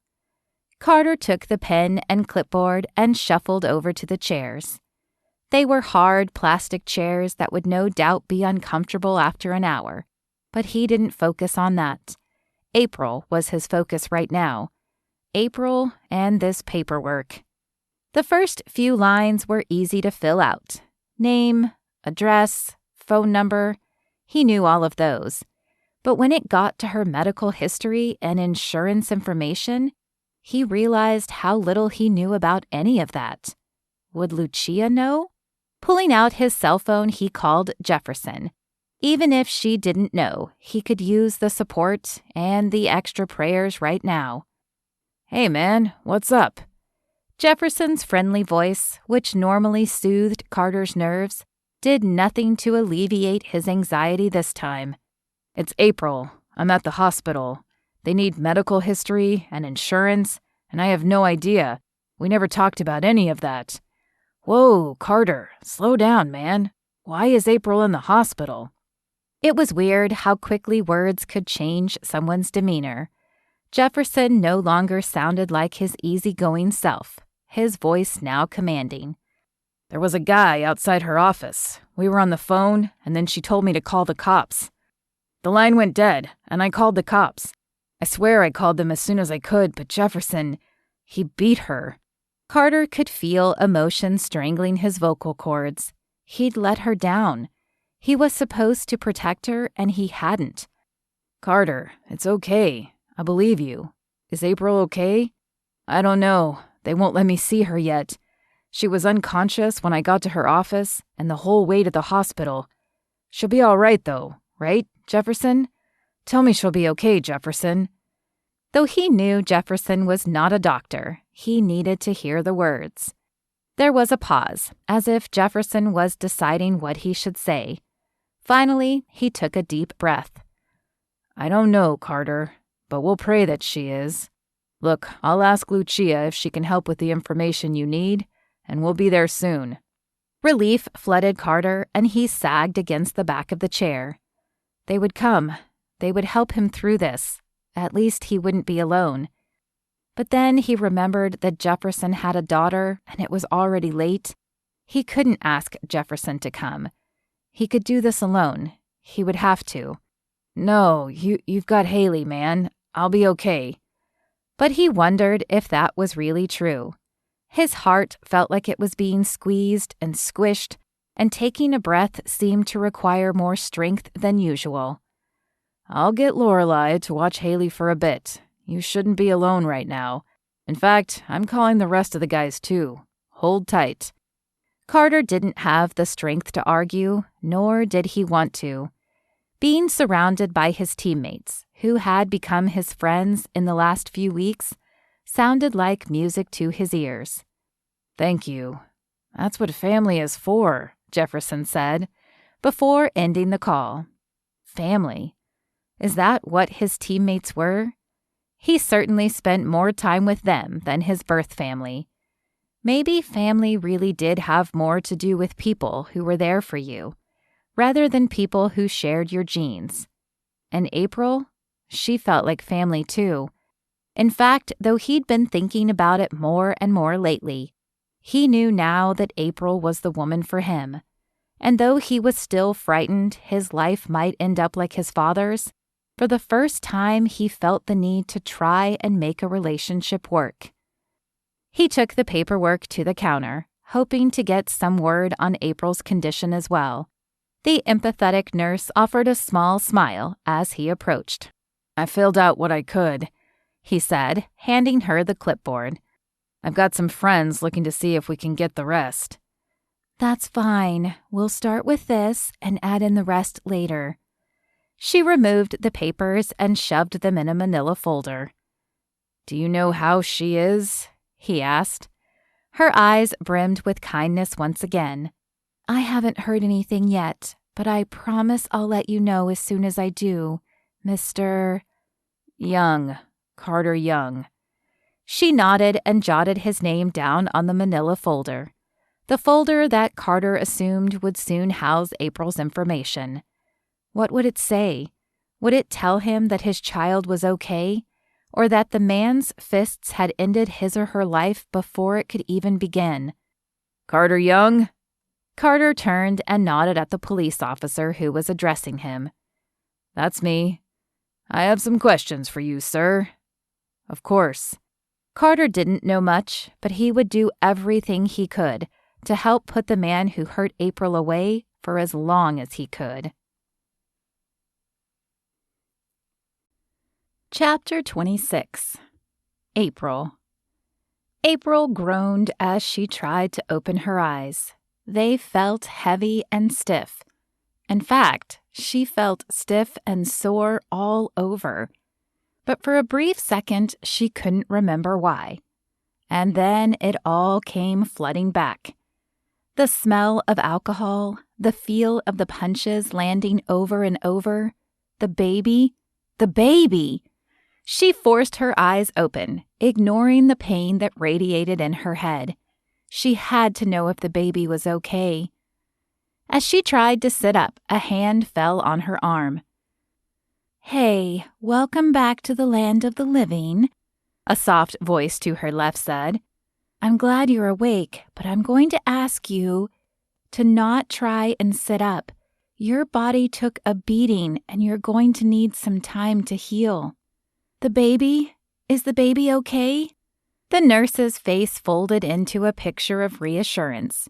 "The baby is fine." Tears that she hadn't known she'd been holding back fell from her eyes. "Oh, thank you, Jesus." The nurse smiled and patted her arm. "Thank you, Jesus, indeed. It's a miracle you didn't have anything more serious than a few bruised ribs and some pretty colors." "Really? That's all?" "That's all. I'll tell the doctor you're awake. He wants to keep you for observation overnight due to the loss of consciousness. But there are some people who are waiting to see you as soon as he says it's okay." Though her body still ached and she knew recovery would be slow, April could not help the praise that escaped her lips. "Thank you, God. Thank you." The sensation felt strange, but not wrong. She'd spent the last few months trying to accept God and His love for her, but it wasn't until He'd appeared when she really needed Him that she'd been able to accept the idea of a personal relationship. "Well, you gave us a little scare there," the doctor said as he entered the room. "How are you feeling now?" "Blessed." The doctor's eyebrow lifted as he squirted some gel into his hands and rubbed them together. "Care to explain?" I'm sore from the beating, but I'm blessed to be alive and to know that my baby is okay." "Ah, I see. Well, we do have a few more tests to run just to make sure we didn't miss anything, but they can wait until tomorrow when hopefully the swelling has gone down a little." "Will I be able to go home tomorrow?" "Unless the tests show us otherwise, I don't see why not. You'll need to take it easy for a few days until you heal. What do you do for work?" April chuckled at the irony. "I'm a massage therapist." Though her job was to find sore spots and make them disappear, She didn't think with all her sore spots that she'd be giving massages for at least a week. The doctor shook his head. I hope you can reschedule, because I don't think that's in your future for a little bit. She wondered if Tori would pick up her clients for a week. He was still fairly new and had his own clients, but even if he couldn't, she thought her clients would understand. Regardless, in the grand scheme of things, that didn't matter much. I'll figure something out. Can you tell me if Carter Young is here? She had hoped he would show up at her office, but he hadn't made it in time. Had he come here then? I'm not sure on names, but there are quite a few people in the waiting area for you, including an officer who would like you to answer some questions. Do you feel up to that? April wanted to say no. Right now, she just wanted to see Carter and tell him that there was no way they could give up the baby. But she nodded. Getting Kevin off the streets and making sure he didn't hurt her or anyone else again was important too. The doctor placed a hand on her shoulder as if he could sense her struggle. I won't let them stay long. Thank you. The doctor left the room, but it was only empty for a moment before 2 officers in uniform entered. Miss McDonough, do you feel up to answering a few questions for us? The officer who spoke looked young, with dark hair and a baby face, and she wondered if he was new to the job. Police work wasn't often easy, and she'd seen it age her clients faster than their actual years. Absolutely. He nodded at his partner, who looked to be the veteran of the two. Gray hair smudged his temples and weathered lines surrounded his eyes, but his voice was soft when he spoke. Did you know the attacker? April shook her head. Not really. At first, I didn't recognize him at all, but as he spoke, I realized I had danced with him at a club a few months ago. He'd reeked of alcohol and got a little handsy, so I got the attention of my friend and he got me out of there. I didn't think anything of the night after that. Did he say why he attacked you? I don't think he meant to hurt me. He was drunk when he showed up at my office, enough that I could smell it. He claimed we made a connection at the club and that we belonged together. He didn't hit me until I told him about the baby. As no look of surprise crossed the officers' faces, April figured the doctor or nurse must have told them about the pregnancy. We think his behavior is due to mental illness, but we have to ask, do you want to press charges? April pressed her lips together as she thought. Her first instinct was to tell them, of course she wanted to press charges. Who wouldn't? But then she remembered a passage from the Bible stating the importance of forgiving others. She may not have ever beaten anyone, but she had plenty in her past she wanted to be forgiven for. And if mental illness was responsible for Kevin's actions, getting him help would be better than sending him to jail. She took a deep breath before meeting the eyes of the officers. I guess that depends on what will happen to him. If me not pressing charges lets him go free without getting the help he needs, then yes. But if you can help him so that he doesn't do this again, then I see no need. The officers exchanged surprised glances. The world today seemed to be full of victims ready and willing to blame others. And she doubted they heard statements like hers often. But they simply nodded. We'll hold him until we know what the next steps would be, and contact you before release. Would that be okay? April agreed, and the officers thanked her before leaving the room. Again, there was a moment of silence, and then her room was filled with her friends. Shelby, Kinsey, Clara, and Lucia rushed in first, offering soft hugs and words of encouragement, along with a multitude of variations of, "What happened?" and "Are you okay?" "I'm okay. What are you guys doing here?" "You thought we'd stay home after Carter told us what happened?" Lucia asked, clearly shocked at the notion. "I didn't know he'd told anyone," April said, searching the space behind the women for Carter. He stood off to the side, watching with a slight smile on his face. The other men, Tucker, Blaine, Mason, and Jefferson, stood closer to the door, but April couldn't blame them. They didn't know her that well, but she was glad they had come in support anyway. "I can't take the credit," Carter said, smiling at his friends. "I'm pretty sure I was a blubbering mess when I called Jefferson to see if he could help with your insurance information. But he told me that we're family, and family stands together. So you can thank him for the party." Family.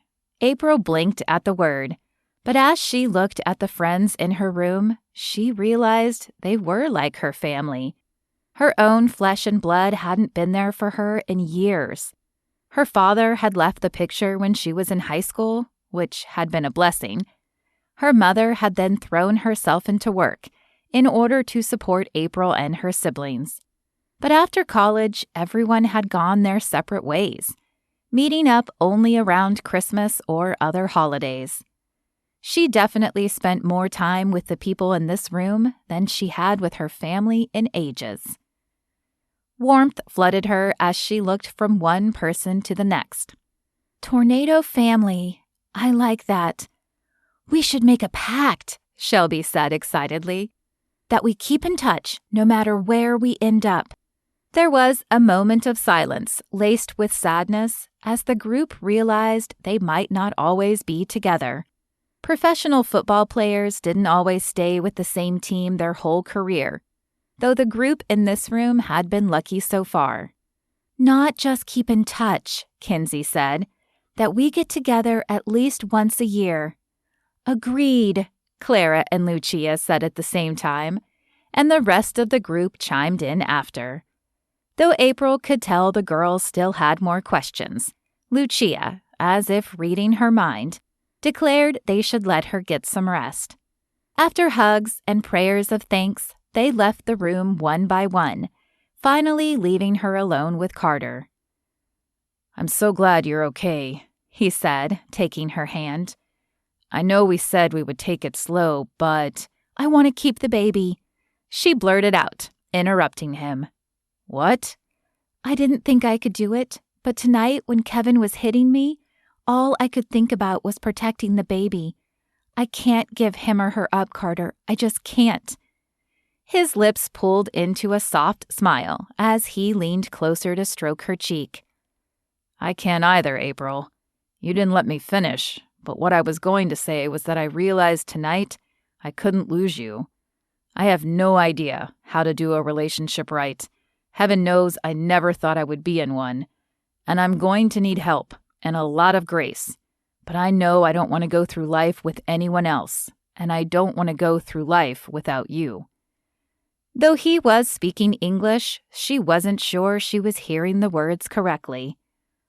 "What are you saying, Carter?" "I'm saying I want to marry you. I want to be a family when this baby comes, and I want us to raise him or her right, with God in charge." April blinked at him, unsure whether to be shocked or happy. She'd dreamed of being the girlfriend of a professional football player. Then she'd begun dating Carter, and she'd allowed herself to flirt with the thought of being his wife one day. But then he'd ghosted her. The pregnancy had brought them back together, but even then she'd held back a little in an effort to protect her heart in case he left again. However, when confronted with harm, she'd admitted she loved him. She'd seen the change in him since the death of his friends, and he'd been there for her tonight. He was definitely not the same man she'd first gone out with, and she wanted to say yes. "Are you honestly proposing to me in the hospital?" She smiled to let him know that while her words sounded accusatory, she was really teasing. He smiled back. "It's not a perfect proposal, I know. I'm not a perfect man. Heck, I don't even have a ring yet. But what I do have is a promise. I promise that I'll take care of you and that baby and whatever other babies come along for as long as I live." His words and the conviction in his tone was stronger than any ring he could have given her. Though she'd never thought she would settle down, She knew without a doubt that she wanted Carter in her life, for the rest of her life. "I accept." "Yes?" "Yes," she said, letting the tears escape her eyes for the second time that day. As Carter leaned closer and softly kissed her lips, April thought about God and the changes he had made in both her and Carter's life. She'd never thought she needed God, never imagined that he could care about her the way Lucia talked about him. But she knew now how wrong she'd been. God had taken two stubborn, commitment-shy people and thrown them together in a way that would allow them to acknowledge his existence and accept his love. He truly was divine. Chapter 27. 2 months later. Carter. "Thanks for coming, Dad," Carter said, giving his father a hug. The older man was stiff beneath his arms, but Carter didn't take it personally. It had been years since he'd hugged his father, and it had probably been about that long since his father had hugged anyone else. "Well, I can't say I approve of you getting married. After all, you know how it turned out for me. But I wanted to support you." His father had always had a deep voice, but Carter knew the gruff tone he was hearing now was his dad's way of hiding his emotion. "I'm glad you did. Honestly, I didn't think I'd ever be getting married either, Dad. But April is amazing, and letting God back into my life definitely made a difference." His father waved his hand dismissively. "I'm not sure about that. God left me when he let your mother leave." Carter clapped a hand on his father's shoulder. "Dad, you know that's not the case. God gives us free will.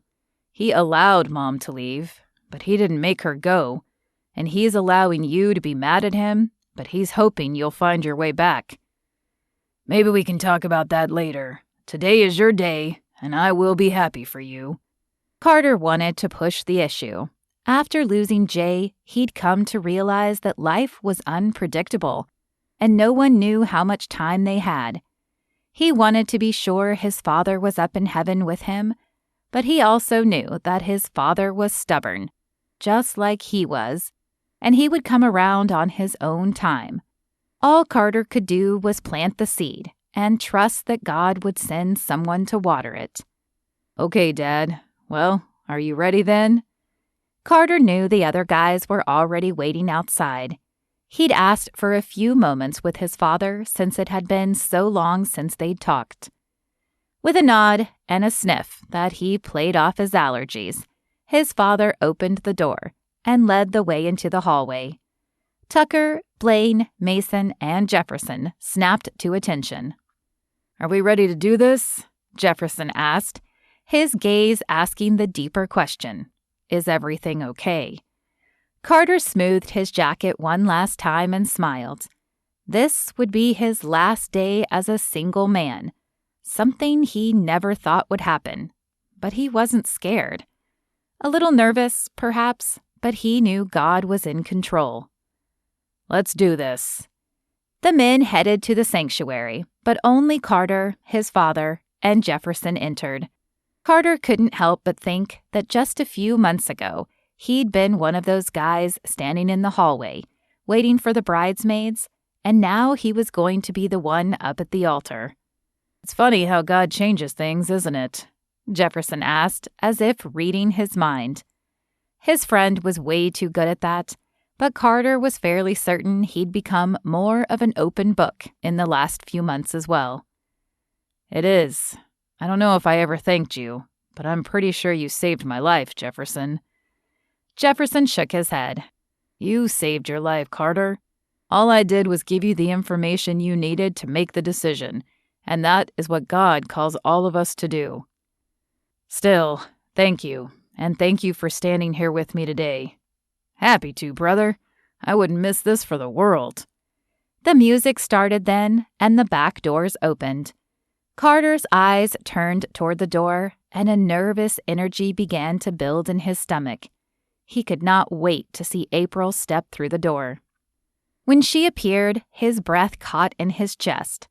Though she was beginning to show now, the dress she'd picked hid the bump fairly well. With long, flowy sleeves and a large skirt with an impressive train, the attention was definitely drawn to other aspects. Her fiery red hair was piled on top of her head and surrounded with flowers. Only a few tendrils escaped and hung by her face like dainty red springs. He could not help the smile that pulled at his lips. When she reached him, she handed her bouquet to Lucia before turning back to take his hand. The pastor began the ceremony then, but Carter could barely concentrate on the words. The only thing in his mind right then was April and getting to spend the rest of his life with her. "I can't believe we're actually married," April said as she looked out over the reception area. Around them, couples swayed to the slow music under the lowered lights and twinkling stars that had been strung from one side of the room to the other. Though not outside, the ambience of the room created that feeling in an intimate and climate-controlled manner. Carter pulled her closer. "Me either. Who would have ever thought that two people like us would have wound up together?" "Not me." She glanced over to Lucia and Jefferson. "I think they might have known, though." Carter could agree with that. Even if they hadn't known, he was fairly certain Jefferson had had an idea, and had also served as the catalyst that propelled them together.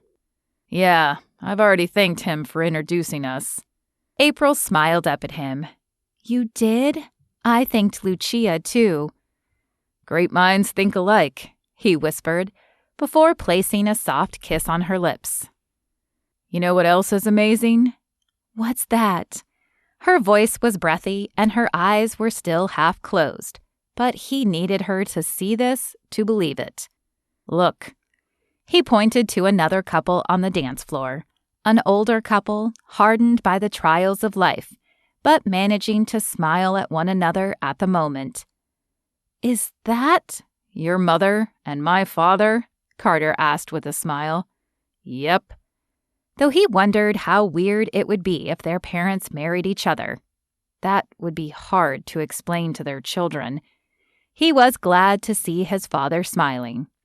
"I haven't seen my mother that happy in a long time," April said, her eyes glued to the pair, who seemed to be in a world all their own.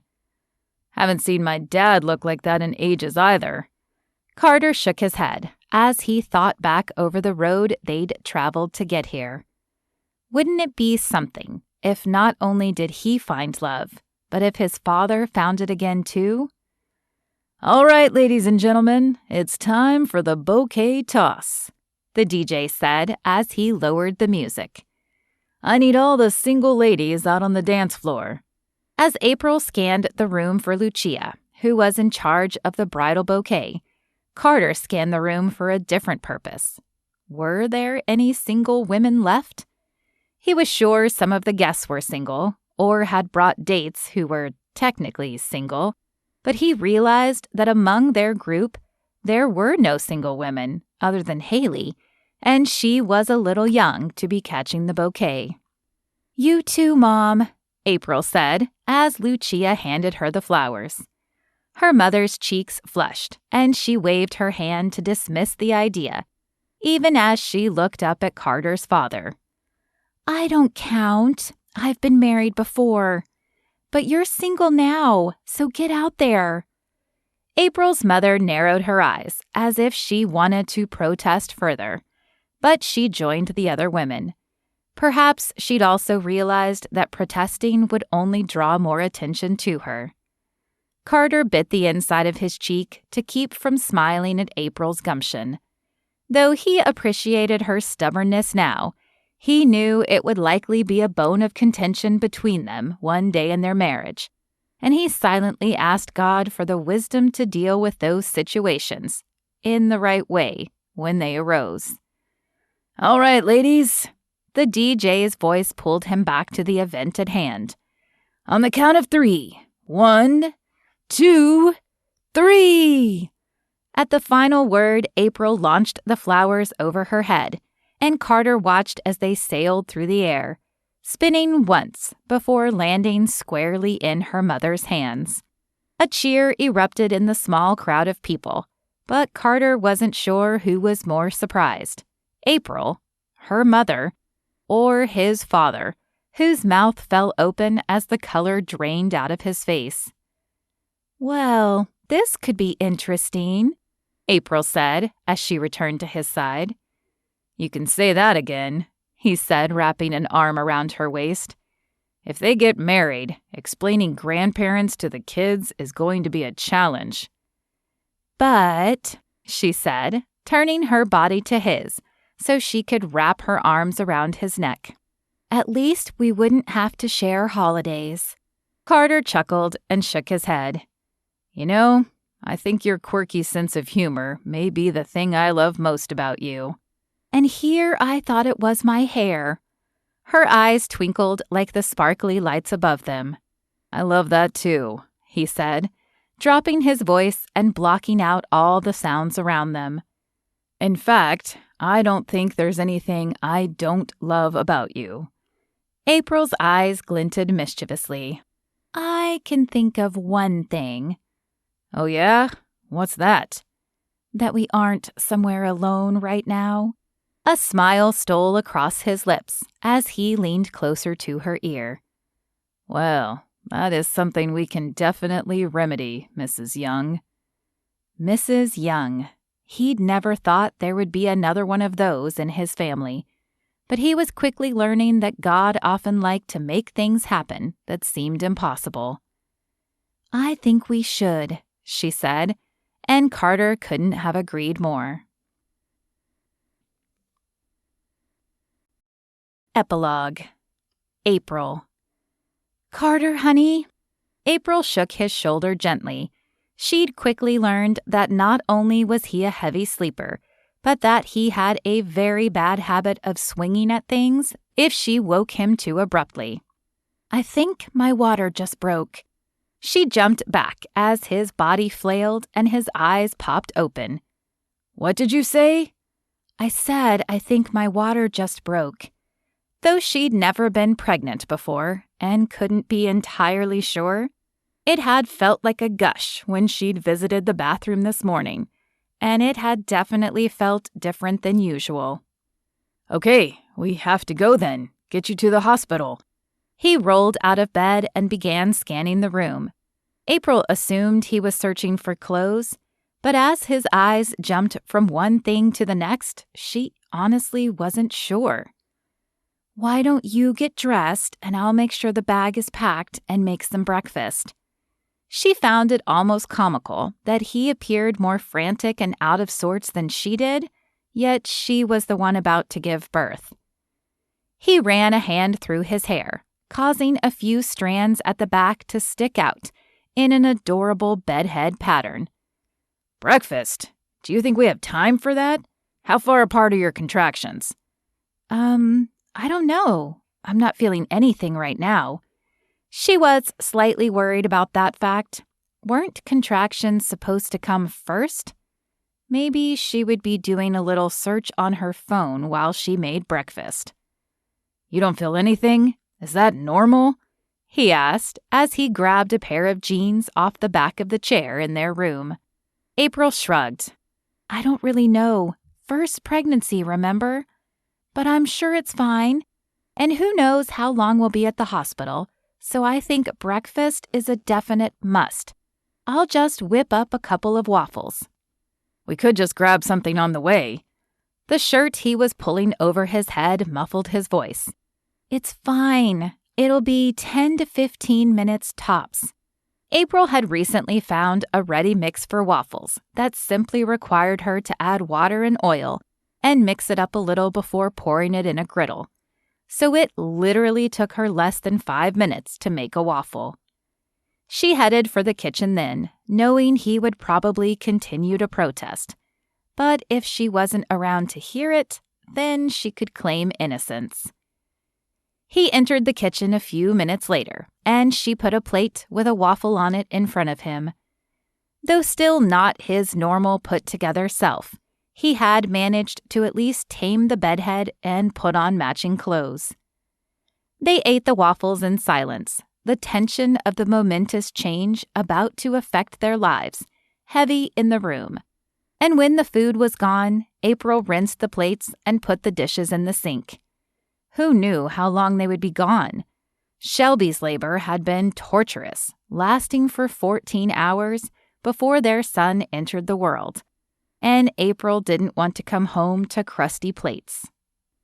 As if on autopilot, they then grabbed their jackets and the bag that April had packed before and rechecked this morning and headed out the door. Rain fell softly, leaving wet traces on their clothes as they climbed in the car, but April didn't mind.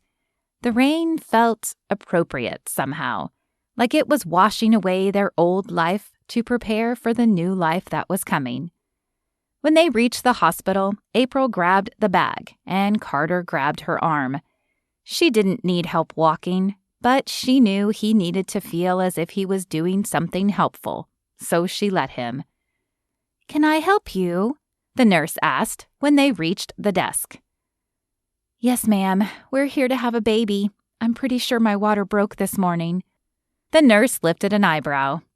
"Pretty sure? How far apart are your contractions?" I don't think I'm having any yet." A skeptical expression clouded the nurse's face. Clearly, she thought that April was probably imagining things, but April couldn't blame her. Who came to a hospital before they had contractions? "I see. Well, let's take you back and a doctor can check. It's probably not active labor, though." April bristled slightly at the nurse's placating tone. She might be unfamiliar with pregnancy and birthing, but she was familiar with her body, and this morning had definitely been different. The nurse led them to an examination room and handed April a gown to change into. "Dr. Yee will be in soon." "She thinks I'm crazy," April said to Carter as the door shut behind the nurse. He placed his hands on her arms, rubbing them up and down in a soothing pattern. "Who cares what she thinks? I believe you. And even if it does turn out to be nothing, it's always better to be safe than sorry." April leaned in and placed a quick kiss on his lips. "Thank you."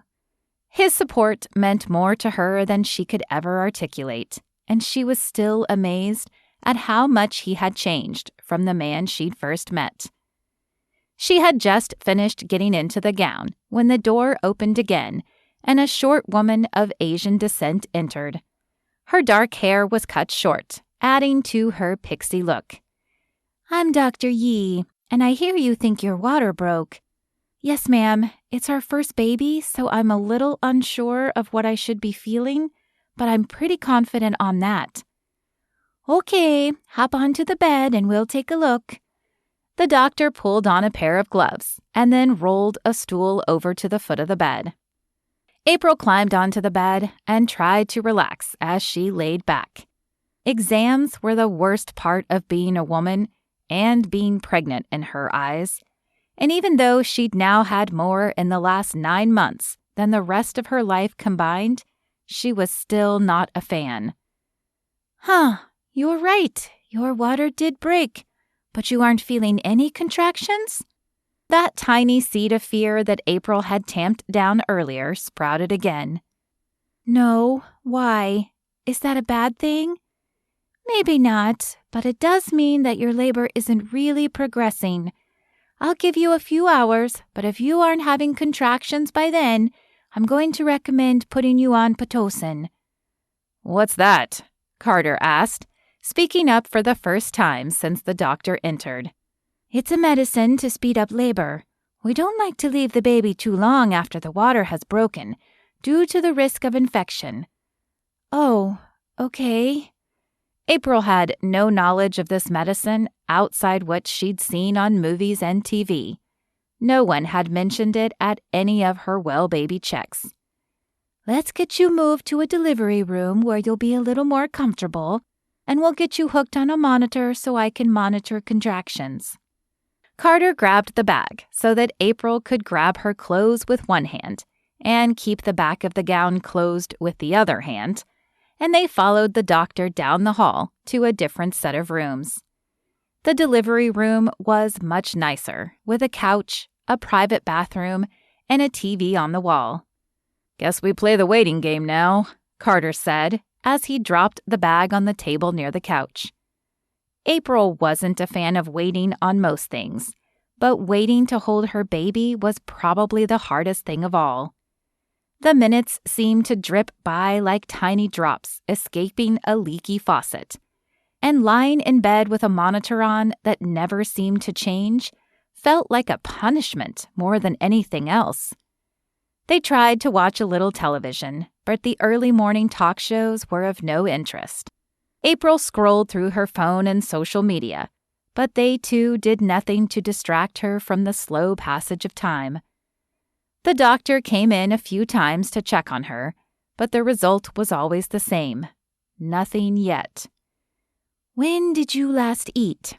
the doctor asked as she scanned the monitor. "This morning, before we left," April said. Dr. Yi shook her head, a disapproving look on her face. "You're not supposed to eat before you come. That means we can't look at surgery." "Surgery?" The seed of fear sprouted roots and tugged at April's insides. "Why would I need surgery?" "In case we need to do a C-section. If labor doesn't progress, we'll have to take the baby out another way." "But what about the Pitocin? Didn't you say we would do that first?" April wanted to avoid surgery if at all possible. "Yes, we will, but if that doesn't work, then we will have to look at a cesarean, and it would be better if you hadn't eaten." "Noted, for next time," Carter said, the tone of his voice declaring that this discussion was over. April flashed him a grateful smile. Dr. Yi sighed. "Well, I'll go get it ready. I don't want to wait much longer." As she left this time, April took a deep breath. Her nerves had been on edge since this morning, but now they were running double time. "Carter, I think we should pray that we don't need to do surgery." Carter nodded and took her hand. "Lord, we thank you for the blessing of this baby. We ask that the medicine helps with the labor and that April is able to deliver without surgery. Please help us to have peace in this situation and be with the doctors. Amen." Amen. Though the nerves were still there, throbbing softly, April also felt the presence of peace. Whatever happened, she was sure everything was going to be okay. It didn't take long after the Pitocin was administered for April to begin feeling the contractions. They came quickly and painfully, but thankfully the labor also went quickly. By 4 o'clock that afternoon, she held their daughter in her arms. "She's so beautiful," she whispered as she touched the baby's tiny perfect fingers. The love she felt as she looked down at the child was so profound, she found it hard to believe they had ever considered terminating the pregnancy. "Yes, she is," Carter said, placing a kiss on April's forehead. "Just like her mother." "She needs a name, but a good one." They'd discussed names before the birth, but suddenly all of the ones they decided on seemed wrong. The name needed to be perfect. "I'm sorry, but the ones we chose don't seem right." "It's okay. I was thinking the same thing. In fact, I think I have the perfect name for this little angel. I think we should call her Hope." Hope. As soon as April said the name, she knew it was perfect. Hope had brought them together and given them just that. Hope. Hope for a future together, hope for a different future than their parents had had, and hope that God would be with them every step of the way. She smiled up at Carter, blinking back the tears that blurred his image. "I love it. It's perfect." The end. I hope you enjoyed this book. If you did, will you please leave a review at your retailer? It really helps others find books to enjoy. and it's the best way to say thank you to an author you love. Also, be on the lookout to see if Carter's father and April's mother really can find a second chance at love. This has been A Divine Interception, written by Lorana Hoopes, copyright 2021, narrated by Lorana Hoopes, audio copyright 2021.